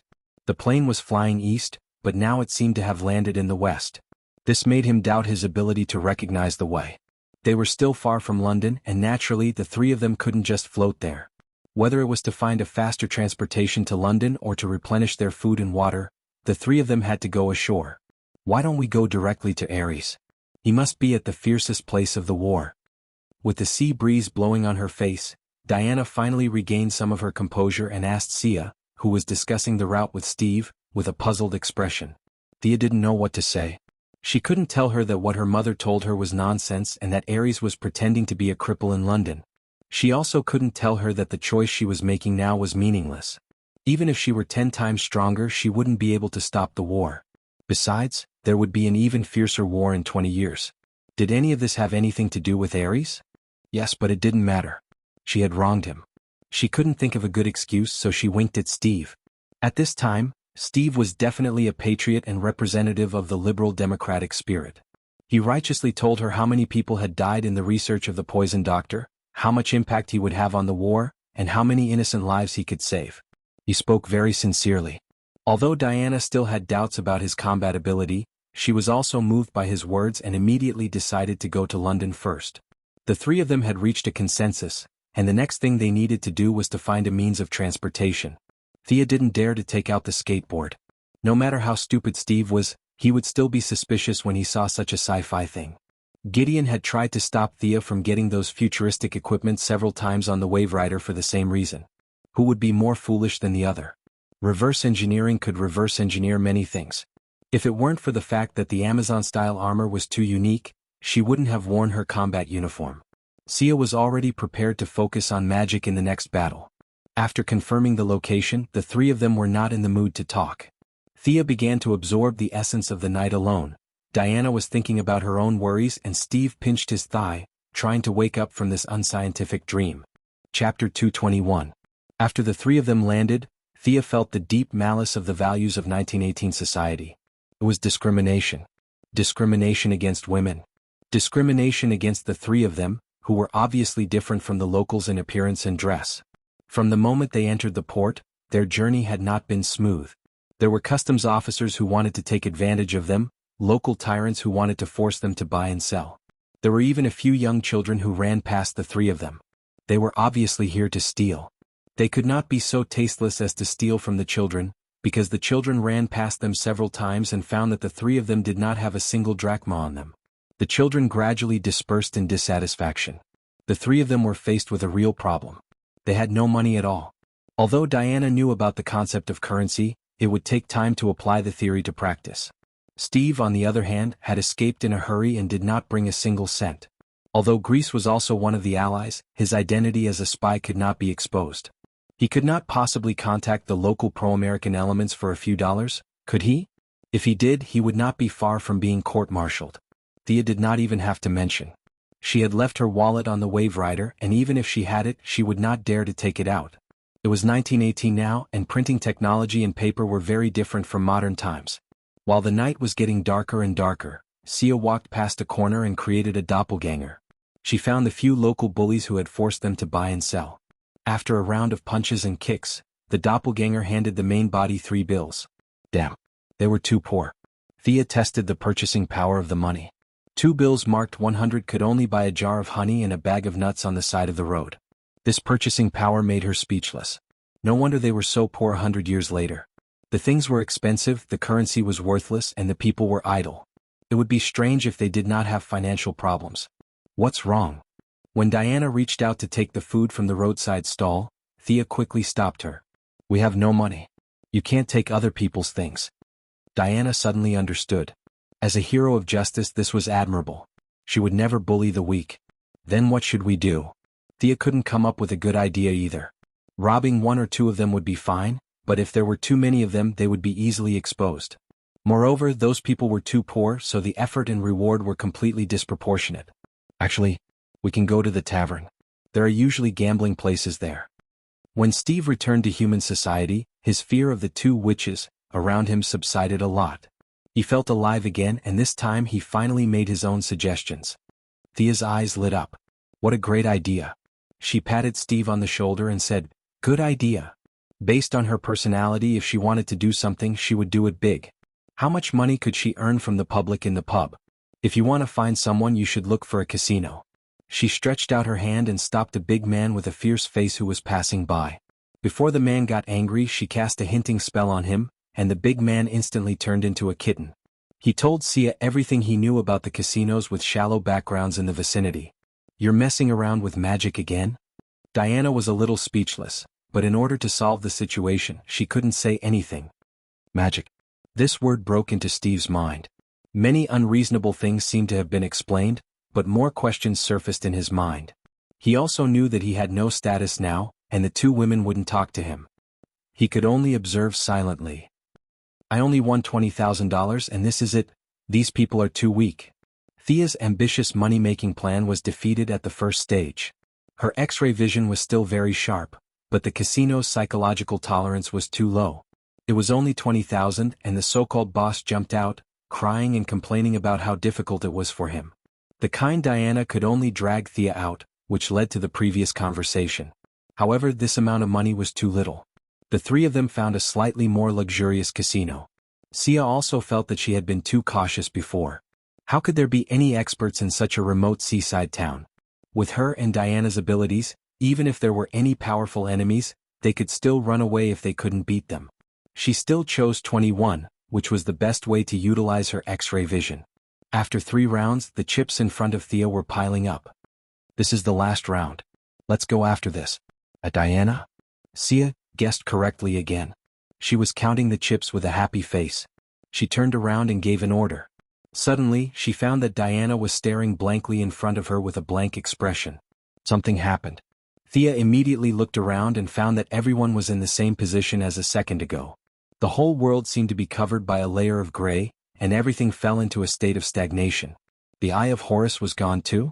When Thea wanted to observe the nearby movement, she unexpectedly found that the Eye of Horus was not activated, as if it didn't exist at all.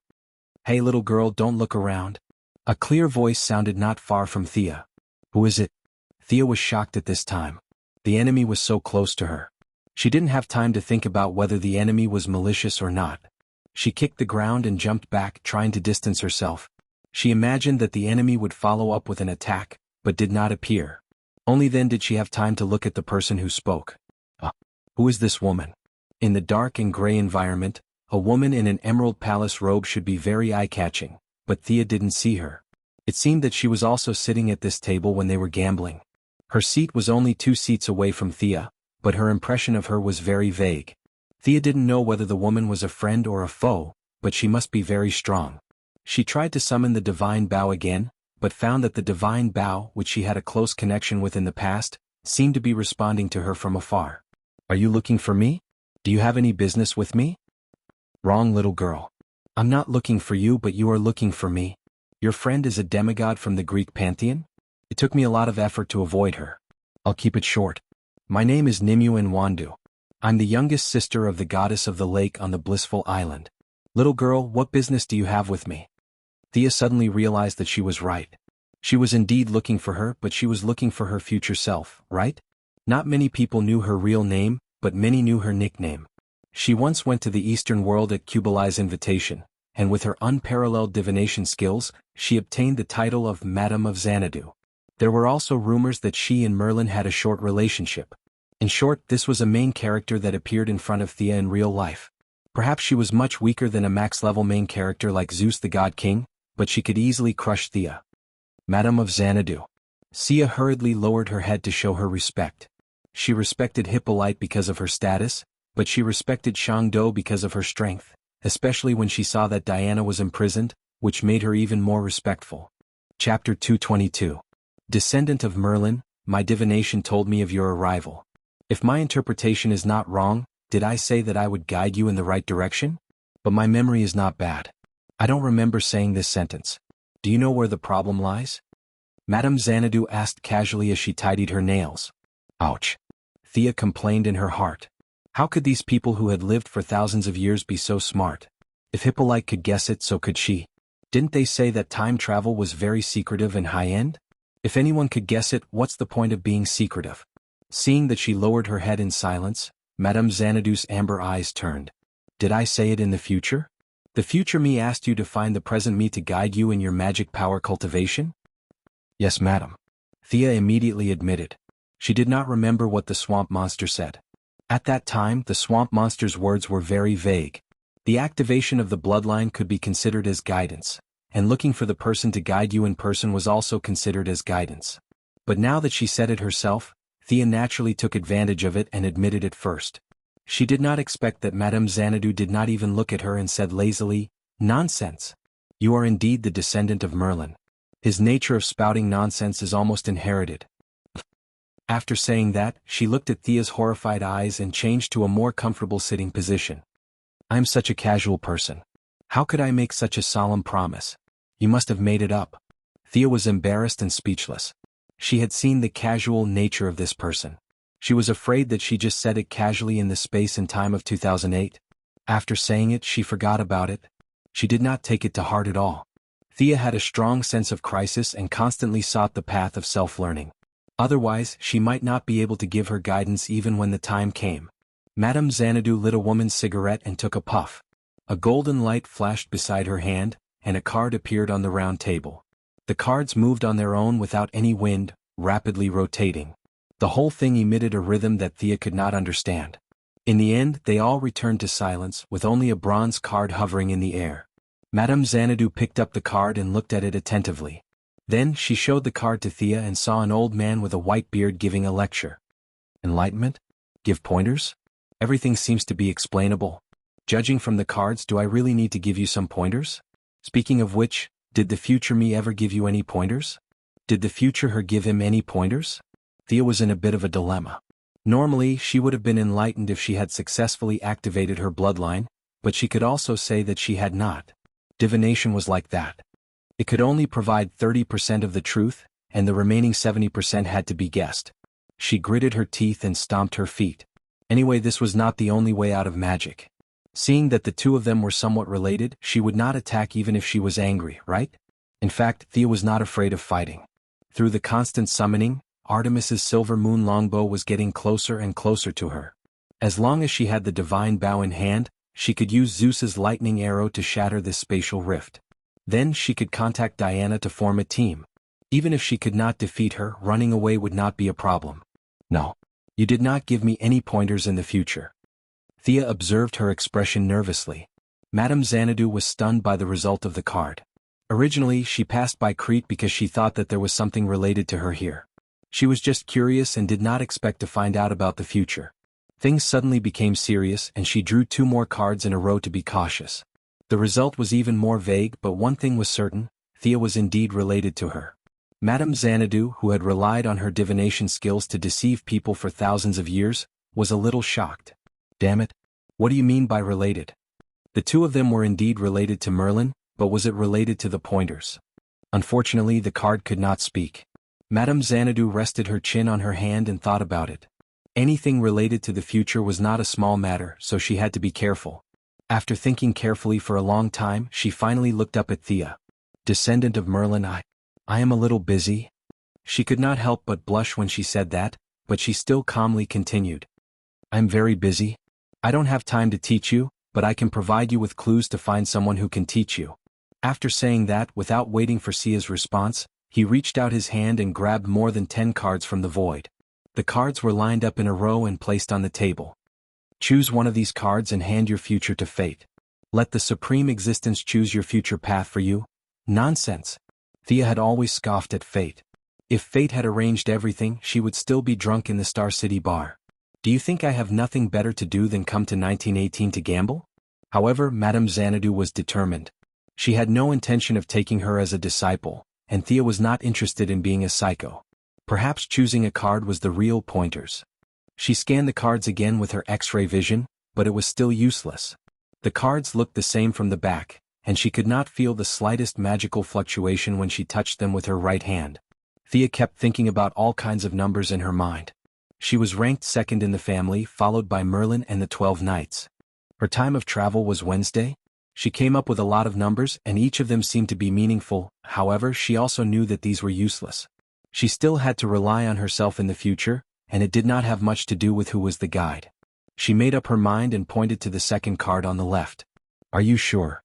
Madame Xanadu received her confirmation and flipped the card open. On the card was an infantryman wearing cotton clothes and holding a spear.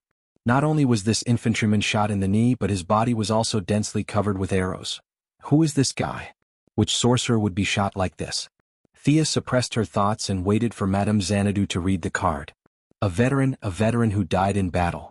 Considering that this matter involves me and Merlin, this guy's family history can be traced back to Arthur's time.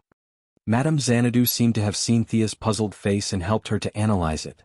This card is very new, which means that this person died not long ago. Since it involves Arthur, it means that he is also British.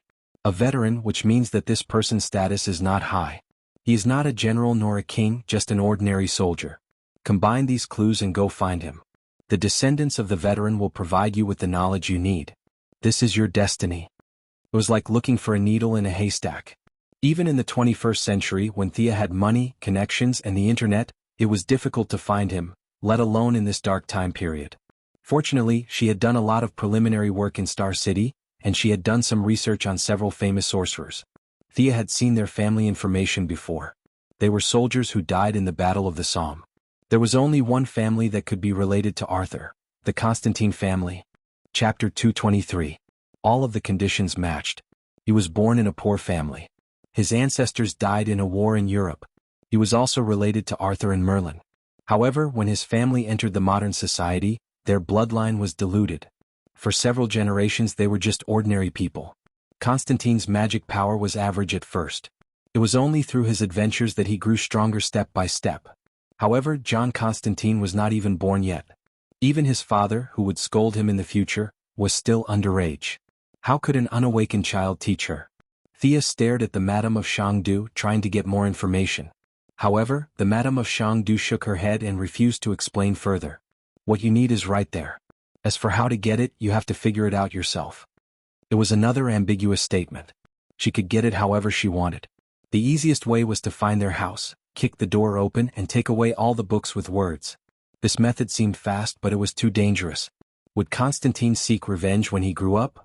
Of course he would. He was a man nicknamed Slag Kong. His bottom line would not be much higher than a transmigrator's. Thea did not want to return to Star City to find a group of demons playing Fight the Landlord in her house. If the hard way did not work, she could only use the soft way. As long as his father was willing to give her the magic book, he would not have much of a problem. However, what did his father lack now? She could only act according to the situation after she found him. Seeing that the Madame of Jianghu was about to remove the barrier, Thea suddenly thought of something. She could ask this expert, "Madam, please wait for a moment. I have another thing that I need your help with." The Madame of Jianghu might have felt that it was too much to send Thea away so hastily. She retracted her arm and sat down, ready to listen to what she had to say. "I have an ancient Egyptian talisman. If I use it directly, I am afraid that it will attract the attention of the gods. Is there any way for me to absorb the talisman's magic power without alarming the gods?" Thea knew that it was not good to show off one's wealth. However, the Madame of Jianghu was a Celtic deity.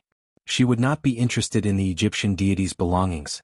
Thea was betting that the Madame of Jianghu was not interested in her belongings. Unfortunately, Madame Xanadu's expression was as calm as water, and no one could tell what she was thinking. "Can you take it out for me to see?" Thea shrugged. "I can't take it out in this barrier." "Pa!" Madame Xanadu snapped her fingers and said, "It's done now." Thea immediately felt the connection between herself, the bloodline space and the divine bow. She stole a glance at the Madame of Xanadu. She had such a strong understanding of space. Compared to Vandal, Hawkgirl and Queen Shi, who had lived for countless years, immortality was the greatest benefit for people with mana. Now was not the time to think too much. Thea quickly took out the jade box from her ring and placed it on the table. When she was on the ship, she had already moved everything into the spatial ring. The unicorn cheered for a long time. Madame Xanadu reached out and opened the jade box. She exclaimed softly and laughed instantly. "Isis, you bitch, you've actually fallen to such a state." "Ah." Thea looked at Madame Xanadu, who was laughing so hard that she was out of breath. She could see that these two had a grudge against each other. It was good to have a grudge. The enemy of my enemy is my friend.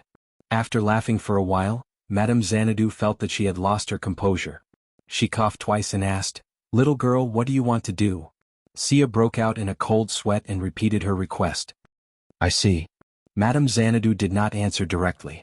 Instead, she looked at Thea from head to toe with her amber eyes and lowered her head to think. "Originally, I wouldn't answer your question, but since you made me happy, I'll give you another piece of advice. This amulet is indeed full of magical power. It's wise that you don't dare to wear it rashly. However, no matter how strong it is, it's still a dead object. There are still many things in the world that can restrain it. As for absorbing it, although there aren't many ways, there are still ways." Madame Xanadu paused for a moment. "There are some ways to do it, but you may not be able to use them." Thea also understood this logic. There were countless powerful people in the world. What was the use of telling Thea that the anti-life equation could solve this amulet? It was not realistic at all. "Then what do you mean?" Thea could not figure out what this old woman was thinking. Madame Xanadu snapped her fingers and countless cards appeared in front of the two. "Divination. Divine the most suitable method for you. Then hurry up and start." Sia found that after Madame Xanadu finished speaking, she crossed her legs and didn't say anything. What did she mean? Thea's brain spun a few times. Fortunately, she was smart enough to understand immediately. What the hell, she wanted something. She definitely did not want money, so it could only be magical equipment. Thea tried to take out the black mist dagger and shook it. Madame Xanadu did not even lift her eyelids. As expected, this dagger's level was too low. Thea rummaged through her bag again. This seemed to be quite suitable. She took out the orb of Horus that she had found on Purgatory Island. With the fall of Horus, the magic power of the orb had inevitably begun to decline. She had temporarily sealed it and planned to return to Star City to absorb it. Now, for the big amulet of Isis, she could only sacrifice the small orb of Horus. The orb of Horus attracted Madame Xanadu's attention. She looked up and down at Thea again. "Descendant of Merlin, as the chosen one of the Greek gods, are you going to fight to the death with the Egyptian gods?" At the mention of this, Thea almost cried. She did not want to. Who knew that the enemy gods she met back and forth were all from Egypt? Coincidentally, they were from the same family. She was also wronged. She had no way to reason with them. Now she had to explain that she was innocent. The Eye of Horus and the divine blood were all given to her by others? She had to be believed first. She nodded and accepted the fact that she was the sworn enemy of the Egyptian gods. Madame Xanadu was a little moved. She weighed the orb and said encouragingly, "Using your son's things to exchange for your mother's things. You're doing a good business. I see that you're a pleasing junior. Let me help you with divination this time?" Thea pursed her lips. "Do you think I'm a noob? Your divination costs nothing. You make it sound like you're the one who suffered a great loss." After receiving her reward, Madame Xanadu didn't waste any more time. Her 10 fingers continuously swept across the cards as she chanted an unknown incantation. It wasn't until her eyes turned white that she finally grabbed a card and stopped. The card faced Thea and flashed. There was a demon drawn on it. An old man was lying in front of the demon, and a sword was stabbed into the old man's side. Chapter 224. Madame Xiangdo looked at the card and said with uncertainty, "Old man, the devil and the sword. The key should be the sword. This person should have been in contact with you. Okay, whatever you think has nothing to do with me." It was really difficult to deal with Madame Xiangdo. If Thea did not know the plot and had good analytical skills, she would not have been able to find the answer with her divination. Through these clues, Thea thought of a person, the ninja master. This old guy was known as the leader of the devils. In the original plot, he had the sword that severely injured Thea.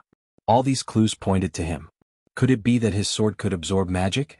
Thea instantly wrote down the master's name in her little black book. She was going to borrow the master's sword when she returned to the original time and space.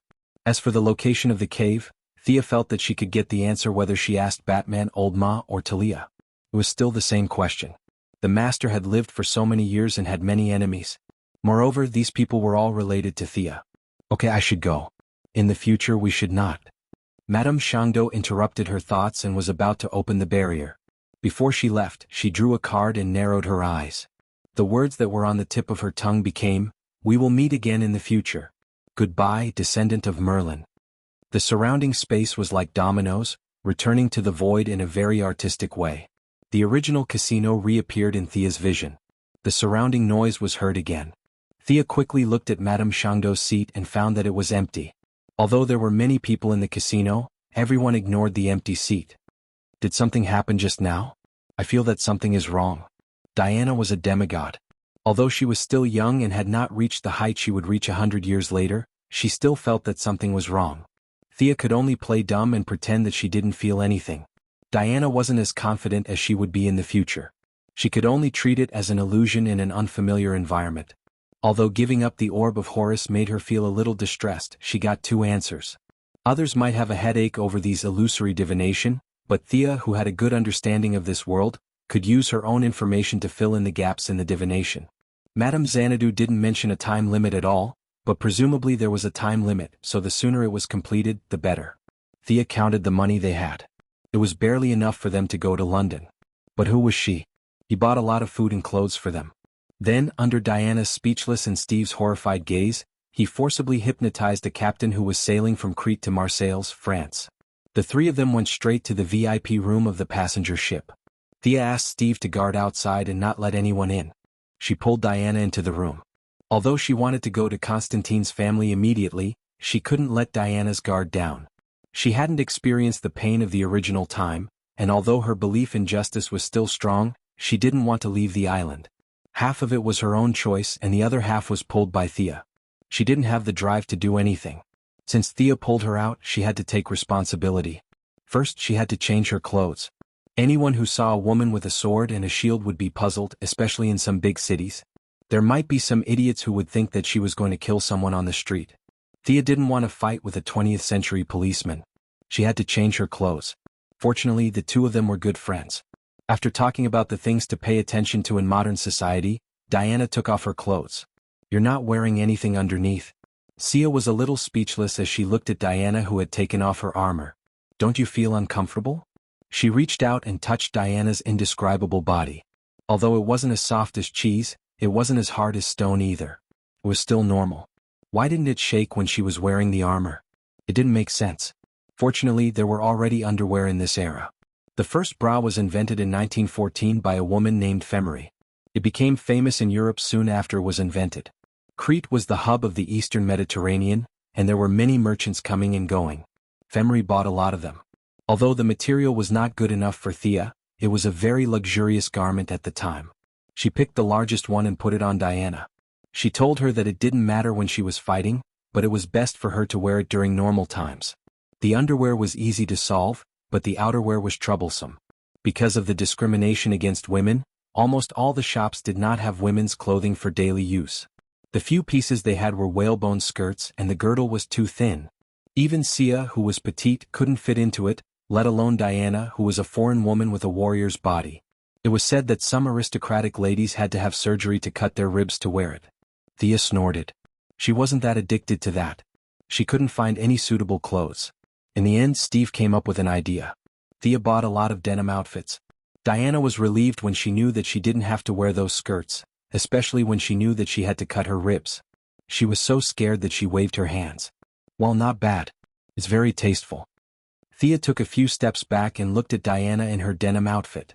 Her blonde hair was loose, and she was wearing a brown vest over a white shirt. She was wearing a pair of beige pants and black boots. Diana did a few punches and kicks on the spot and found that it didn't affect her strength at all. She was quite happy. As for her equipment, Thea had already thought about it. She found a huge backpack. Except for the shield, which took up a little space, everything else could be put in it. From the outside she looked like a hiker. She didn't look out of place. The three of them got off the boat in Marseille.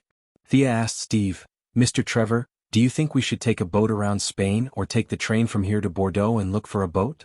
No matter how stupid Steve was, he could tell that Sia was definitely not a native, especially when she was compared to Diana's curious look. He thought for a moment and said, "The speed is about the same. There are too many people on the train and your friend." He pointed at Diana. "Well, let's continue to look for a boat. It's best if it goes directly to England." God, Diana put it down. Thea was discussing with Steve when she suddenly saw a fat woman holding a baby pass by Diana. Diana's eyes lit up when she saw the baby. A human baby. Like a child who had seen a new toy, she quickly held the baby in her arms and waited. It seemed that she wanted to confirm whether Hippolyte's theory that babies were all angels with wings was correct. She threw the baby into the air. Chapter 225. Oh my God. Thea leaped forward and caught the baby when the fat woman screamed. She glared at Diana, who was still confused, and quickly returned the baby to the fat woman. The fat woman was not going to let it go. She kept yelling. Thea could not understand her local French, but she did not think that she was welcoming them to her house. More and more people gathered around because of the fat woman's yelling. Thea could not use her suggestion spell in public, so she could only try to please the fat woman. However, the two did not speak the same language, and the fat woman was cunning like a commoner. She threw a tantrum and threw a tantrum. Diana seemed to have realized that she was in trouble. She lowered her head and silently watched the situation unfold. Thea's memory was very good. She learned some French from the fat woman's habit of speaking and the discussions of the people around her. However, she did not understand the so-called most beautiful language at all. She forced herself to communicate with the fat woman, and after paying a lot of money she finally got the fat woman's forgiveness. "I'm sorry." Diana saw that the crowd had dispersed. Thea's face was pale and she stepped forward to apologize. When Sia asked Hippolyte why she had thrown the child away, she almost fell to the ground. Hippolyte's habit of running her mouth was too much of a cheat. Fortunately, it did not cause any bad effects. Thea quickly explained the normal human life to Diana. As for whether there was any conflict with the story of the Queen, she would let Diana figure it out herself. After this incident, Thea did not dare to leave the house alone. She decided to let her familiarize herself with the place for a few more days. Of course, she could not just lecture Diana all the time. Although Diana looked mature, she was still a naughty child. She needed to be rewarded after a lecture. "Here, try this." Thea passed a piece of ice cream to Diana and took one for herself. She licked it. Yep, the sugar content was ridiculously high, and it was not as good as the taste in the future. However, she had been eating wild game on Paradise Island for half a year, and it was not bad to change it to something sweet. In a good mood, Thea even waved at Steve with the ice cream in her hand, signaling him to pick one too. Steve shook his head quickly. What a joke. Two young girls could eat ice cream on a romantic French street. He was an American who was deeply influenced by the serious and rigid atmosphere of the British. This guy doesn't know how to enjoy life, Thea thought to herself. She then ignored him and started to care about Diana's first experience. Desserts were indeed the best weapon to deal with girls. Regardless of whether this girl had lived for 5,000 years, Diana was instantly conquered by the delicious ice cream. She stared at Thea with shining eyes and said, "I want more." At that moment, all thoughts of Ares were forgotten. Diana only felt that her mouth was surrounded by the sweet taste of the ice cream. It was as if a heavy burden had been lifted off her shoulders. Naturally, Thea observed her mental state. It was incredible that ice cream had helped a demigod to affirm her beliefs. To prove her beliefs, Thea bought all the ice cream and found a secluded place to freeze them one by one with frost ray. Although she did not have the water element and did not know any ice spells, she was still able to cast such low-level spells that were almost like magic. Steve was no longer surprised by the earth-shattering things she had done. He calmly watched as she froze the ice cream with her hands and volunteered to carry the heavy responsibility of carrying this large pile of desserts. Thea gave him a look that said, "You're smart." The three of them found a passenger ship to London and began their journey at sea. "Hasn't your partner arrived yet? We've been waiting for 2 hours." Steve leaned against the corner of the wall, constantly looking at the passers-by around him, and asked anxiously. "She said that she had something urgent to attend to at a place called Liverpool. She asked us to wait for her until sunset." Diana was not in a hurry. She said slowly while licking the ice cream in her mouth. "Liverpool? That's more than 300 kilometers away from London. She boarded the ship at the same time as us. Did she fly there?" Steve felt that after meeting these two women, his inherent common sense was violently challenged every day. It was not unusual for anything to happen to these two women. Although he knew the answer in his heart, he could not help but complain. Phew. I finally found you. You're in a very remote place." The one who ran over while panting was naturally Miss Thea.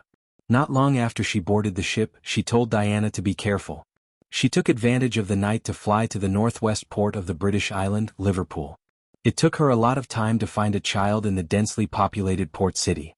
After controlling 2 counselors, 7 tax officers and 11 gang leaders, she finally found the father of the future John Constantine, Thomas Constantine. At this time, Thomas was still a child. His father had died in the Somme, so his family was extremely poor. After finding the child, everything went smoothly. When Thea was ready to use magic, she found that although the child did not show any signs of magic awakening, his blood had a natural magic resistance. Mental control and other methods were immediately dispelled.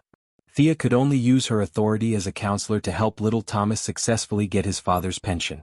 While he was away from home, she secretly sneaked into the Constantine family's old house. The search went smoothly. Soon she found 5 thick black-covered magic books. Thea did not dare to pack up all the books, as she was afraid that it would affect John Constantine's development in the future. Instead, she made a copy of the books. After arranging for a few government officials to keep little Thomas busy with some trivial matters, Thea copied day and night. It took her 3 days to finish copying all the 5 thick magic books that had been passed down from Arthur's era in the Constantine family. The knowledge was not high-end. In terms of depth, it was far inferior to the knowledge of the goddess chosen. However, it was very basic. Elemental magic, illusion, summoning, demonology, all kinds of rituals, all kinds of secret spells, and all kinds of knowledge. Some of the ancestors of the Constantine family had traveled around the world and recorded some secret places between the lines. These places looked very mysterious. Thea did not want to take a look. She was not Constantine. She felt that she had enough troubles. She was not curious enough to find trouble with all kinds of monsters. After doing all this, Thea looked carefully. After making sure that she did not miss anything, she rushed all the way to London. Using the Eye of Horus was the most convenient way to find someone. However, Ares was in the city. God knew if the fluctuation of divine power would alarm him. Thea could only rely on the stupid method. Chapter 226. Relying on Diana, who had also been blessed by Artemis, the two of them had divine power of the same origin. Thea took a few turns and finally found the two of them in a small alley who seemed to be underground gang members. After enjoying Diana's warm embrace, Thea asked Steve with a puzzled look, "Aren't you an American captain? Why are you so sneaky in England? Are you a double agent?" Steve leaned against the corner of the wall and waved his hand without saying a word. His eyes constantly scanned the pedestrians on the road, as if everyone was up to no good. "Hey, what happened to him?" Thea whispered to Diana. She had only been away for a few days. "There seems to be something wrong with him." Diana had been in human society for a few days and was not as straightforward as she was at the beginning. She looked at Steve and pointed at her head with her right hand. Thea quickly covered her mouth. She was overjoyed. Coward, spy, and crazy. With so many labels, Steve Trevor would not be able to seduce Diana no matter how charming he was. Great, great. She patted Steve on the shoulder and said, "Let's go and turn in the mission." Steve had some skills. He gestured for her to keep quiet and said in a low voice, "There's a gunman under the low wall, the one with the hat." Thea looked at him. He was not lying. Although the man was pretending to read the newspaper, his eyes were constantly scanning the pedestrians. He was indeed an enemy. Although she could not use her divine power, Thea, who had been an archer and a sorcerer for many years, could still find 3 people with similar characteristics. In the original plot, the nervous Diana thought that the 3 people were sent by Ares. Filled with a sense of mission, Diana almost went all out. She even used the lasso of truth to deal with the 3 small fries. Needless to say, this was all Diana's imagination. How stupid must Ares be to send a few armed spies to kill a demigod? Thea, who had obtained the Constantine family's magic book, was now more adept at using magic. She tapped Steve's shoulder with her left hand and said, "Okay, they won't notice you if you go out. Go and turn in the mission." "Am I invisible?" Steve looked down at his hands and found nothing strange. "Reduce your presence. According to what you know, the people around you will automatically ignore you. You will be fine as long as you don't do anything out of line. Of course you can't kill people. You walk in front and we will follow you." Thea didn't care if he understood or not and pushed him out of the alley. Steve was just an ordinary man. He couldn't withstand her extraordinary strength. He was pushed back at least 10 meters. Steve, who was suddenly pushed into the crowd, realized that no one was paying attention to him. Even the tall man who had suspected that he was going to harm him was still staring at the alley. How magical. "He can't see me?" Steve took a few more steps toward the man and realized that the man really didn't notice him. He was no longer worried and strode forward. Thea and Diana naturally followed from a distance. Thea hurried back because she wanted to see Ares' strength. London was definitely not a battlefield. The United Kingdom was the main force of the First World War, and the United States was still a bystander. There were all kinds of high-ranking government officials and allied generals on the streets of London. If there was a war of gods here, the damage to history would be devastating. Thea's patriotic heart was as big as a sesame seed. She didn't want to go back to 2008 and find that the people on the streets of the United States were all fluent in German. His sense of beauty is so unique. Is that his partner? Diana and Thea were walking not far behind. They saw Steve suddenly walk up to a short and fat woman. The two were talking and laughing, and they even hugged each other. Thea was still thinking about Ares. When Diana said that, she looked up at Steve. It was indeed a short and fat woman, but what the hell was a partner? She was Steve's secretary. Thea had some impression of this fat woman. She seemed to be a funny character. Since Diana had misunderstood, she would continue to misunderstand. Steve found his right-hand woman and was about to introduce her to the 2 women, but when he turned around he found that he could not see the 2 women. Needless to say, it must be the effect of the magic, again. He had just walked past his secretary and found that she did not notice him. It was not until the 2 touched each other that the secretary found him. Now, Steve completely believed in the existence of magic. He wanted to squat in the corner and write the word "convinced" on his face. He told his secretary to wait for him and walked away proudly. However, when he reached the entrance of the Allied headquarters, he hesitated. According to the witch, he could enter unimpeded with this magic. But what would he do after entering? A few generals were discussing loudly. Would he suddenly pat a general on the shoulder? Would he be treated as a spy and shot to death? The United Kingdom was now the first superpower in the history of human civilization. Shooting an American lieutenant would not cause any controversy at all. But he couldn't see Thea now and couldn't remove the magic. He was so anxious that he stomped his feet. Miss Thea finally saw him pacing back and forth at the entrance of the headquarters. An invisible wave dissipated from Steve's body. The guards at the entrance of the headquarters were standing guard when they suddenly saw a big living person stomping his feet in front of them. They were so scared that they almost wet their pants. This assassin was too skilled.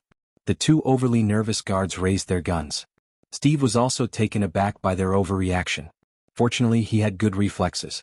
While dodging the gun that was aimed at his face, he handed over his ID. The guards looked at his ID and saw that he was an American captain. They didn't believe it at all. It was too easy for such a skilled assassin to forge a captain's ID. They couldn't let him in even if he showed the ID of the British Prime Minister. Steve couldn't defend himself. Fortunately, at the critical moment, the German spies temporarily attracted the attention of the guards. 3 German spies were originally watching the alley when they suddenly heard the noise. They saw Steve talking to the guards. The 3 of them looked at each other, threw away their disguises, and went to kill Steve with their pistols. Unfortunately, they were too late. The 2 sides were 100 meters apart. The guards were already very nervous. When they heard the gunshots, they immediately returned fire. The street was in a mess. Under the constant crowding, Thea and Diana automatically removed the magic effect. Diana looked at them and asked uncertainly, "Are they Ares men?" "They are all Germans." "Who are Germans?" "Those who come to our paradise island are Germans." Thea was too lazy to talk about political issues. It was meaningless to say too much. She would let Diana figure it out herself in the future. Chapter 227. As expected, Diana immediately understood what was going on. She was not particularly clear about the grudges of the outside world, but the people who wanted to kill her sisters on Paradise Island were undoubtedly bad guys. Should we go and help? Help what? There are only 3 enemies in total. Look, the reinforcements are here. Thea was a little impressed by the 3 German spies. They were really not afraid of death. 3 people rushed out of the Allied headquarters with 3 pistols.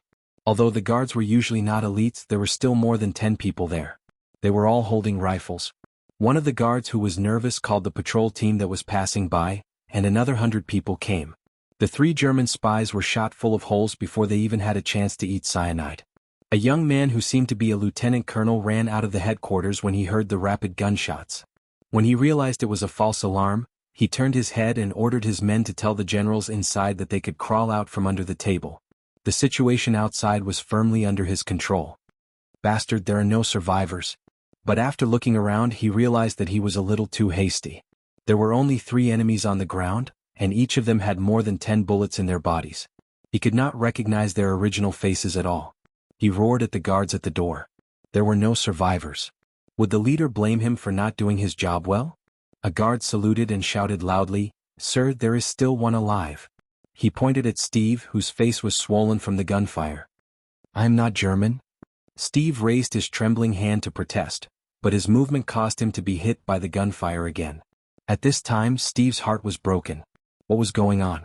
He was thought to be a German on Paradise Island, and now he was back in the headquarters? He was wronged. The results of years of training finally showed. He methodically explained his origin, code name, and superior contact in an orderly manner. The British lieutenant colonel listened to his explanation coldly and waved his hand to stop the guards from continuing to beat him. "Bring him in to see the general." After saying that, he walked inside with his hands behind his back. In his heart, he had already confirmed that the guy on the ground with his face swollen like a pig's head was not a German, but he had no intention of apologizing at all. He had already beaten him up. As a distinguished soldier of the British Empire, what was wrong with beating up a few Americans? He deserved to die. The 2 women watched as Steve was dragged into the command center. "Isn't it inappropriate for us to just stand here and watch?" Diana was a little soft-hearted. Although she did not see anything special about Steve, he was still her companion after all. Now that she saw him being dragged in like a dead dog, she felt a little sympathetic. Thea also felt that her magic seemed to have caused some trouble. She felt a little guilty. That was not how the original plot unfolded, was it? Fortunately, nothing unexpected happened. Everything was still within the general range. What could she say now? He could only force himself to explain that this was the fastest way to meet the general. Fearing that Diana would not believe her, Thea even told her about the relationship between Britain and America. Steve was an American soldier. If he was respected in the United Kingdom, it would be detrimental to his future development. It was good as it was now. People did not like him. The United States could rest assured that he would not commit treason, and the British would not like him. Look, Steve's partner is standing outside the door as usual. In order to prove that her words were reasonable, Thea pointed at the fat secretary who was standing at the door in a daze. Was he scared out of his wits? Although Diana was a little confused, she was still fooled by Sia's expression that said there was a lot going on here and she couldn't tell too much about it. She nodded thoughtfully. "What about us? Let's go in and have a look." The 2 women used the suggestion spell again and swaggered in. The original space-time should have been a noisy meeting, but after the first gunshot outside the door, it quickly quieted down. Then, like a spring that had been pressed to the limit, the entire venue was in chaos. Ares, who was giving a speech on the stage and pretending to be a peaceful person, was very angry. Although his words were false and he himself did not believe them, he was still very depressed that the results of his speech had been completely ruined by the noise of the crowd. Facing the two women who followed Steve in, he glanced at them and pretended not to see them. He despised them in his heart. How could they come in with the suggestion spell when they did not even know how to be invisible? No one could stop him after Zeus. The generals, dignitaries, and representatives of the allied nations at the meeting were frightened by the gunshot. Now that they saw Steve being escorted in, some of them refused to listen to any explanation and clamored for Steve to be hanged. Of course, Ares could not let his important pawn die, so he pretended to be kind and tried to explain for Steve in the conference room. This guy is Ares? Thea quietly looked at the guy who looked a little like Professor Lupin. His disguise was so good that there was not even a trace of divine energy fluctuation. However, her intuition told her that this guy was not too strong. Thea was now considered to have seen a lot of things. Whether it was Artemis who did not dare to leave the divine kingdom, Horus who jumped into the main material world, or the demigod Diana and the Madam of Xanadu, she had seen a lot of powerful people. The Ares in front of her was not even a projection. At most, he used the war in the mortal world to extract a trace of energy from the law of war to create an avatar. Thea might not be able to defeat this guy with her current strength, but with the divine bow in hand, escaping was not a problem. Could this guy really absorb enough energy from the battle with Diana to let her go home? Thea rubbed her chin and kept thinking. Ares did not know that his strength had been despised. With his efforts to mediate, everyone angrily gave up the idea of killing Steve directly. The dignitaries left in anger. As for whether they went back to change their pants, no one knew. The patriotic young man, Steve, did not bleed or cry. He thanked the lame knight Ares for speaking up for justice. After escaping death, he finally remembered his mission. Then he realized that he could not read a single word in the Professor of Poison's notebook. Diana wanted to rush out and do a promising job as a translator, but Thea quickly cast a mute enchantment to cover the two of them and stopped her. What a joke. The Allied nations were currently at war with the Allied nations. This wasn't a war between two villages. It was a war involving dozens of countries. There were at least hundreds of languages involved. The poison professor wasn't an alien. How could the Allied nations not know each other's language? If Diana rushed out at this time, it would make the Allies look incompetent, and the generals would lose face. Especially in such an era of discrimination against women, it would make these people look worse than a woman. No matter how great her contributions were in the future, these people would automatically ignore Diana's achievements when they thought of today's predicament. This would be very disadvantageous for her, who was determined to protect mankind and integrate into human society. Even if these so-called big shots died in the future, their thoughts would still be passed on to the next generation. If the initial impression was bad, it would be too late to remedy it in the future. Chapter 228. It was 1918, not the beginning of the war but the end of the war. All kinds of materials and personnel were needed to serve the war. One of the general's secretary quickly called an old man with thick glasses from downstairs. The old man's knowledge was not to be underestimated. Without much thought, he finished translating the notes in the notebook. A few of the Allied generals listened to the old man as he finished reading the notes of the Doctor of Poisons. Very formally, they expressed that they understood. Captain Steve Trevor, you did a good job. You can find a place to rest now. Steve was enraged by the bureaucratic habits of the generals. He scolded them for not doing anything. Then he very vividly demonstrated what it meant to be beaten out in front of Thea and Diana. Looking at Steve being dragged out, Diana was puzzled. She whispered to Thea, "Why did the human generals ignore what was about to happen? Are they under a spell?" From the corner of her eye, Thea saw Ares, who was pretending to be a cripple, twitching his ears. She knew that her mute enchantment would not be able to stop him if he wanted to listen. She pretended not to see through his disguise and he pretended not to see the two of them. Thea could not say too much about Diana's question. The current Diana was not as determined as she was in the original time. If she said that human society was too dirty, she might just go back to Paradise Island like Zhu Beiji in Journey to the West. To prevent Ares from seeing through her, Thea could only pretend to be serious and said, "I did not feel the fluctuation of magic. Maybe these generals are timid. Childish Amazons." Hearing Thea's words, Ares snorted. His perspective was too high. Although he had some doubts about the existence of a pure warrior tribe like the Amazons who knew magic, he did not take it to heart. From the short contact with Steve, he read a small part of Steve's surface memory and knew that the Amazon that appeared out of nowhere was called Artemis. He knew the name of the goddess of Paradise Island very well. He automatically thought that the divine power in Thea was an appendage of the goddess name. At most, he was surprised that his goddess sister, Artemis, was still alive and had divine power. However, he did not take it to heart at all. Sure enough, Diana did not think much after hearing Thea's explanation. She just looked at the leader of the Allied generals with disdain, treating this political compromise as cowardice. Diana shook her head and said to Thea, "Steve's mission is complete. Let him continue his mission. Let's go to the front line to find Ares. I want to cut off his head and end this war." Thea looked at the resolute Diana and her face twitched a little. She did not dare to look at the dog head in the room. She was afraid that the god of war would not follow the script and directly transform in London. She could only valiantly say that this was her mission and let's go quickly. She pulled Diana out of the headquarters. Although without Steve as a burden, Diana still could not fly at this time, and Thea did not want to take out the skateboard in the daytime. The two could only buy a ticket to Belgium and prepare to go directly to the battlefield to find the illusory Ares. Thea had plundered the local gangs in Liverpool and had piled up a lot of pounds in her elk ring. Although she was not a millionaire, she was now a small asset.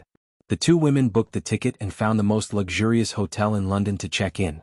After changing, Thea was holding an introductory black magic book and reading with great interest. There was a hurried knock on the door. "You are? Mr. Trevor?" Thea opened the door and saw a man with bruises on his face. It took her a long time to recognize that it was Steve, whom she had been separated from for a long time. The patriotic young man Steve looked tired at this time. "I have been looking in the hotels in the city for a long time and finally found you. You have to help me." Steve was depressed. He did not dare to use the American intelligence personnel, so he could only ask around from the port train station and found that the two women did not leave the city. He judged that the two women did not have much money and initially found small hotels. In the end, he almost searched the entire London before he found the two women in the most luxurious hotel. "Miss Artemis, I need your help. You must have something you need my help with, right?" Steve was about to give up, but he did not expect to unexpectedly receive the help of a knight who had difficulty moving. The kind knight inadvertently mentioned that he could find a few helpers and act alone. Steve did not know that all of this was a hint from Ares and thought that it was his own idea. He thanked Ares profusely and ran all over the city. He was exhausted and finally found the two women. Sia had already expected this. Ares's thoughts were not difficult to guess. He wanted Diana to see the evil of human beings, and then her faith would be shaken. After that, he would use flowery words to confuse her to his side. So, the strategy he used was to kill people with a slow knife. You can watch as much as you want, the more you watch, the better. But his own divine power was far from enough to monitor Diana. In order to control everything, he worked hard on Steve. As long as Steve stuck close to Diana, the whereabouts of this group of people would be under his control. Thea of course welcomed this. Was there a better ending than completing the destined battle on the predetermined battlefield and collecting enough energy without affecting the timeline? Immediately he took Steve to see Diana. Steve acted out his inner drama again. How selfless he was, how he would not rub sand in his eyes. "For the sake of justice, for the sake of the safety of mankind, you must help me." However, Diana, who took the responsibility of protecting mankind as her duty, liked this and said that she would do her best to help. Steve asked about the two's itinerary and left.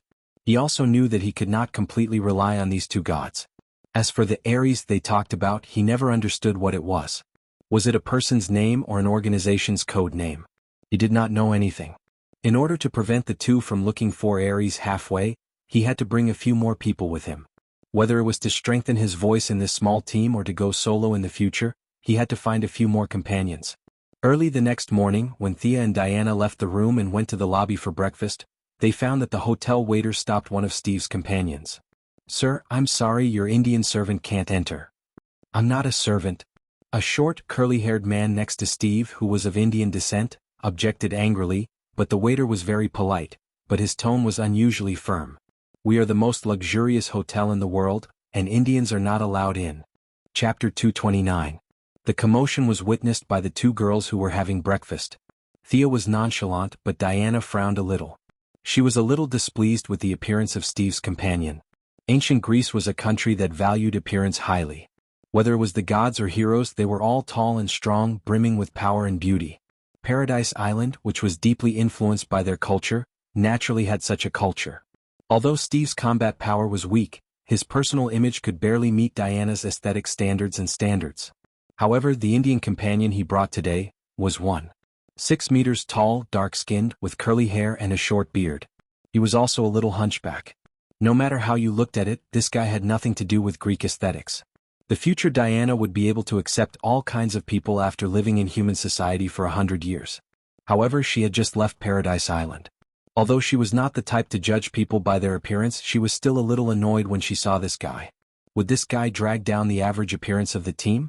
She could not help but feel a little resentment towards Steve. Fortunately, Steve did not come alone.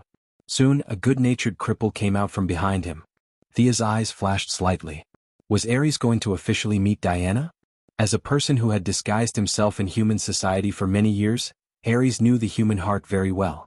He used his identity as a knight to successfully resolve the dilemma of the Indian man. Steve also saw the two women. He quickly walked to them and introduced the lame man behind him. This is the patriotic gentleman I mentioned to you before, Sir Patrick Morgan, who is very supportive of me. Sir, these two are companions that I met on my journey. They are very righteous friends. This is Diana and this is Artemis. The old cripple Ares disguised himself very well. He did not reveal a trace of his divine power. He was completely an ordinary old man. When he saw the two girls, he took off his hat in a very old-fashioned way. Thea sneered in her heart. Taking off his hat. She did not dare to shake hands with him. Once they shook hands, there was no point in hiding. Her cold attitude caused Ares to misunderstand and confirm that she was a member of the Amazon. Ares ignored Thea and automatically turned his attention to Diana. Diana did not notice his abnormality. Seeing that Thea did not speak, she did not know what to say as she was new to human society. She just nodded to show her respect. Steve then introduced the two elites he had recruited. One was a short man of Indian descent who claimed to be able to speak many languages, and the other was a white man with puffy eyes and a small round hat. He said that he was a sharpshooter who could never miss a shot. An Indian and a Jew? With the addition of the Native Americans at the front line, the multinational troops were all present. This was very much in line with the spirit of the Americans. Sia glanced at the two of them and did not look at them again. These two guys were actually praising them when they said they were just here for fun. That sharpshooter was even more of a joke. A guy like that would probably not survive more than 3 days on a European battlefield. Their only commendable quality was that they were not afraid of death. Steve probably felt that the two people he recruited were a bit of a failure. He talked about his plan non-stop. Thea thought that the plan was stupid. She and the others would charge in front of the enemy while Sir Cripple, who had the intelligence, would guide them through Steve's fat secretary and wander around blindly. This way, not only could it help Ares keep track of their whereabouts, but it also gave him the satisfaction of being a chess player. Thea sneered. She thought that she was the chess player, but what she did not know was that there were more consciousnesses watching her behind the scenes. In the end, this farce was just a novice trial given to Diana by the gods. However, since she had taken the longbow from the goddess, Thea would not undermine her. She would work hard to be a good bystander. Thus, the plan, which was obviously formed under the influence of Ares's divine power, was passed without the two girls and the helpers saying anything. Finally, Ares handed Steve an envelope and said, "This money will last you for a few days." Then he smiled and said goodbye to them. Thea looked at the thickness of the envelope and pouted. It was really thin. She estimated that it was less than 10 pieces. What a stingy guy. After deducting the commission for hiring the two elites, the remaining money would only last them for a few days. The rest of the time they would have to starve. Steve might have thought of this problem too. He touched the thickness of the envelope and looked at the two girls, who seemed to be able to stay in a luxurious hotel. Thea naturally would not let them take a boat. The two of them took a luxurious cruise ship and had breakfast with Diana. Diana kept describing the breakfast here as delicious and promising. Then, she took Steve and his two elite helpers and boarded a merchant ship that was said to be under the name of the neutral Queen of the Netherlands. In less than half a day, they arrived at the shore of Belgium and successfully found Steve's third helper, the Native American nicknamed Chief. Sia, who did not understand the Native American's language, did not understand why this Native American came to the European battlefield to help the white man fight. Diana was a little interested in the tall and burly Chief, but after she threw the burly man 10 meters away with one hand, this interest completely disappeared. The people outside are so weak. Diana complained to Thea, a little distressed. Thea was a little speechless. What do you mean? You can't use me as a standard to measure the people outside. This is a dangerous thought. What if you see the famous Lord Bat in the future and want to test his strength? Won't you punch him to the moon? After this little episode, the chief was still a little angry. For some reason he competed with Thea and Diana in archery and lasso. The results of the competition were self-evident. The tall and mighty Native American man was now a little evasive when he saw the two girls, especially after he learned from Steve that Thea was a witch. He did not dare to show off his muscles in front of the two girls. The small team had a heated debate about whether to stop the Germans from spreading the poison first or go to the center of the battlefield to find Ares. Thea naturally supported Diana. At the end of the debate, Steve threw out a shocking idea. The German general Rudolf was Ares, and he wanted to launch the poison attack at the same time. What a coincidence. You guys follow me to kill him. Maybe Ares will be dead after that. In Steve's words, Rudolf was the root of all evil in the world. He would feel uncomfortable if he did not eat a few children every day. It was the first time Diana heard such a shocking story. She was furious and decided to go with them to fight the Demon King Rudolf. Thea was impressed by Steve's ability to lie through his teeth in order to curry favor. Steve also took advantage of the fact that they did not know the truth of the First World War. He made up a story about a general who used all his military power to satisfy his personal ambition and started a world war. His story was full of arguments and evidence. If Sia had not attended history classes, she would have believed him,